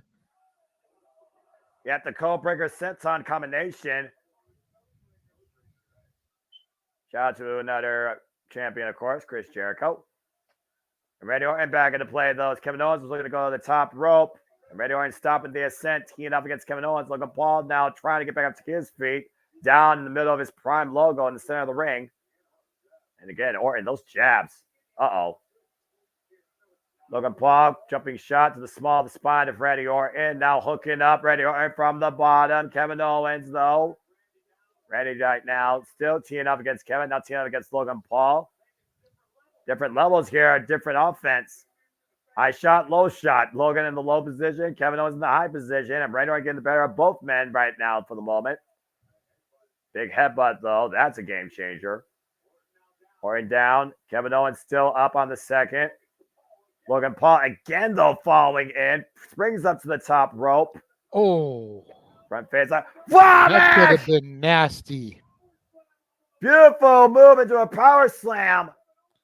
And Kevin Owens wants to flick more punishment up to the top rope. Might be looking for that big moonsault coming for the championship. No. I want to see that move again. That looked like, no, not the moonsault. I wanted to see what came before it because that looked like it was a nice little improvisation there to keep anyone from getting injured. Yeah, a bit of a self-awareness, that innate sixth instinct that we talk about all the time, demonstrated in professional wrestling. Now Kevin Owens will roll up on Randy Orton, gets a 2 count. Get to the midsection. Might be looking for that pop-up no. counter. No pop-up powerbomb. Get to the midsection again. Stunner denied. RKO connects. RKO! RKO! Out of nowhere! Here's a cover with the front leg. No! I thought we had a new champion for a moment. Same here. That RKO connecting out of nowhere as Orton do. Before Logan Paul was a viral sensation, Randy Orton went viral with those 3 very letters.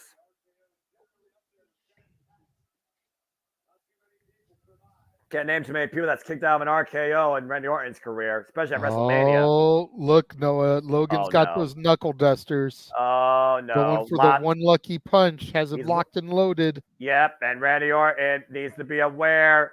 Whoop! Able to duck underneath the tight beat by steel, catch the midsection, and Randy right now trying to take the knuckles take the brass off the hand.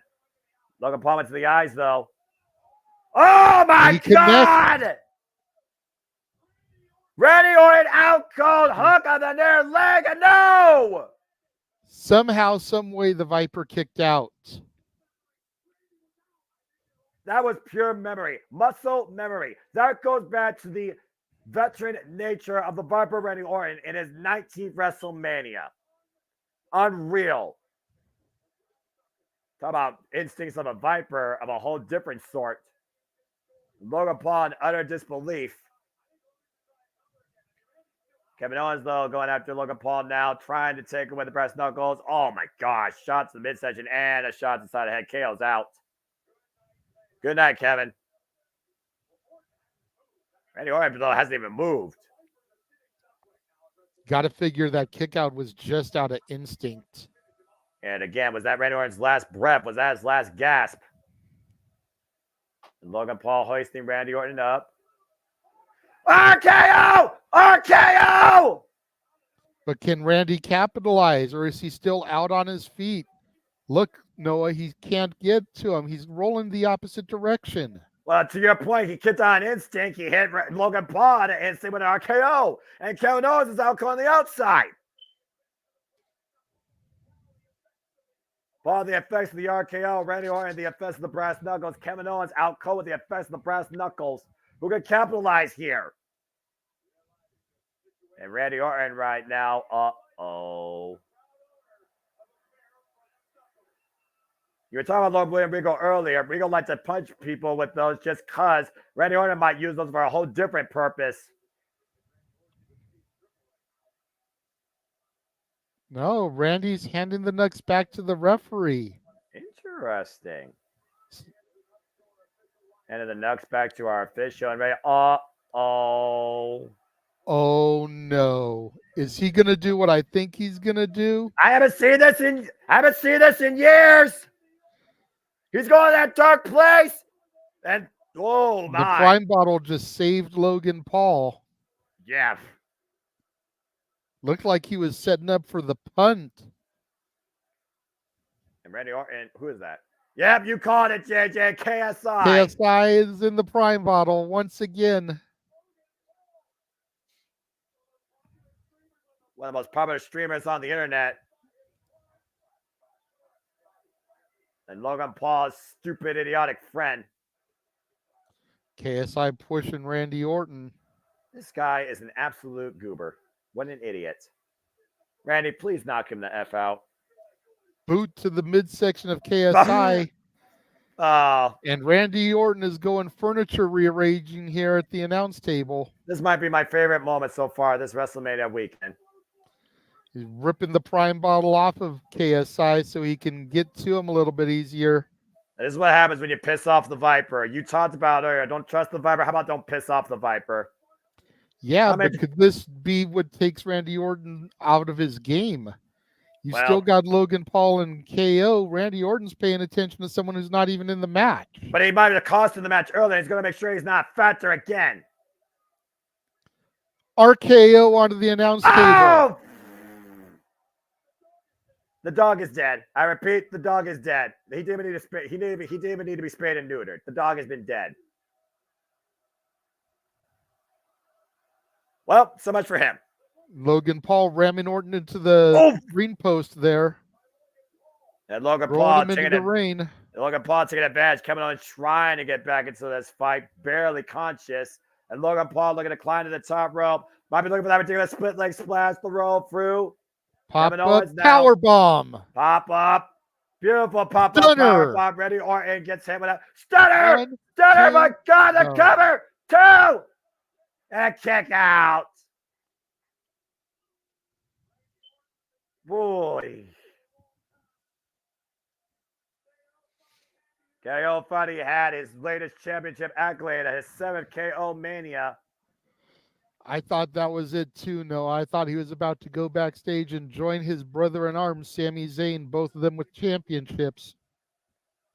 Randy Orton down, Logan Paul down, Kevin Owens stirring, and the dog is down, and good riddance. Critical position here, critical moment of the match right now. Kevin Owens needs to pick a target. It looks like he's focusing on Randy Orton.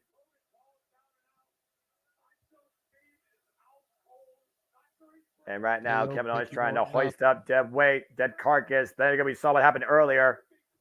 He could be closing in, though, on his 4th United States Championship.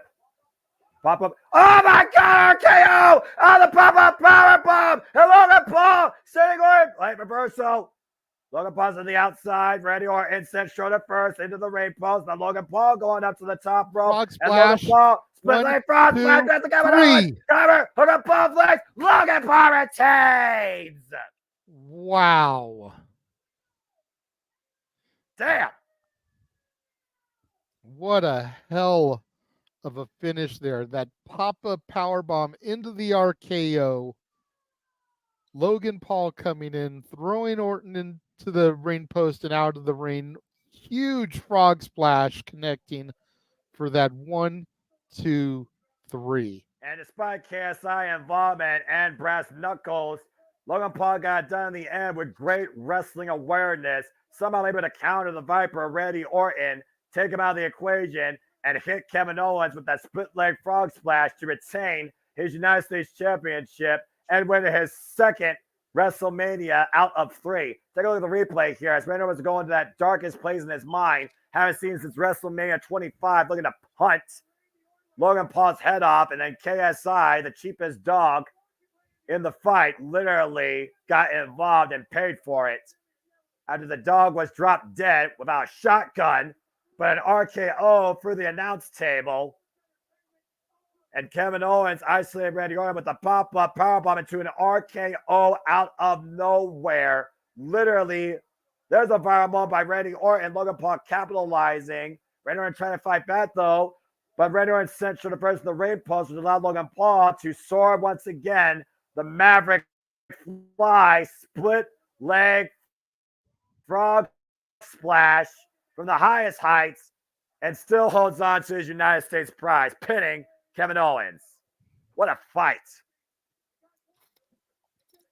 Damn. So really quick, Noah, Paul. that's actually ISO speed, not KSI, number 1. I mean, it doesn't matter. It's one of Logan Paul's idiots, so I don't really give a shit either way. But just keep our play-by-play man currently and correctly. The other thing is, Logan Paul, put your finger down. You're not the tribal chief. You're the village idiot. Get the fuck out of the ring. Village idiot. Hey, I acknowledge the Maverick the same way I acknowledge my tribal chief. To both. Yeah, all right. Well, that's a vote for me. We got another. No, not you. We got another admission. So once again, I'm going to turn things over to Jeff and JJ as we wait to see what's ahead here. What is this? Great golf cart entrance with Randy and Kevin. That was funny shit. July 2024. Those about to die, a new TV series on Peacock. Who gives a fuck? Oh, okay. Jesus. Be nice, Noah. Jeez. Everything Seriously. can't be a PLE that they announce. Right? They have a partnership with the Peacock. All the synergy, all the synergy, all the synergy, all the corporate synergy. Damn it. That's what I told you. And a tasty prime, too. Again, a little bit too sweet for my take, but the tropical punch is all right. What's the strawberry banana like? This portion of my product part of the show brought to you by Zoa. Soon to come out here. I ain't sponsored by Prime, damn it. All right. Fun entrance for the challengers. You see Randy at the beginning, slow down. And he's like, you're gonna be evolved into a corpse. You drive any faster, KO. Chill out, dude. Oh man, too fun. How's our chat room doing so far, Mr. Williams? How are we doing today? Doing good, doing good. We got about 30 people live right now watching us. Cool beans. A couple people a little bit ahead of us, giving As away streams are. outcomes before we actually see it. So As just streams a are. friendly reminder to the chat room, please wait till you hear us call the finish of the match before you post about the finish of the match. Yes. Don't want to spoil anything for us. Yes. And to think this night is moving by so fast. We're already on our semi-main event as two former friends now collide for the WWE Women's Championship. It's Bayley in her first ever singles championship WrestleMania match against the Genius of the Sky, Io Sky. And this all came ahead after the betrayal in Damage Control. Dude, I'll say this. If we're getting the championship women's match now, one or two things is going to happen. We're going to have an early out of night 2, or that main event's going to go long. I fear that main event might be the longest match in WrestleMania history. I don't think it'll go longer than Sean Brett the Iron Man match. I pray to God not. Maybe they're actually just trying to give the women the time they deserve. Could be. There is a lot of story here between Bayley and Io. Yeah, there is. It may not have been the best executed on TV here these last couple of months, but you go back to SummerSlam 2022 when all three of these women reemerged to form Damage Control, all the way up until Bayley winning the Rumble, there is a lot of story to tell. It's valid. I would not want to see this match be a 10-minute fight, a 15-minute fight. I want to see this go 30. I want to see Damage Control come in and try to help Io. I want to see Bianca, Naomi, and Jade come out to be reinforcements for Bayley after doing what they did to those three yesterday. Yep. Almost a new 4 horsewomen of sorts. Don't come for me, people that are fans of the original 4 horsewomen of WWE. Yes. But, just we talked yesterday in the press conference about, was the horsewoman era dead?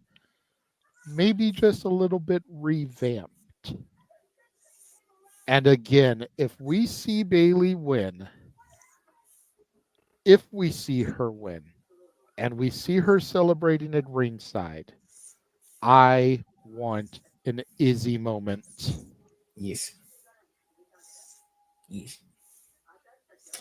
And if we see it, just remember, I said it first. And remember that, let us see it and call it first before y'all chat the room up about it. Yes, please. See, I know. I'm not even looking at the chat. I'm just literally have my brows as small as possible. I don't know nothing. Well, JJ's having to pull double duty because I got family over, so which I appreciate. By the way, yeah, I know I call this Christmas, but I will give people coal in their stocking by throwing the band hammer down if y'all don't listen.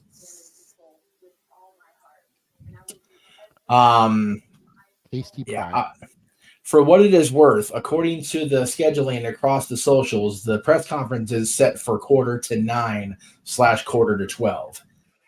Dear God. It's going to be a long next, where are we at here? Oh, sweet Jesus.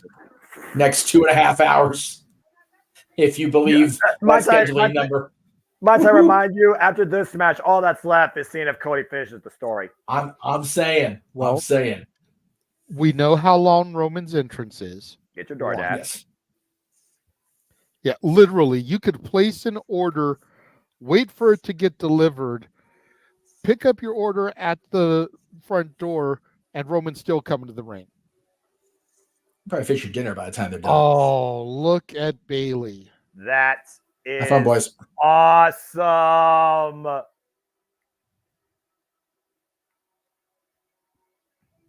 This is Bayley's WrestleMania moment. Enjoy it. Embrace it. Own it. Win it.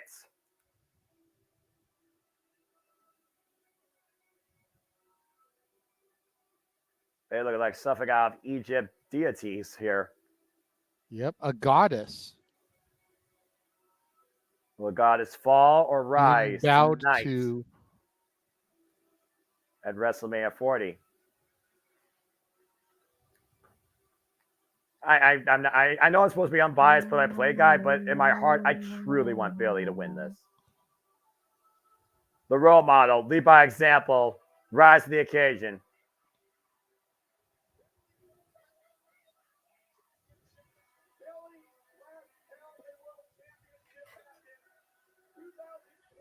Back in 2021, that Bayley last held her last championship. This is our first ever one-on-one match at WrestleMania, as her first chance at the WWE Women's Championship. Bayley, of course, who has been involved in WrestleManias since WrestleMania 33, defending her Women's Championship successfully in an elimination match against Charlotte Flair, Sasha Banks, and Nia Jax. Since then, we've seen her become WWE Women's Tag Team Champion. We've all followed this young role model when she was just a hugger on her journey to the NXT Women's Championship. Former SmackDown Women's Champion, former WWE Women's Champion. But after what she went through with what she thought was her friends, after coming back at SummerSlam 2 years ago, everybody wants Bayley to finally have her true WrestleMania moment.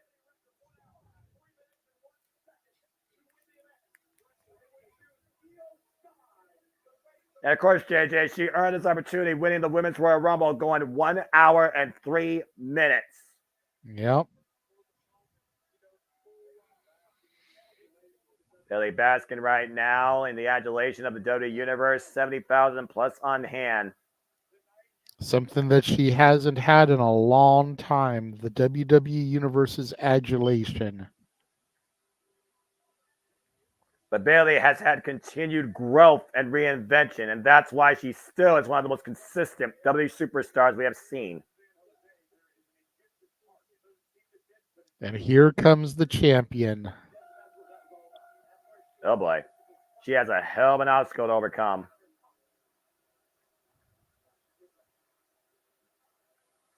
Genius of the Sky, original daughter of Stardom, literally supported and embraced for her strong spirit by the late great Antonio Inoki. Io Sky, one of the greatest to ever come to our stage and be in that ring. Io Sky, who did everything possible in her time in Stardom, 6-time Artist of Stardom champion, leader of Queen's Quest, was a tag team champion for 407 days, high-speed champion, 292 days, Wonder of Stardom champion, 375 days, and the richest prize in Stardom, the Red Belt, World of Stardom champion, 1,014 days combined across 2 defenses, 25 defenses overall in her illustrious career.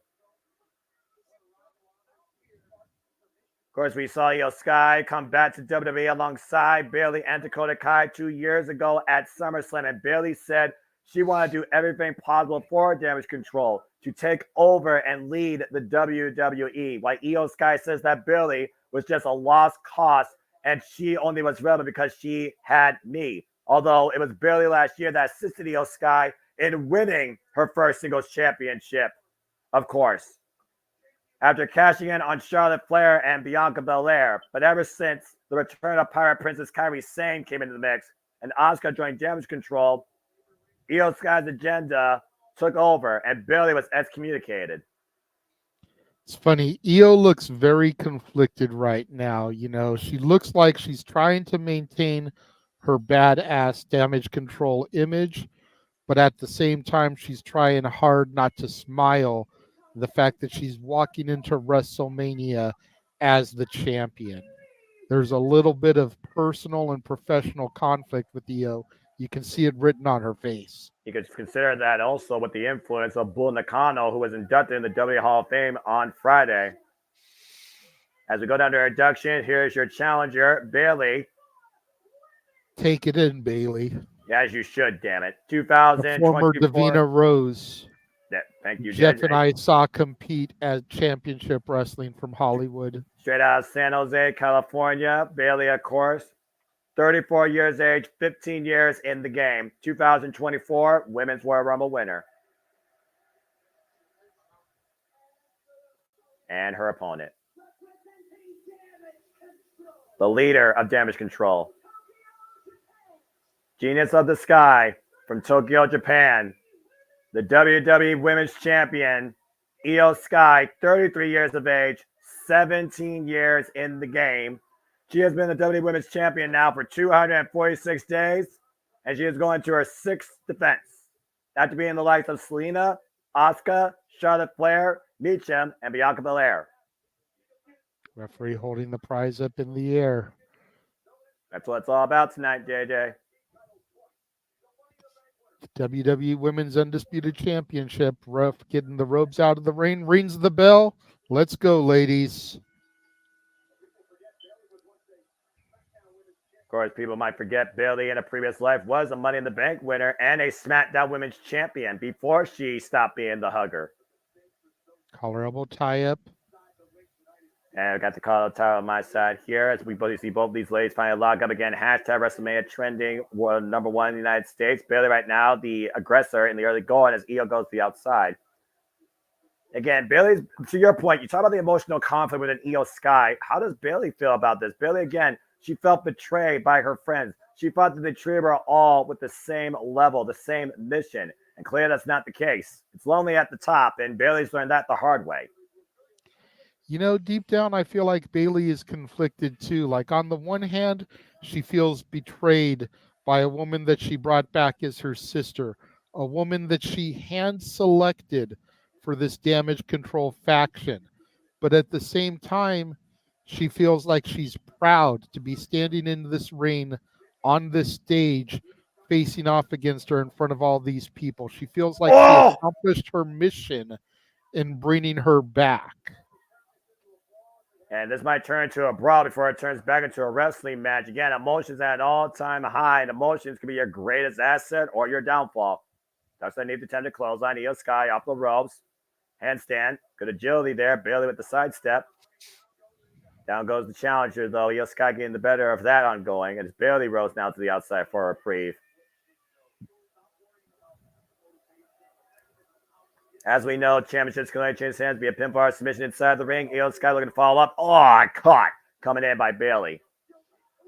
Bailey right now dropping Io head first on the apron.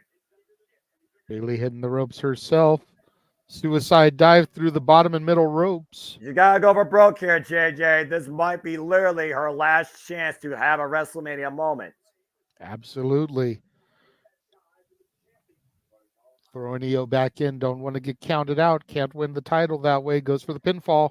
And first pinfall of the match and gets a 2 count. And then nothing else. She's trying to get in the champion's head. And to your point, Bailey is on her own. We know Io Sky has Damage Control. And while they're not at ringside, Damage Control has been an invaluable factor to making sure Io Sky has remained champion. And Bailey right now looking for the baseball slide. Io Sky was got, and whips the leg into the ring post. Io had that scouted, was able to prevent the slide and get back on the attack here on that lower extremity, hooking the leg of Bailey. And let's not forget, JJ, it was a knee injury that excommunicated Bailey from WWE on injury reserve for over a year. Io Sky clearly knows the champion's vulnerabilities. Or excuse me, yeah, that knee injury is what she was returning from when she formed Damage Control. And there's a reason why Bailey was not in ring action immediately when she returned as well. She was not fully recovered. Again, Io Sky, Dakota Kai, Bailey, they all came along together. They all came back together. They ran roughshod over WWE for the better part of a year and a half. And you figure they had their greatest moment when Io Sky became champion last year at SummerSlam. Oh, Jesus. Oh, God, no! Dragon threw on the knee there, Noah. And that move has to suck. Yes, it does. I can tell you from personal experience. Yes, it does. And I've seen Hiroshi Tanahashi use it, and Hiroshi Tanahashi's knees are as brittle as dust. And now he's the president of Japan Pro Wrestling. Irish whip.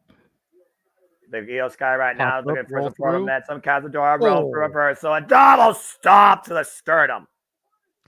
Punishing Bailey right now. And Io Sky covered now by Io Sky gets a 2 count. Yeah, right now, Bailey has not had really any forward offense since the bell rang. It's been all Io Sky pretty much at this point. Well, to your point earlier, Io has done her homework. She knows Bailey's strengths. She knows Bailey's weaknesses. Face first off the apron. She's trying to target and take advantage of those things to control the pace. She wants to prove to her former mentor that she is the strength in the women's division right now. Oof. And right now, Bailey sending Io Sky into the timekeeper area. And again, calculates hands via pinfall or submission inside the ring. Io Sky teeing up against Bailey, though, creating separation. Gina the Sky might be looking to fly off the barricade. Jumping high. And, oh, man, what a counter! Great anticipation there from Bailey. Had it well scouted, able to catch and drop Io. And you see her, they'll try But did that do damage to her knee, catching that body weight in motion like that? Yeah, Check this out again, Noah. Yeah, take a look at the replay here, JJ. To your point, Io Sky flies and almost an impromptu bury the belly on the floor, but driving that knee into the floor in the process. But able to cover both legs, and a 2 count. And meanwhile, oh, what a knee lift, running knee lift through the head of Io Sky. Bailey looking to fall in now, try to create some offense. Forward clotheslines, clubbing shots over the head of Io Sky. This pent-up frustration boiling out of the role model. And now an Irish whip again, hobbling on that leg. Hoisting her up to her shoulders. What are we going to go for here, Noah? Noah? Oh! Side slam cover too. No! Good move by Bailey there. You see she keeps going back to that knee, though. The more and more she does these high offense moves, the more and more she's got to be beating her own knee down. Well, again, it's also one of those things, how much you're willing to risk for the moment, how much you're willing to sacrifice to get revenge, how much are you willing to maybe never have again to claim a WWE Women's Championship. Shote! Palm But strike. to that point, what good is doing all that and winning the championship if you have to surrender it because you can't defend it? Oh! That right there could have done it to your point. That was a messy drop kick as Io sprung to the top rope and sidekick Bailey off the top rope to the floor. And now the genius of the sky going to her art, looking to fly here at WrestleMania. Moonsault to the outside. Good grief. Io Sky taking in the absolute anti-adulation, excuse me, of the Philadelphia audience. The air capacity crowd on hand at WrestleMania, WWE Women's Championship online. And Io bringing Bailey back inside. And Io right now off the top rope, springboard, missile drop kick, rocks Bailey. Might be looking for, double knee as far as she's going for a tiger feint kick. Covered now by Io to retain WrestleMania and a near fall. Oof. You talked about last night, JJ, damage control. Are they damaged goods? Dakota Kai at the fall, though. It wasn't neither tag champion. What does it mean for damage control if Io Sky loses the WWE Women's Championship? Great standing switches here. Good exchange Up and here. over goes Io. Io, though, able to land on his feet. Low center of gravity. Meanwhile, sunset flip in the corner. Driving Io Sky head first to the bottom turnbuckle. But So again, did that do more damage to Bailey? Inside cradle, small package too. No. I just got a message from Walter saying the random cheers and boos that we're hearing is that there's a light blinding the fans. So when they turn it on, they boo, and when they turn it off, they cheer. Well, it's one of those things. How do you broadcast this to the highest, cheapest seats without blinding everybody? That's WWE's own problem to figure out with these stadium shows. And Bailey right now trying to figure out the problem of solving Io Sky. Io right now with the waist lock, bringing Bailey back inside from the apron. And opposite side. Oh, God! Bridging German suplex, the cover. Oh, no cover. Wait a minute. Falling up again. Still not a German suplex with a bridge with the cover. 2, no. Bull Nakano will be proud of that move. Bull Nakano, of course, tremendous pioneer of women's wrestling. Of course, when it comes to her history with the WWEF. Of course, belongs line with Alonzo Blades, // Medusa, all the way in Tokyo, Japan. Io up to the top rope. Moonsault. Looking for that moonsault once again. This top rope moonsault. Bailey able to get the knee up, but again, did it cause more damage to Bailey versus Io Sky, putting her own body on the line. You saw the way that Bailey's knee buckled as soon as the impact was connected. Bailey, though, right now, trying to get back to vertical base, and Io still wincing in pain, still down on the mat. Now Bailey hobbling up to the top rope, going for broke. How far is Bailey, the robot, willing to go to win tonight, WrestleMania? Top rope elbow drop, and Io Sky's got it! Crossface the champ. Bailey in serious trouble right now. Bailey center the ring, the rope for the reversal, the shoulders down, and forced to break. Smart move by Bailey. Elbow to the back of the neck, whiplash effect to Io Sky, fall offense, Io Sky able to scout again, the crossface locked in. Bailey in a world of trouble right now, center of the ring, can she make her way to the ropes and once again reverse the pressure? Fingertips away. Of course, fingertips away looks like miles away when you're inside that ring. That agonizing pain, the pressure on your neck, on your shoulder. Io Sky bringing it back towards center. Now going to the leg. Drop the leg. STF. This does not go well for Bailey, JJ.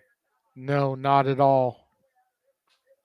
We saw Roxanne Perez use a crossface after exploiting the left shoulder at Stand Delivered to claim her second NXT Women's Championship. Bailey to belly. Belly! Hit the cover! Go for the cover! 2! No!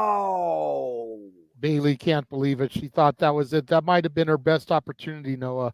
Damn it!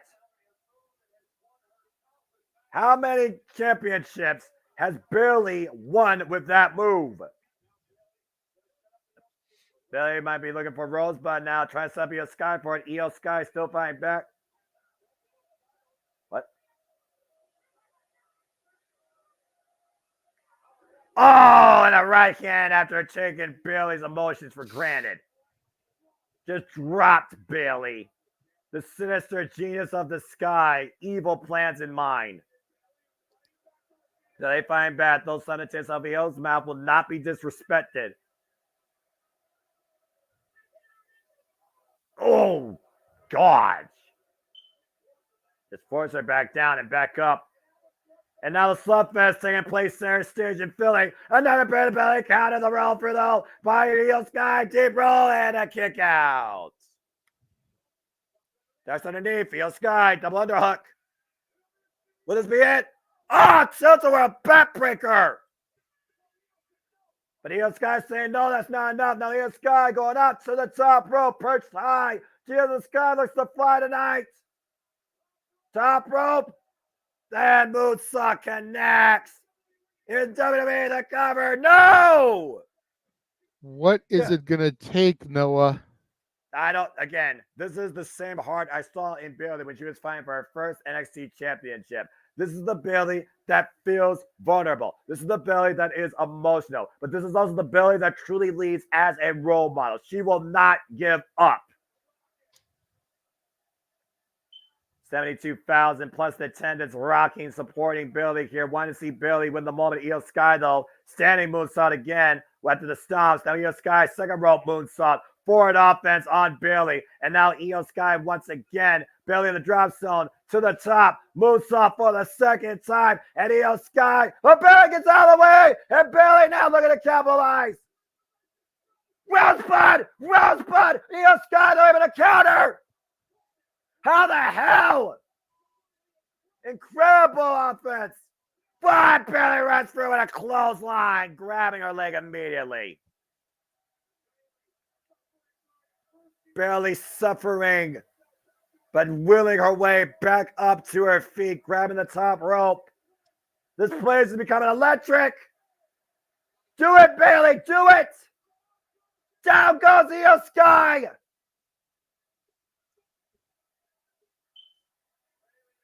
Bailey now going to the top rope, looking to get a page out to Macho Man Randy Savage. The elbow drop connects. The elbow drop connects. But still not enough. Can she do it? Rosebud! Cover her! Cover her! 1, 2, Bailey has done it! Hell yeah.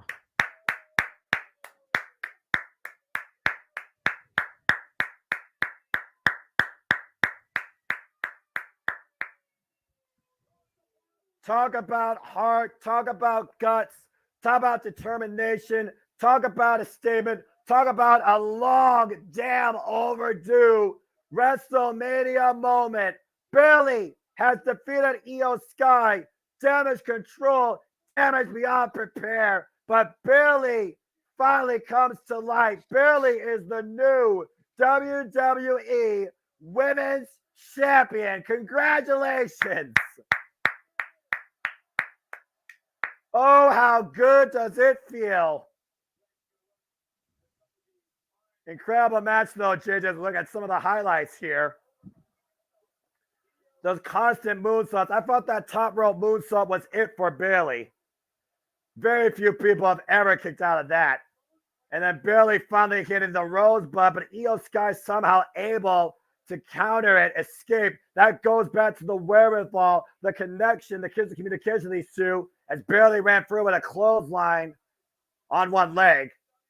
And then you saw that beautiful belly to back suplex, top rope Macho Man S elbow drop. And one last note, the second rosebud, the Jesus of the Sky, falls down to earth and Bailey rises as the new WWE Women's Champion. Congratulations, Bailey, and you did it all by yourself. Bailey stands proud on her own. The role model once again leads by example. Bailey, the new WWE Women's Champion. For the fourth time in her career, a singles champion, and the first time in her career, Bailey wins singles gold at WrestleMania. Fucking A. Congratulations, Bailey. You did it. That just made my night as we got another intermission. Let's go to JJ and Jeff for a little bit of talk and after-match thoughts.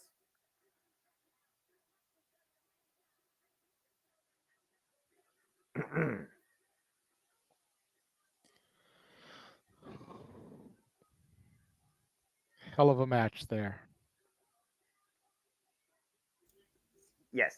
Oh, yeah. Pretty cool moment. Bummer no Izzy, but you know.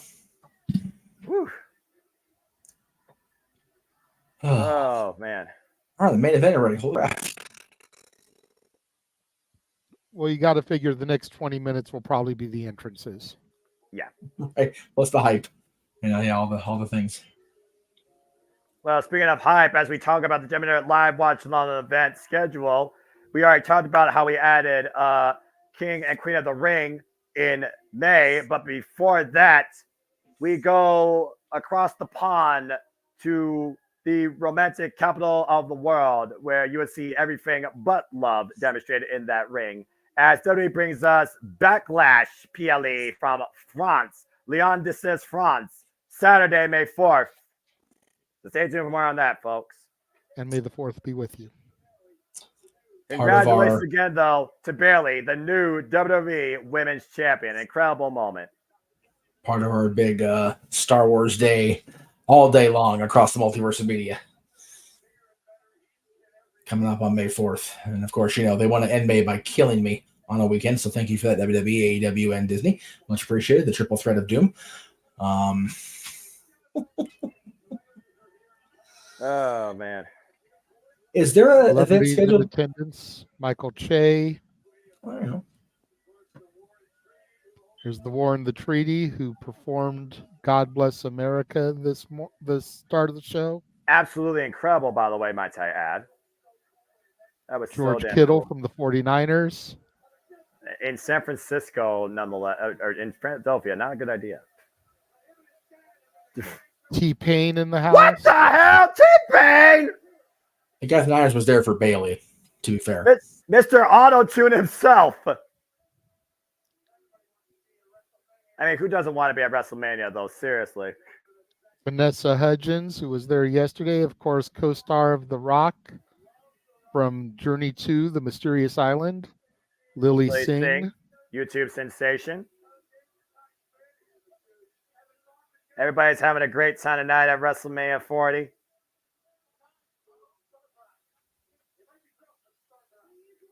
Yep. Okay. Nang, that is the last warning. I'm giving it to you now because your comment popped up before I heard it in my headset, which means I heard it on one of their TVs, which means they hadn't seen it yet. Come on, man. Or girl or whoever you are. Like, please. Don't put a comment up until we call it. Fuck. Oh, this is your usual spiel, so... Snoop Doggy Dogg here to tell us the attendance record, I'm sure.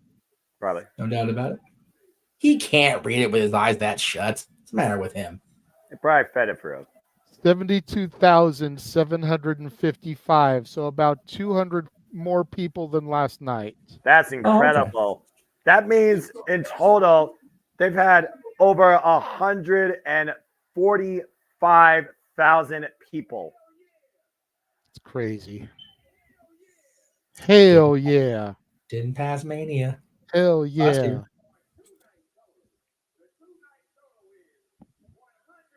Two-night total. 145,298. That's absolutely incredible.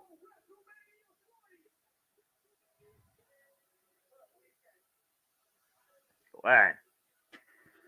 That's what you get for taking my birthday away from me. You didn't attend as well as ours did.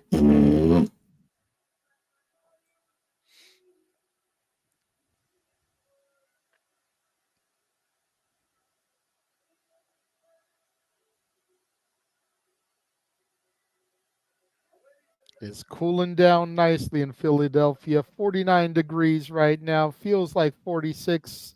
6-mile-an-hour winds from the southeast.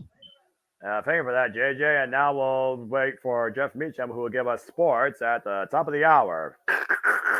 But getting back to our regularly scheduled programming again, what has been a phenomenal night and a 2-day spectacle unlike anything we've seen previously, as a new era is officially underway in the Paul Triple H Levesque era. It all culminates with this. Roman Reigns, the American Nightmare Cody Rhodes, time to finish this story under Bloodline rules for the WWE Undisputed Universal Championship. Everybody, man, woman, virtually there, live and here. Jeff, JJ, Natalie, if you hear me, this is fucking it. JJ, if I may, before we get into the hype of this. Winds in the southeast. Talent coming in. Like something is brewing. About to begin. Can't put me finger on what lies in store. But I feel what's about to happen all happened before. I understand that reference. Last year, WrestleMania, anyway. Oh! No, you have to call the action for me because I am monitorless right now. I'm waiting for the cue to come back. The video package had a shot that the brothers at AEW again talk about Cody. I mean, it's a video package. It's like, oh, that's interesting. Yeah, and Dustin is there. Yep. Dustin is in the skybox with Ricky Starks. Absolute Ricky Starks. I love that Ricky's there, dude. Like, if any AEW talent besides family should be there, it's Ricky Starks because that guy's a star in the making himself, man. Yes, absolutely. As right now, of course, we're just doing a video package. Again, Jeff, I mean, we don't need to really talk about what's been already highlighted, seen, previewed, discussed, broken down statistically. You know what this means. You know where this stands. You know how important this is for the future. You know how we want the story to end. But will we get the ending finally for the dream in the American Nightmare tonight before the end of this feed? I am telling you, if you believe the scheduling, we've got 2 hours to go before the press conference officially begins. So plenty of time here, as the podcast recappers would say. If they're going to finish the story, they've got a whole book's worth of time to tell it. And I know I changed my prediction officially to Cody. I'm nervous. I'm with Natalie. I'm nervous and scared. It's Bloodline rules, and Sandy, what is Bloodline rules? Paul and came out and said it. It's whatever rules the final boss, the tribal chief, and the wise man dictate to be Bloodline rules. That's what Bloodline rules is. So we addressed that earlier. Well, I'm just reiterating for the chat room because people were asking again. So I wanted to reiterate as the final boss around here, because my name's Lamar Campbell, ready to go watch this nonsense with my father, with my father, the original final boss. I don't know if I can handle this. I don't think I can handle this. Just remember, we are all invested in this on a visceral level, but it is for the oldest active prize in this company, and it is for the fate of the future. Rollins put it best during that promo. Rollins took his eye off the ball, he faltered. Drew took his eye off the ball, and he faltered. Cody refocused his eye on the proper ball in spite of Rocky. Will that refocusing lead to the crowning that is long overdue? We shall see. And to the chat, I don't know if I'm ready either, but I'm gonna go watch.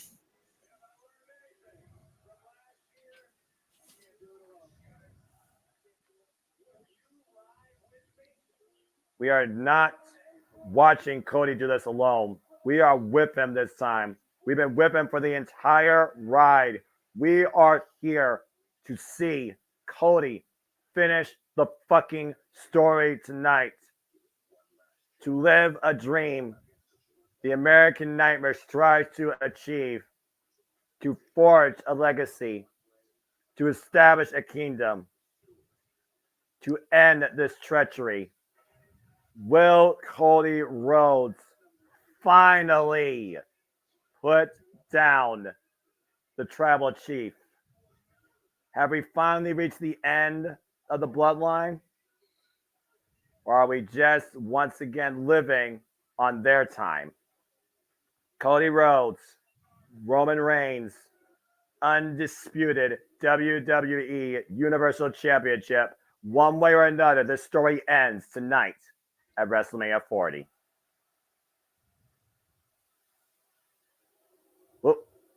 Whoa, everything went black. What's happening? The drones? Whatever it is, it's for the American Nightmare.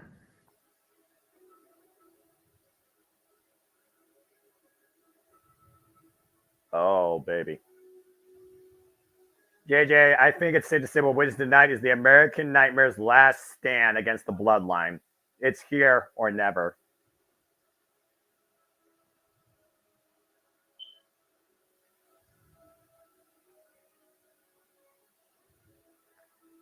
Ooh, look at that mask, Noah. That's incredible.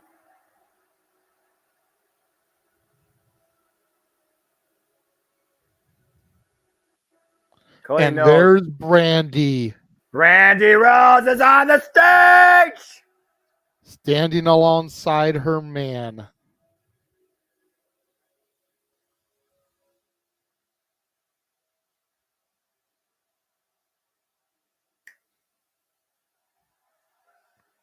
Wrestling has more than one royal family. This is it, folks!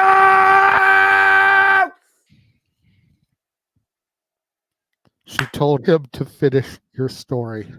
God damn it, finish the story, Cody! Lord, forgive me. In my soul, free fight out of control. Do it all to get them on their feet. Crowd is here, about to blow, waiting for me to start the show. Out the curtain, lights go up, I'm home. Whoa! And here's my only one. Whoa! As my voice is about to go out, and I'm going to literally have no voice when this thing's done. Oh, God. Cody Rhodes, the son of a plumber, the son of a common man, a family as rich in legacy and history as the O'Neilla's to be rivaled. This is the first time since 1998 we are faced with this circumstance of somebody going back-to-back WrestleManias in the main events. Cody Rhodes, 38 years of age, 70 years of the game, has held titles in Ring of Honor, AEW, NWA, amateur, high school wrestling background. He started with a legacy with Randy Orton. He found himself dashing. He looked at himself and became grotesque. Then he went to the stars and almost became nothing but dust.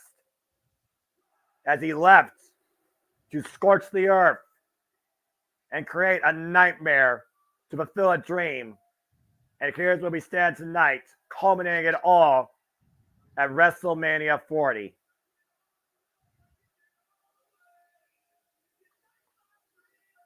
From undesirable to undeniable. But is the dream impossible? Walks over to his mama, Mama Rhodes. Oh, man. JJ, I'm telling you, man, I don't know if I'm ready for this. I don't know if I can handle this, but I'm going to tell you this right now, JJ. I want you to do this one thing for me, no matter what. Even if we're a few seconds buffered behind at one point. If you see that end count, I want you to be the one that calls it when the bell rings. All right. And announce the winner. And then I'll talk. Either in sorrow or in absolute happiness. This is the moment, folks. This is what defines the new era in WWE, now and arguably forever. Cody Rhodes, Roman Reigns, one title, one story, one match, one winner. Cody taking it all in as we all are here. Again, folks, thank you for tuning in to the entire weekend with us you have. I hope you've enjoyed the ride. Please subscribe, comment, tell friends, super chat, support my friends JJ Williams and Jeff Meacham. And again, this has been WrestleMania 40, the start of a new era in WWE, the Paul Triple H Levesque era, where we're fixing to take things to a whole nother level. We will be continue to be led but held in hostage by the Bloodline of Roman, or finally set free under a new regime led by Cody. Oh, boy. Whoa.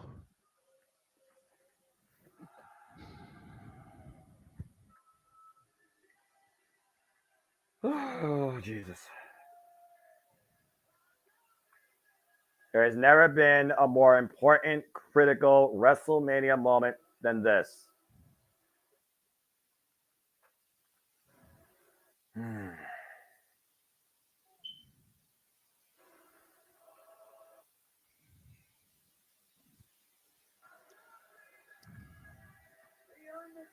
He earned this opportunity, of course, winning the WWE Men's Royal Rumble for the second year in a row earlier this year, 2024, eliminating CM Punk last.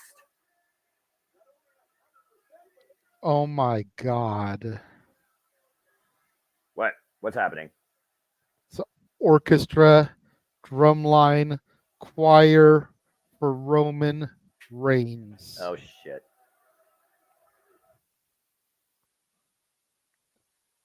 Oh, boy. Just a little bit of perspective, Noah. Everybody who has been performed to the ring this weekend, Noah, has won. Rhea Ripley retained. Drew McIntyre won, and then technically lost via Money in the Bank cash-in, but he won his match. And now here comes the tribal chief, the head of the table, the leader of the bloodline, Roman Reigns.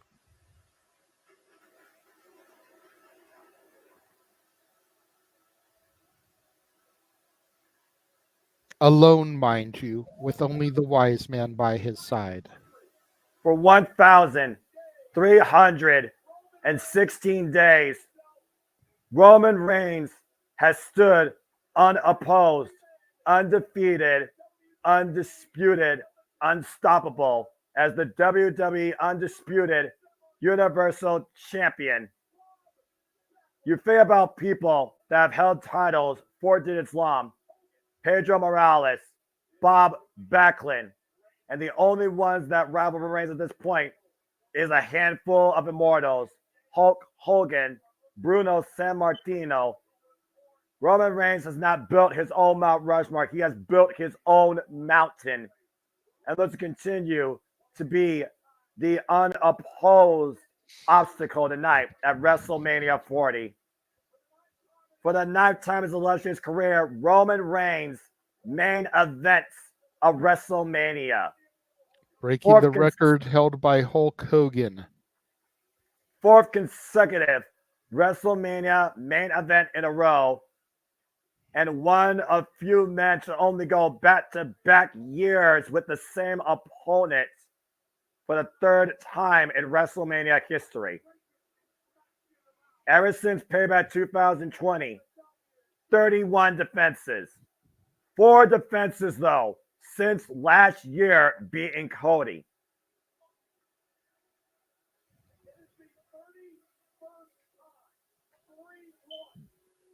That is absolutely insane when you think about it. We're about to watch a fucking movie unfold in front of our eyes, and I don't think I'm ready to sit here front seat for it, let alone call this. She is Cape Rayer. She is. Think about the opponents that he's beaten: Brock Lesnar, Daniel Bryan, Edge, Drew McIntyre, AJ Styles, Randy Orton, LA Knight, Braun Strowman, and so many others, including the man standing across from him tonight for the 2nd time, the American Nightmare, Cody Rhodes. He has beaten family. He has beaten blood. He has defined lineages and legacy. He has rode a wave of absolute unopposed supremacy alongside his bloodline and special counsel in the wise man, Paul Heyman. Again, for those that don't know, it is bloodline rules, which means anything goes as dictated by the tribal chief and the wise man. For the final time this weekend, we now go down and prepare for Samantha Irvin to give us her greatest and most important pre-match introductions. As you see the crowd on hand acknowledging not necessarily the tribal chief, but this moment, as we're about to finally finish this story. Samantha, take it away. One fall.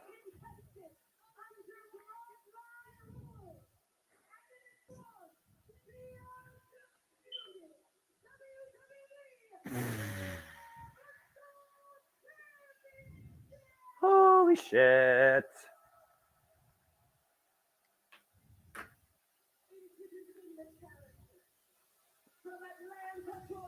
Challenger, Atlanta, Georgia, 222 pounds.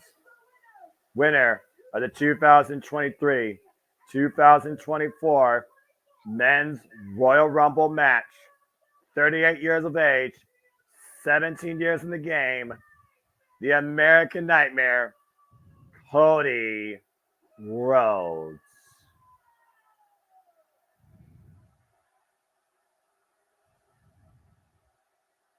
opposite corner. Samantha Herman's about to blow out her lungs, I bet. Cody Crybaby is already speaking their voice.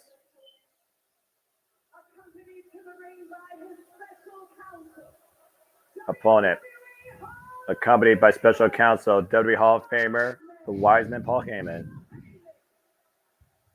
From Pensacola, Florida. He's 265 pounds. He is the undisputed WWE Universal Champion, heavyweight champion of the world, 38 years of age, 13 years in the game, the Tribal Chief, Roman Reigns.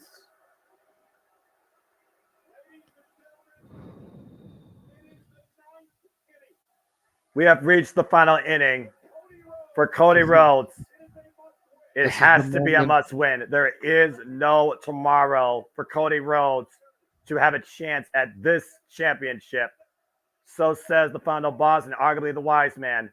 Referee Charles Robinson for this contest. JJ, you know what to do. I do know what to do. And I went to a friend to help us out with this moment. Noah, the moment we've all been waiting for. Charles Robinson calls for the bell for our main event. Here we go!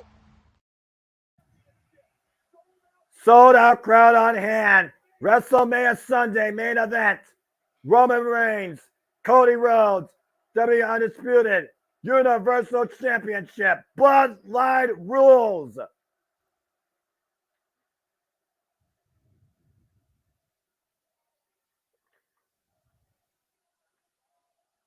Roman taking his time walking over to Cody Rhodes. Cody hasn't taken a single step yet. Both men staring eye to eye. Roman a little bit taller. Roman asking him if he's ready. I don't know if we're ready. That's fair. This is what it means to be invested in this story. This is what it means to be a professional wrestling fan. Cody didn't flinch. Cody Rhodes is hoping to make everybody proud, especially his father. It is the biggest fight feel in WWE history as Cody Rhodes goes for a single leg. Takes Reigns to the corner. How confident is Roman tonight knowing that his bloodline rules? He can do whatever he wants, JJ. There's no limit. That's fair, but to that point, will bloodline rules be the demise of the bloodline? Because Cody Rhodes can play that game also.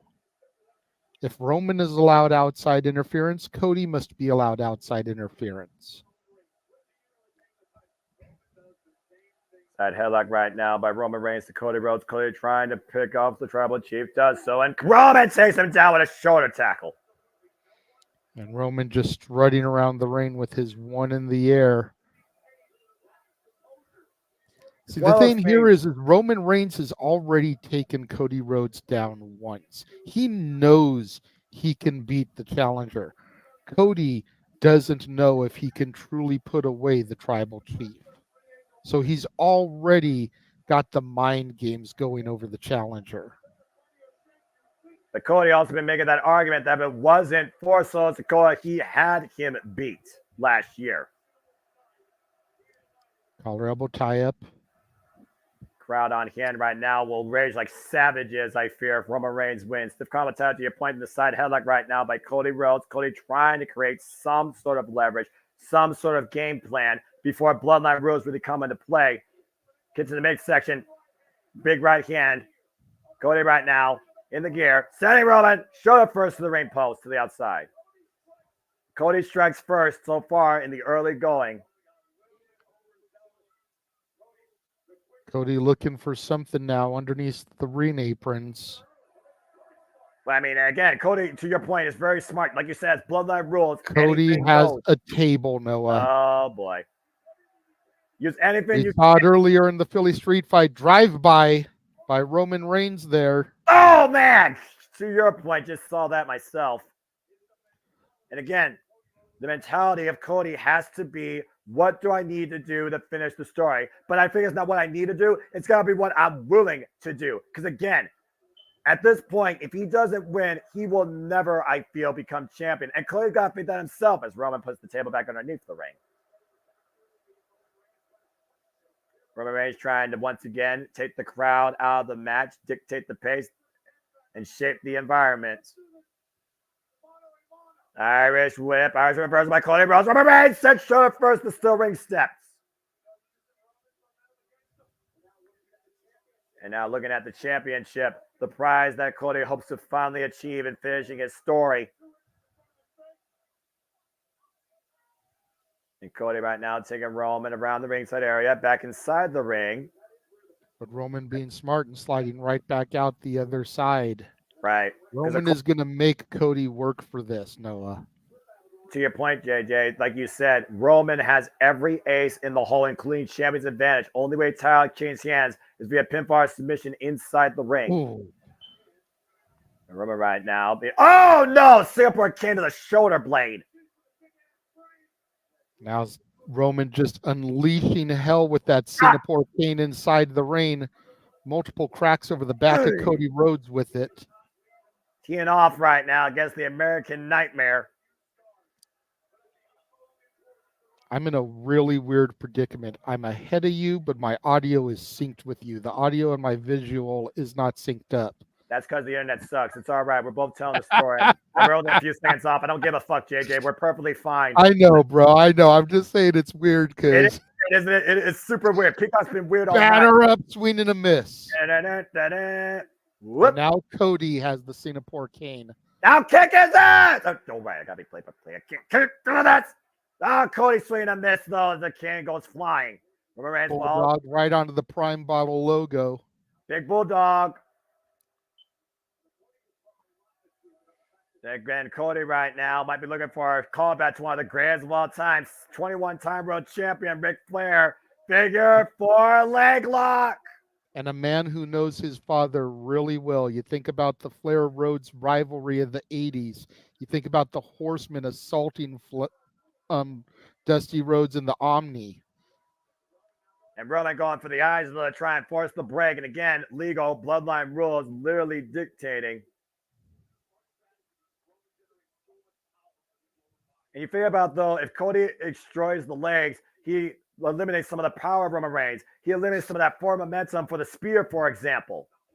Yep. Roman Reigns stomping away right now, and Cody Rhodes trying to get feeling back in that left leg, to my point earlier. At this match, you know you can't constantly attack Roman. You have to try and break his confidence because Roman Reigns loves to slow down the pace. It's going to take more than physically harming the Tribal Chief to have any chance in Cody finishing this story. He has to come up with a better game plan than trying to just simply wear the man down inside the ring. Right now, Roman taking Cody pillar to post. Of course, Roman Reigns' methodical approach is all about wearing down his opponent and taking the audience out of the match. Of course, Roman Reigns has not been in action, though, before last night since the Royal Rumble. That was back in January. Both men at the Prime hydration station right now. Oh, jeez. And Roman using Cody into the crowd. Uh-oh. Well, there's the Rock's mother, by the way. And they can fight all they want. They can go all the way out to a Philly cheesesteak restaurant if they want to. The audience might want to be careful. Someone might get smacked in the face here. 72,000 people might want to fight alongside Cody, but it's Cody versus Roman at the end of the day in this match. They're fighting amongst the WWE fans, the WWE Universe. Cody sent face first to the elevated platform.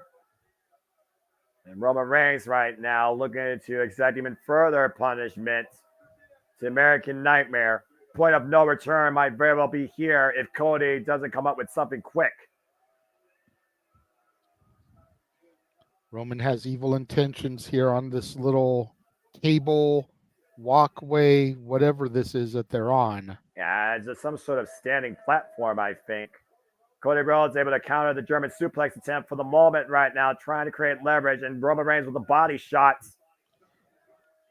And Roman Reigns again, still unable to hoist Cody. Cody hoists Roman up with a suplex instead.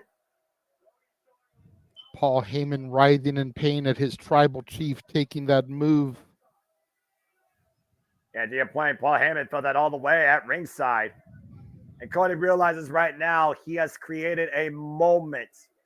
He has control. He has an opportunity with that great suplex there. But Looks how like long Cody- will the opportunity last, Noah? Yeah, well, right now Roman Cody's is levels above for a reason. But again, if you don't attack Roman just physically and you try and attack Roman mentally, that might be the key to victory. Cody right now bringing Roman back into the ringside area. They're going to tribal chief around. Back inside the ring again. That's where it has to be settled. That's where it has to end for Cody to finish successfully.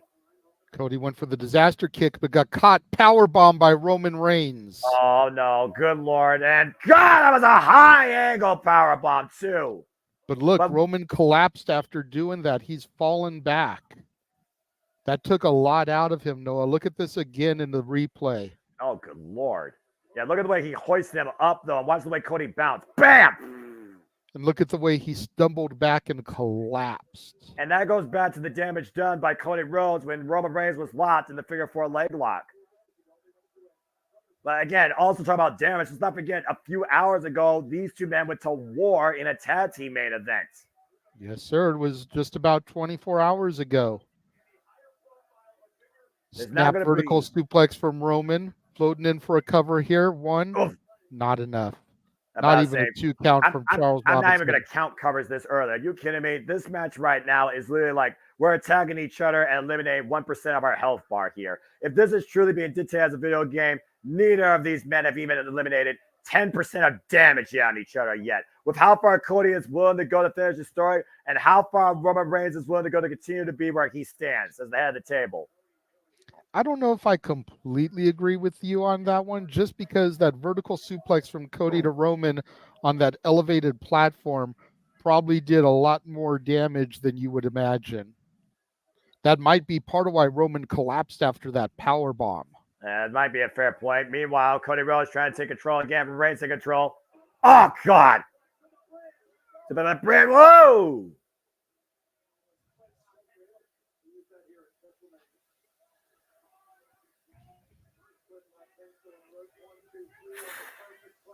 You hear Paul Heyman, of course, echoing words at ringside.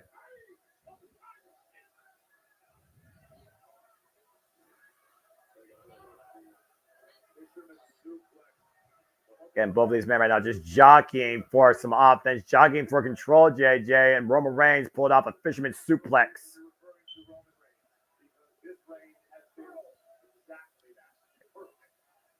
Yeah, arguably, Roman Reigns' reign, pun intended, has been literally without blemish, practically perfect. There's a reason why he stood unopposed for the last 3.5 damn years.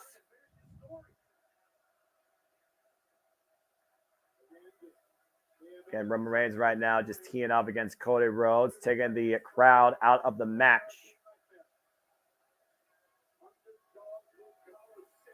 Underdog, Blue Collar City, of course, Philadelphia, PA. The story of Rocky. We saw Sami Zayn able to overthrow Gunther after his illustrious reign as Intercontinental Champion. And Roman Reigns teeing up against Cody Rhodes in the corner, short range clotheslines. And Roman Reigns right now just literally wearing away the American Nightmare here. Whoa!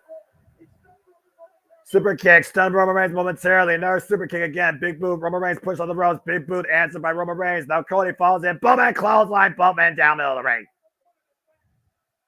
Well, what now, JJ? Don't know. It's going to take a lot. We've still got plenty of time. This may be the bottom of the ninth, but that doesn't mean we can't go through the rotation of batters a couple times. But both men are down right now in the middle of the ring after that mid-ring collision. Both men back up. Cody backed up into the corner. Roman unloading some heavy punches onto Cody Rhodes. Good grief almighty. Again, who's going to get the better of this exchange here? You see what's happening on your screen, JJ. Yep. Roman dominating again, unloading another forearm smash to the chest of Cody. Short arm clotheslines of sorts, repeatedly over and over, just trying to beat down the American Nightmare. But we know that American Nightmare's heart beats stronger than ever. He will stop at nothing to finish the story, but we know Roman will stop at nothing to eliminate Cody. Both men right now standing exchange. This is a heavyweight bout in the highest degree we've seen in professional wrestling, on the grandest stages of them all, with the highest implications to find the new era. More than just a tagline.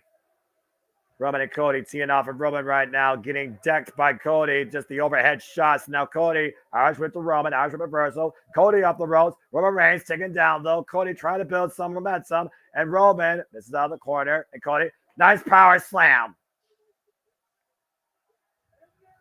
And now Cody Rhodes is feeling it. They're on their feet at Philly. Off the second rope, disaster kick connects. Okay, I think he got way ahead of me now. Cover to no.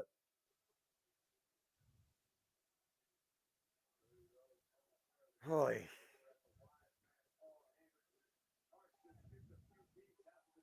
Yeah, how high is Paul Heyman's blood pressure versus mine? You be the judge. Somehow I got like way behind you. I Where just you hit at? the go live button and had the disaster kick. Okay, perfect. Then you just tell me when you see the kick out. I've already gotten past the kick out. Cody is getting to his feet. Yep. Roman's still down. Yeah, let me know when he grabs Roman. We're making sure we're in sync for He's this grabbing Roman right now, picking him up. Perfect. Yep. And Cody right now back in control. Now Cody going off the ropes again. Might be looking for another disaster kick. Roman Reigns able to hook him though. And Roman with a crossroads! Are you What kidding the me? hell? Kick out! Roman Reigns just hit Cody with his own finishing move. The insult if he would have beat Cody with that. Oh, man. That was some blatant disrespect by our tribal chief, Noah. Typical MO by the ultimate obstacle in WWE, JJ. Good God.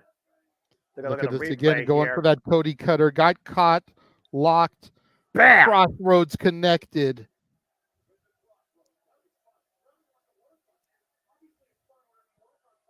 Yeah, Roman Reigns back in the driver's seat, though. Roman displaying that cocky arrogance that the tribal chief does so well, clenching his fist. Oh, no. Could he be locked and loaded, getting ready Oh, for that boy. Superman punch?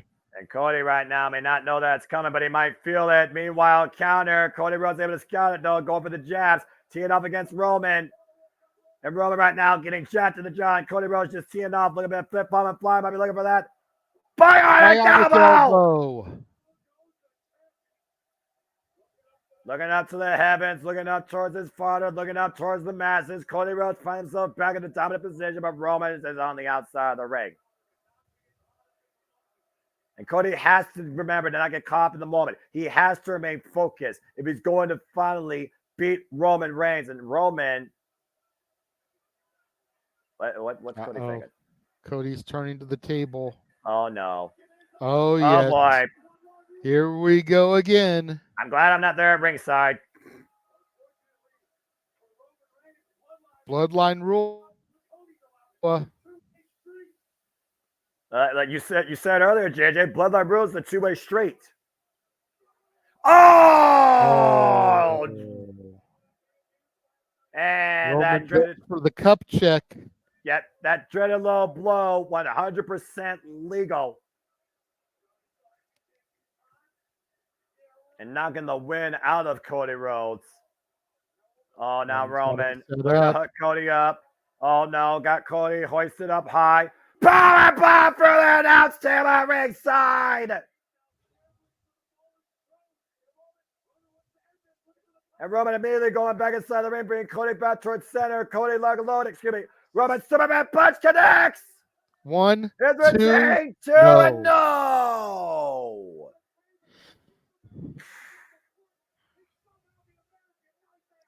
Gosh. Somehow, some way, the American Nightmare was able to kick out of that, Noah. The heart, the drive, and the resiliency of the challenger. It's the will to win, JJ. The will to survive, the will to finish the story tonight at WrestleMania 40. At this point, again, is Roman Reigns' confidence rattled? Are we finally within Roman Reigns' head? You see Roman Reigns right now trying to regather composure, trying to calm down the audience. Well, yeah, he's dominant. He wants the crowd to realize that he has this. Yeah, but at this Don't point, care Roman for probably... Cody. The war cry, ooh, ah. Oh boy, and he's going for it. And up kick denies the spear. Cody Rhodes once again going off the second rope. Cutter! Capitalize Cody, go on the cover. Shoot the half, hook the leg. 2, no!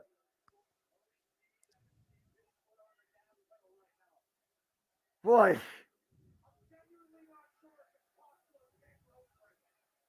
Take a look at the replay here, JJ. Yep, the springboard. Grab of the head and neck and drops him with that Cody cutter. It's still not enough to put down Roman Reigns. Cody stalking Roman. Oh, wait a minute. Might be looking for Crossroads himself, and Roman Reigns trying to fight back, though, and able to with a knee to the top of the head. Sloppy, but he was able to get free. Roman has him hooked. Got hooked. Go! Rock. Good counter. Oh. Good counter by him, and meanwhile, Dustin hit the clothesline. Cody up the ropes. The spear! The spear! Cody just been Roman cover! 2! No!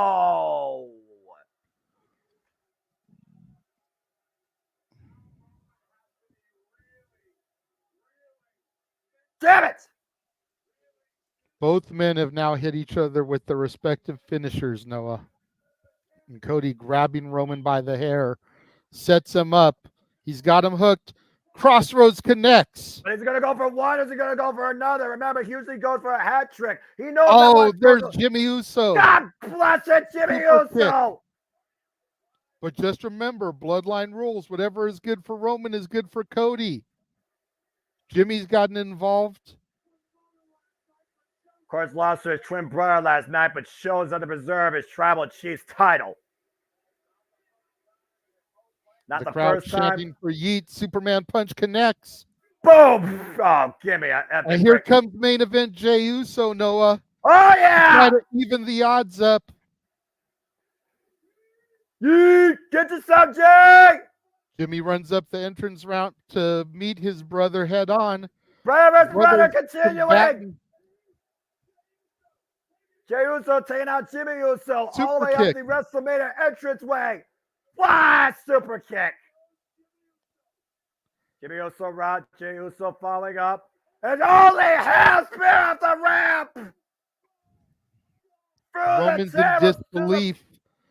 Roll up 1, 2. Oh my no. gosh. And wait a minute, Cody Rhodes the roll up 2. I don't know what the fuck's happening. I don't give a fuck. Spear from Roman. Spear, two, my no. God. Cover 2. No. Cody's still in it.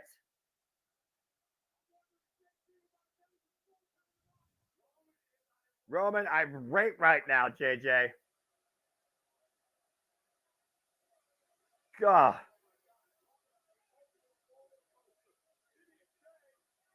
And right now, referee Charles Robertson being admonished by the tribal chief Roman Reigns. And Roman Reigns taking his eyes off of Cody Rhodes. And massive spear broke Cody in half, but not enough to put down American Nightmare tonight. Uh-oh. Guillotine attempt. Cody knows that danger. Pushes Roman Reigns towards the corner. Cody still continuing to fight back, though. And once again, trying to do everything he can to break the grip of Roman Reigns. Roman's still holding on the guillotine. Oh, man! Both men tumbled to the outside there. That was a nasty fall. I'm not sure who got the worst of that. But if nothing else, Cody has forced Roman to let go of the guillotine. A bit of a restart point here, JJ. Right now trying to get the air in his lungs. And Cody Spear through the barricade. And now Cody spear Roman Reigns through the barricade. Take that, Tribal Chief! Shades of last night to Seth freaking Rollins. Cody has a huge chance here. Cody with the best opportunity yet in this match. Got to get Roman back in the ring, though. Can't win the belt on the outside. And right now, Roman Reigns. Chucks Roman in the ring. And the audience saying, this is awesome. I completely agree. Roman's dragged inside. Cody Rhodes finally back inside as well. Cody stalking Roman Reigns. Whoa. And Cody right now. Cody with the biggest chance in this life. Cody the biggest chance in this match. Crossroads connects again. The hook up Roman He Reigns. still has him hooked. Crossroads connects. Hands on. Crossroads number 2. He still has him hooked. Crossroads again. Cody going for the trifecta. And here's Solo Sikoa, Samoan Spike. Come on, Cody. Finish this. Finish this. Fuck you, Peacock, you streaming bitch. Oh, Solo Sikoa! Damn it! Not again! 39 all over again! Fucking problem solver! Again, Noah. What's good for the goose is good for the gander. Solo Dragon Roman on top of Cody. 1, 2. Bullshit! No, Cody Bullshit! kicks out. Tripped out, Dad. No, not like this. 2 kick outs. Folks, Peacock is what it is. It's a fucking poor service. It's not the WWE Network, but thank you for tuning into JMN Multiverse of Media as me and JJ are in delayed response as we continue to give you our coverage of Cody finishing story. Thank you. What the fuck at this point is it going to take? Don't know, but Solo is beside himself. He's going back after Cody. And Cody right now, again, Solo Sikoa literally fall by the scenes. Remember, Cody Rhodes said, Solo Sikoa, you think you're ready, you're not ready. And to your point, Solo Sikoa assaulting the American Nightmare.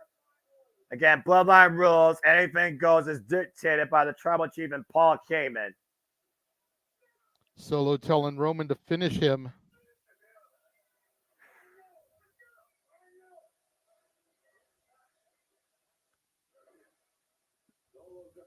Solo demanding Roman Reigns to finish him, and Roman saying, I know. Ooh-wah. Solo right now hoisting up Spear. Cody Rhodes. Assisted spear. Solo hold Cody while Roman spears him, going for the pinfall. 2. And Roman Reigns, oh no, double not combination. enough. Cody kicked out. Spear spot combination. The story, folks, is not finished. How the hell did Cody kick out? That was a spike and a spear to your point, JJ. Oh my God. The 16-time champ is here. What? John Cena coming down to the ring to help Cody Rhodes. What the hell? The last time we saw John Cena, he was obliterated by Solo Sikoa, Crown Jewel. It was John the last time Cena. Solo Sikoa won a match as well. That was the last match Solo won. And John Cena. Roman Reigns up on the shoulders of Cena. Attitude adjustment. John Cena sent Solo to the outside. Uh-oh. Clearing off the Spanish announce table. He's got Solo Sikoa up again. Now you said what's good for the goose, good for the gander on both sides here. Attitude adjustment through the Spanish announce table. Good riddance, that fucking idiot. Well, now what, though? The final boss has arrived. Oh, fuck. The electricity is pulsating throughout the stadium, and here comes The Rock. And remember the last time The Rock faced John Cena. John Cena beat him at WrestleMania 29 for the WWE Championship. The ghost of Cena's past as The Rock rocks down to the ring. Oh, this is going to end badly. The Rock and Cena face to face at WrestleMania 40, folks. I kid you not. This is a WrestleMania moment. Oh, shit. Oh, shit is right, Noah. It's very much the expression on John Cena's face. Is John Cena taking his shirt off. Is John Cena going to tee up against The Rock? Is this actually going to happen? It looks like it. This is a moment in time. Both men mere inches away from each other. Can't see, but they can't see me. The Rock, men can't see looking it at- though. Rock bottom! Rock bottom! A decade later, Cena and Rock renew WrestleMania hostilities. Uh-oh. There's the rock bottom. Wait a minute! What? What the hell? No way. The Shield? What? What? Shield. Where? Where is he? Well, Rod's waiting for somebody to come out. I don't know where he's at.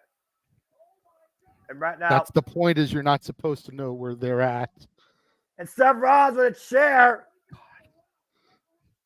What the hell just happened? Superman punch to Seth Rollins as he tried to come from the other side. And Seth Rollins in the old Shield gear.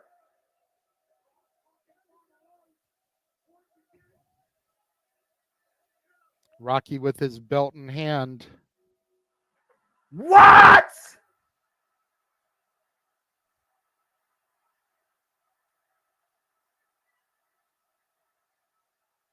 No.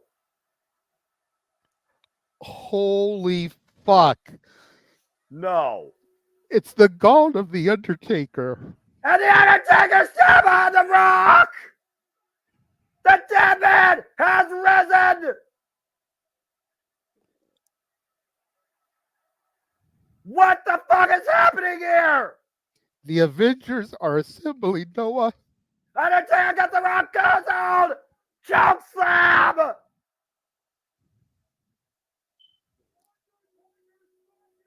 Going up, coming down.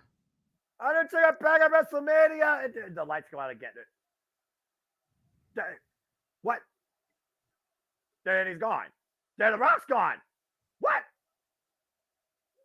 This is the damnedest match I've ever seen in my life. This is WrestleMania. God damn it. Lord forgive me.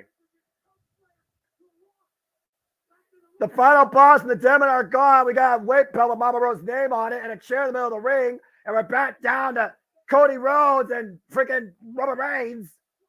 Back to one-on-one the way it's supposed to be. What the fuck is happening here? Like I said, the Avengers are assembling, Noah. Well, right now, Roman Reigns is standing, and he has a steel chair in his hand, and Cody Rhodes is trying to get back up to his feet. Roman's picking up the chair that's laying in the middle of the ring. Oh, wait, Seth Rollins, though, trying to get back to his feet. It was Seth Rollins that put the chair, stabbed his friend in the back. Oh, payback. All those years ago, finally come back to haunt Seth freaking Rollins. Ooh. And Roman Reigns right now looking for the spear. Cody with the up kick of the knee. And Cody Rhodes hugging out Roman Reigns. The war cry. Crossroads. Connect. Cody Crossroads. Crossroads. Second one. Can he do it? Can he do it? Number Can he 2. finish the story? Come on, Cody. Cross connects. Cover. Cover. Cover. Cover. Cover. Cover. Count it, JJ. I haven't got there yet, Noah. 1, 2, 3.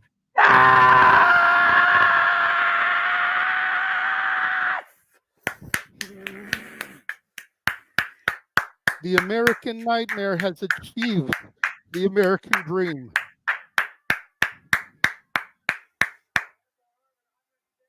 From undesirable to undeniable to fucking finally undisputed.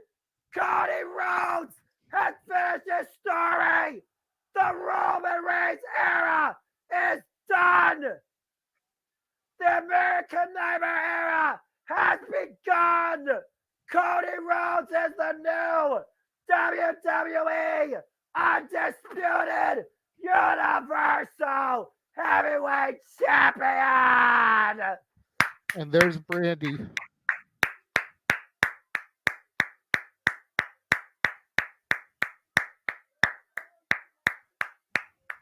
For the first time in Cody Rhodes' career, a Rhodes can call himself WWE Champion.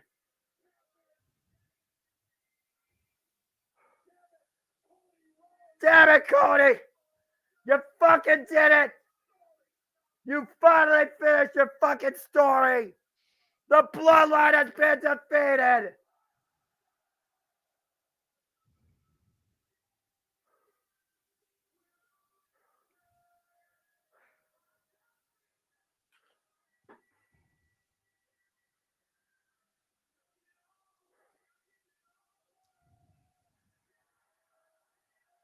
Three and a half years of treachery, of holding the WWE hostage, of its richest prize, of the longest legacy, have finally been overcome. Cody Rhodes, the American Nightmare, Take has a look finished again his at the story. spear off the entrance ramp. The attitude adjustment through the Spanish announce table. The rock bottom.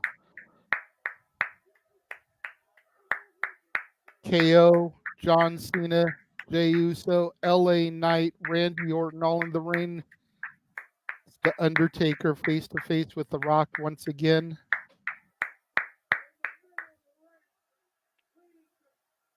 Which led, of course, to JJ. 3 crossroads and the greatest 3 count ever in WrestleMania history. Acknowledge what it means now for WWE.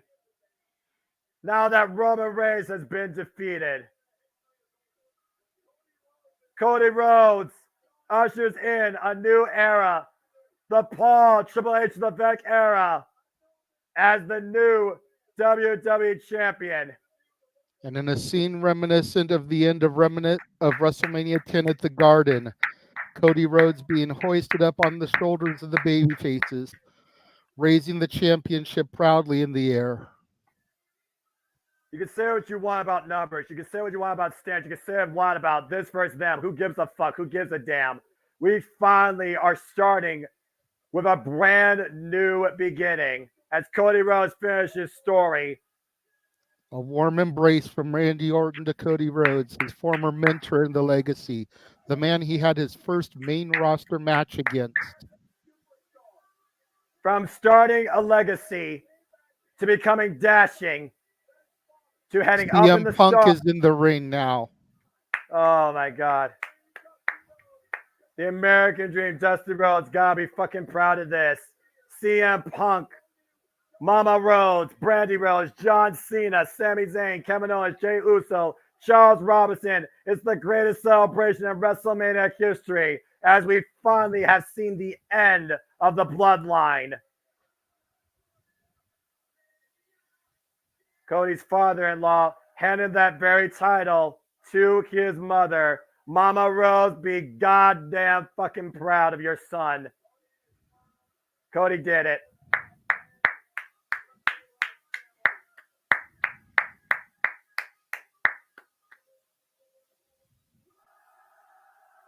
Cody asking for the microphone.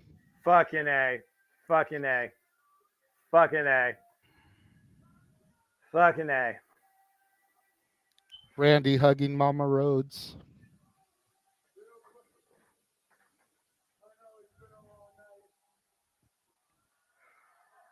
That's putting it mildly, Cody.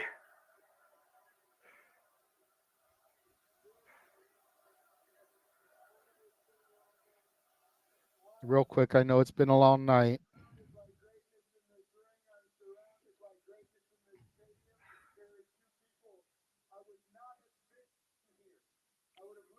Someone's pointing out Brody Lee Jr.'s in the ring. Is that true? That is true.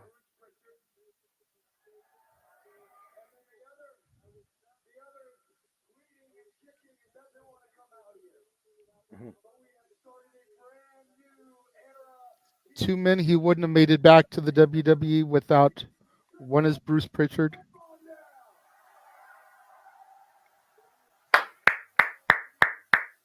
and the other is Triple H. This wouldn't have been possible without him.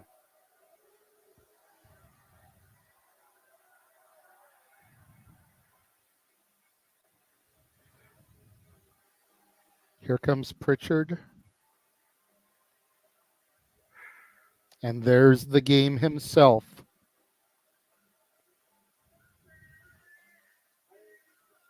To think that just a few years ago, that man smashed the throne of the game, the King of Kings. And now he is the champion in the company, the face of the new era.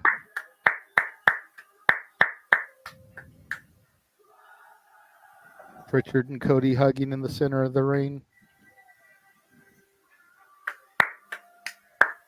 And with that being said, JJ, he also has officially built a kingdom.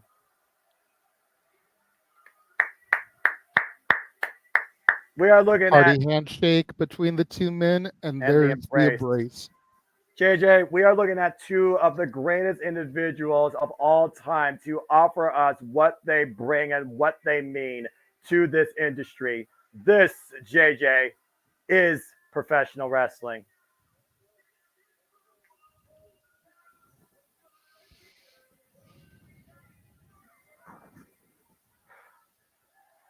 Congratulations to the American Nightmare, Cody Rhodes, the new undisputed WWE Universal Heavyweight Champion. As a new era has officially begun, thy kingdom come. Cody Rhodes has won.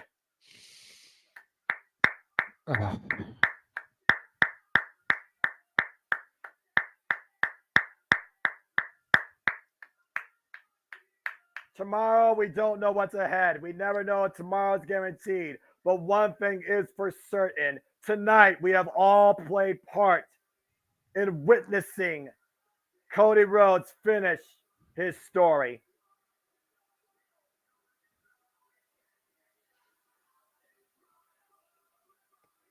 From the hardest of times to the brightest of lights, Cody Rhodes truly now can say that he will dine with kings and queens. After starting with nothing but sleeping in alleys and eating pork and beans. Cody and Michael Cole hugging now.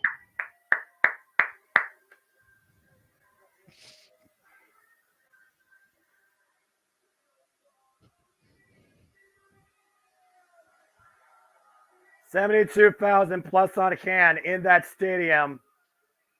Witness the end of an era and the start of a new one. And we all here tonight virtually are also a part of that ride. As one story ends, a new one begins. And we'll find out how we start the epilogue tomorrow night, the Raw after Mania. But that is then, this is now, and forever we will realize Cody Rhodes has finally, it's his time. Seth said he would be his shield, and he was.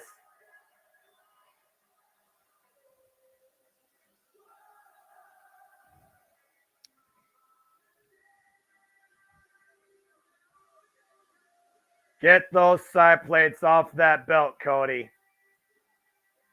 It's time for you to start a brand new story.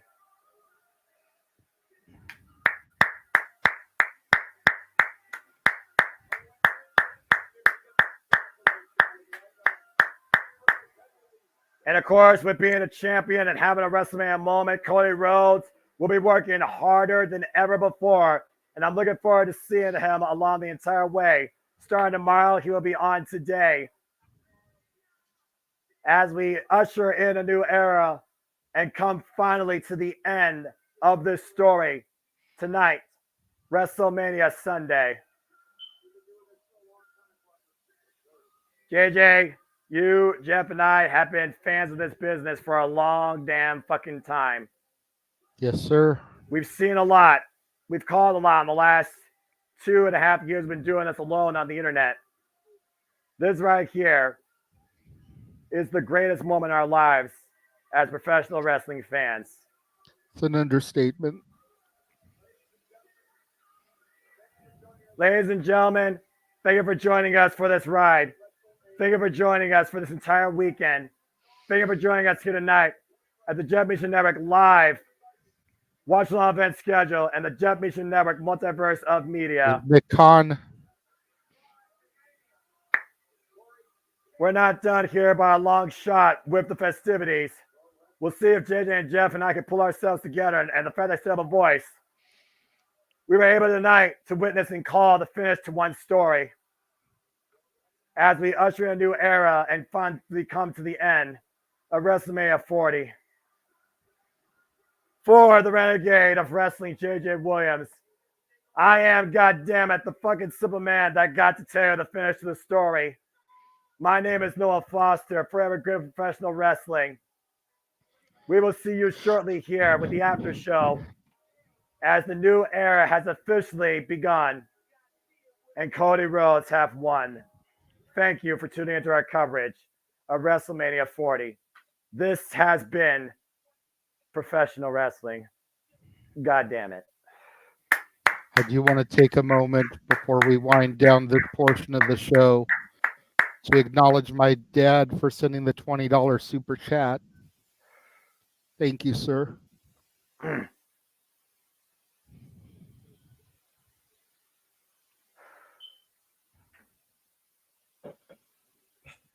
Thank you, Jesus.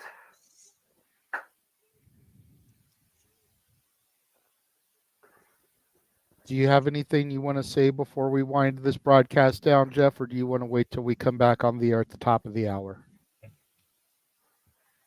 I'll wait till the top of the hour, but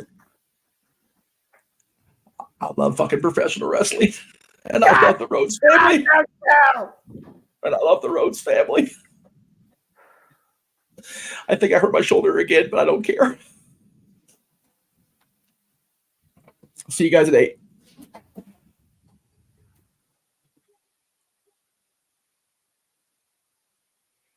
We will see you guys at the top of the hour for our post show. It's about all I have to say about that right now. Good night. Have a good night, folks.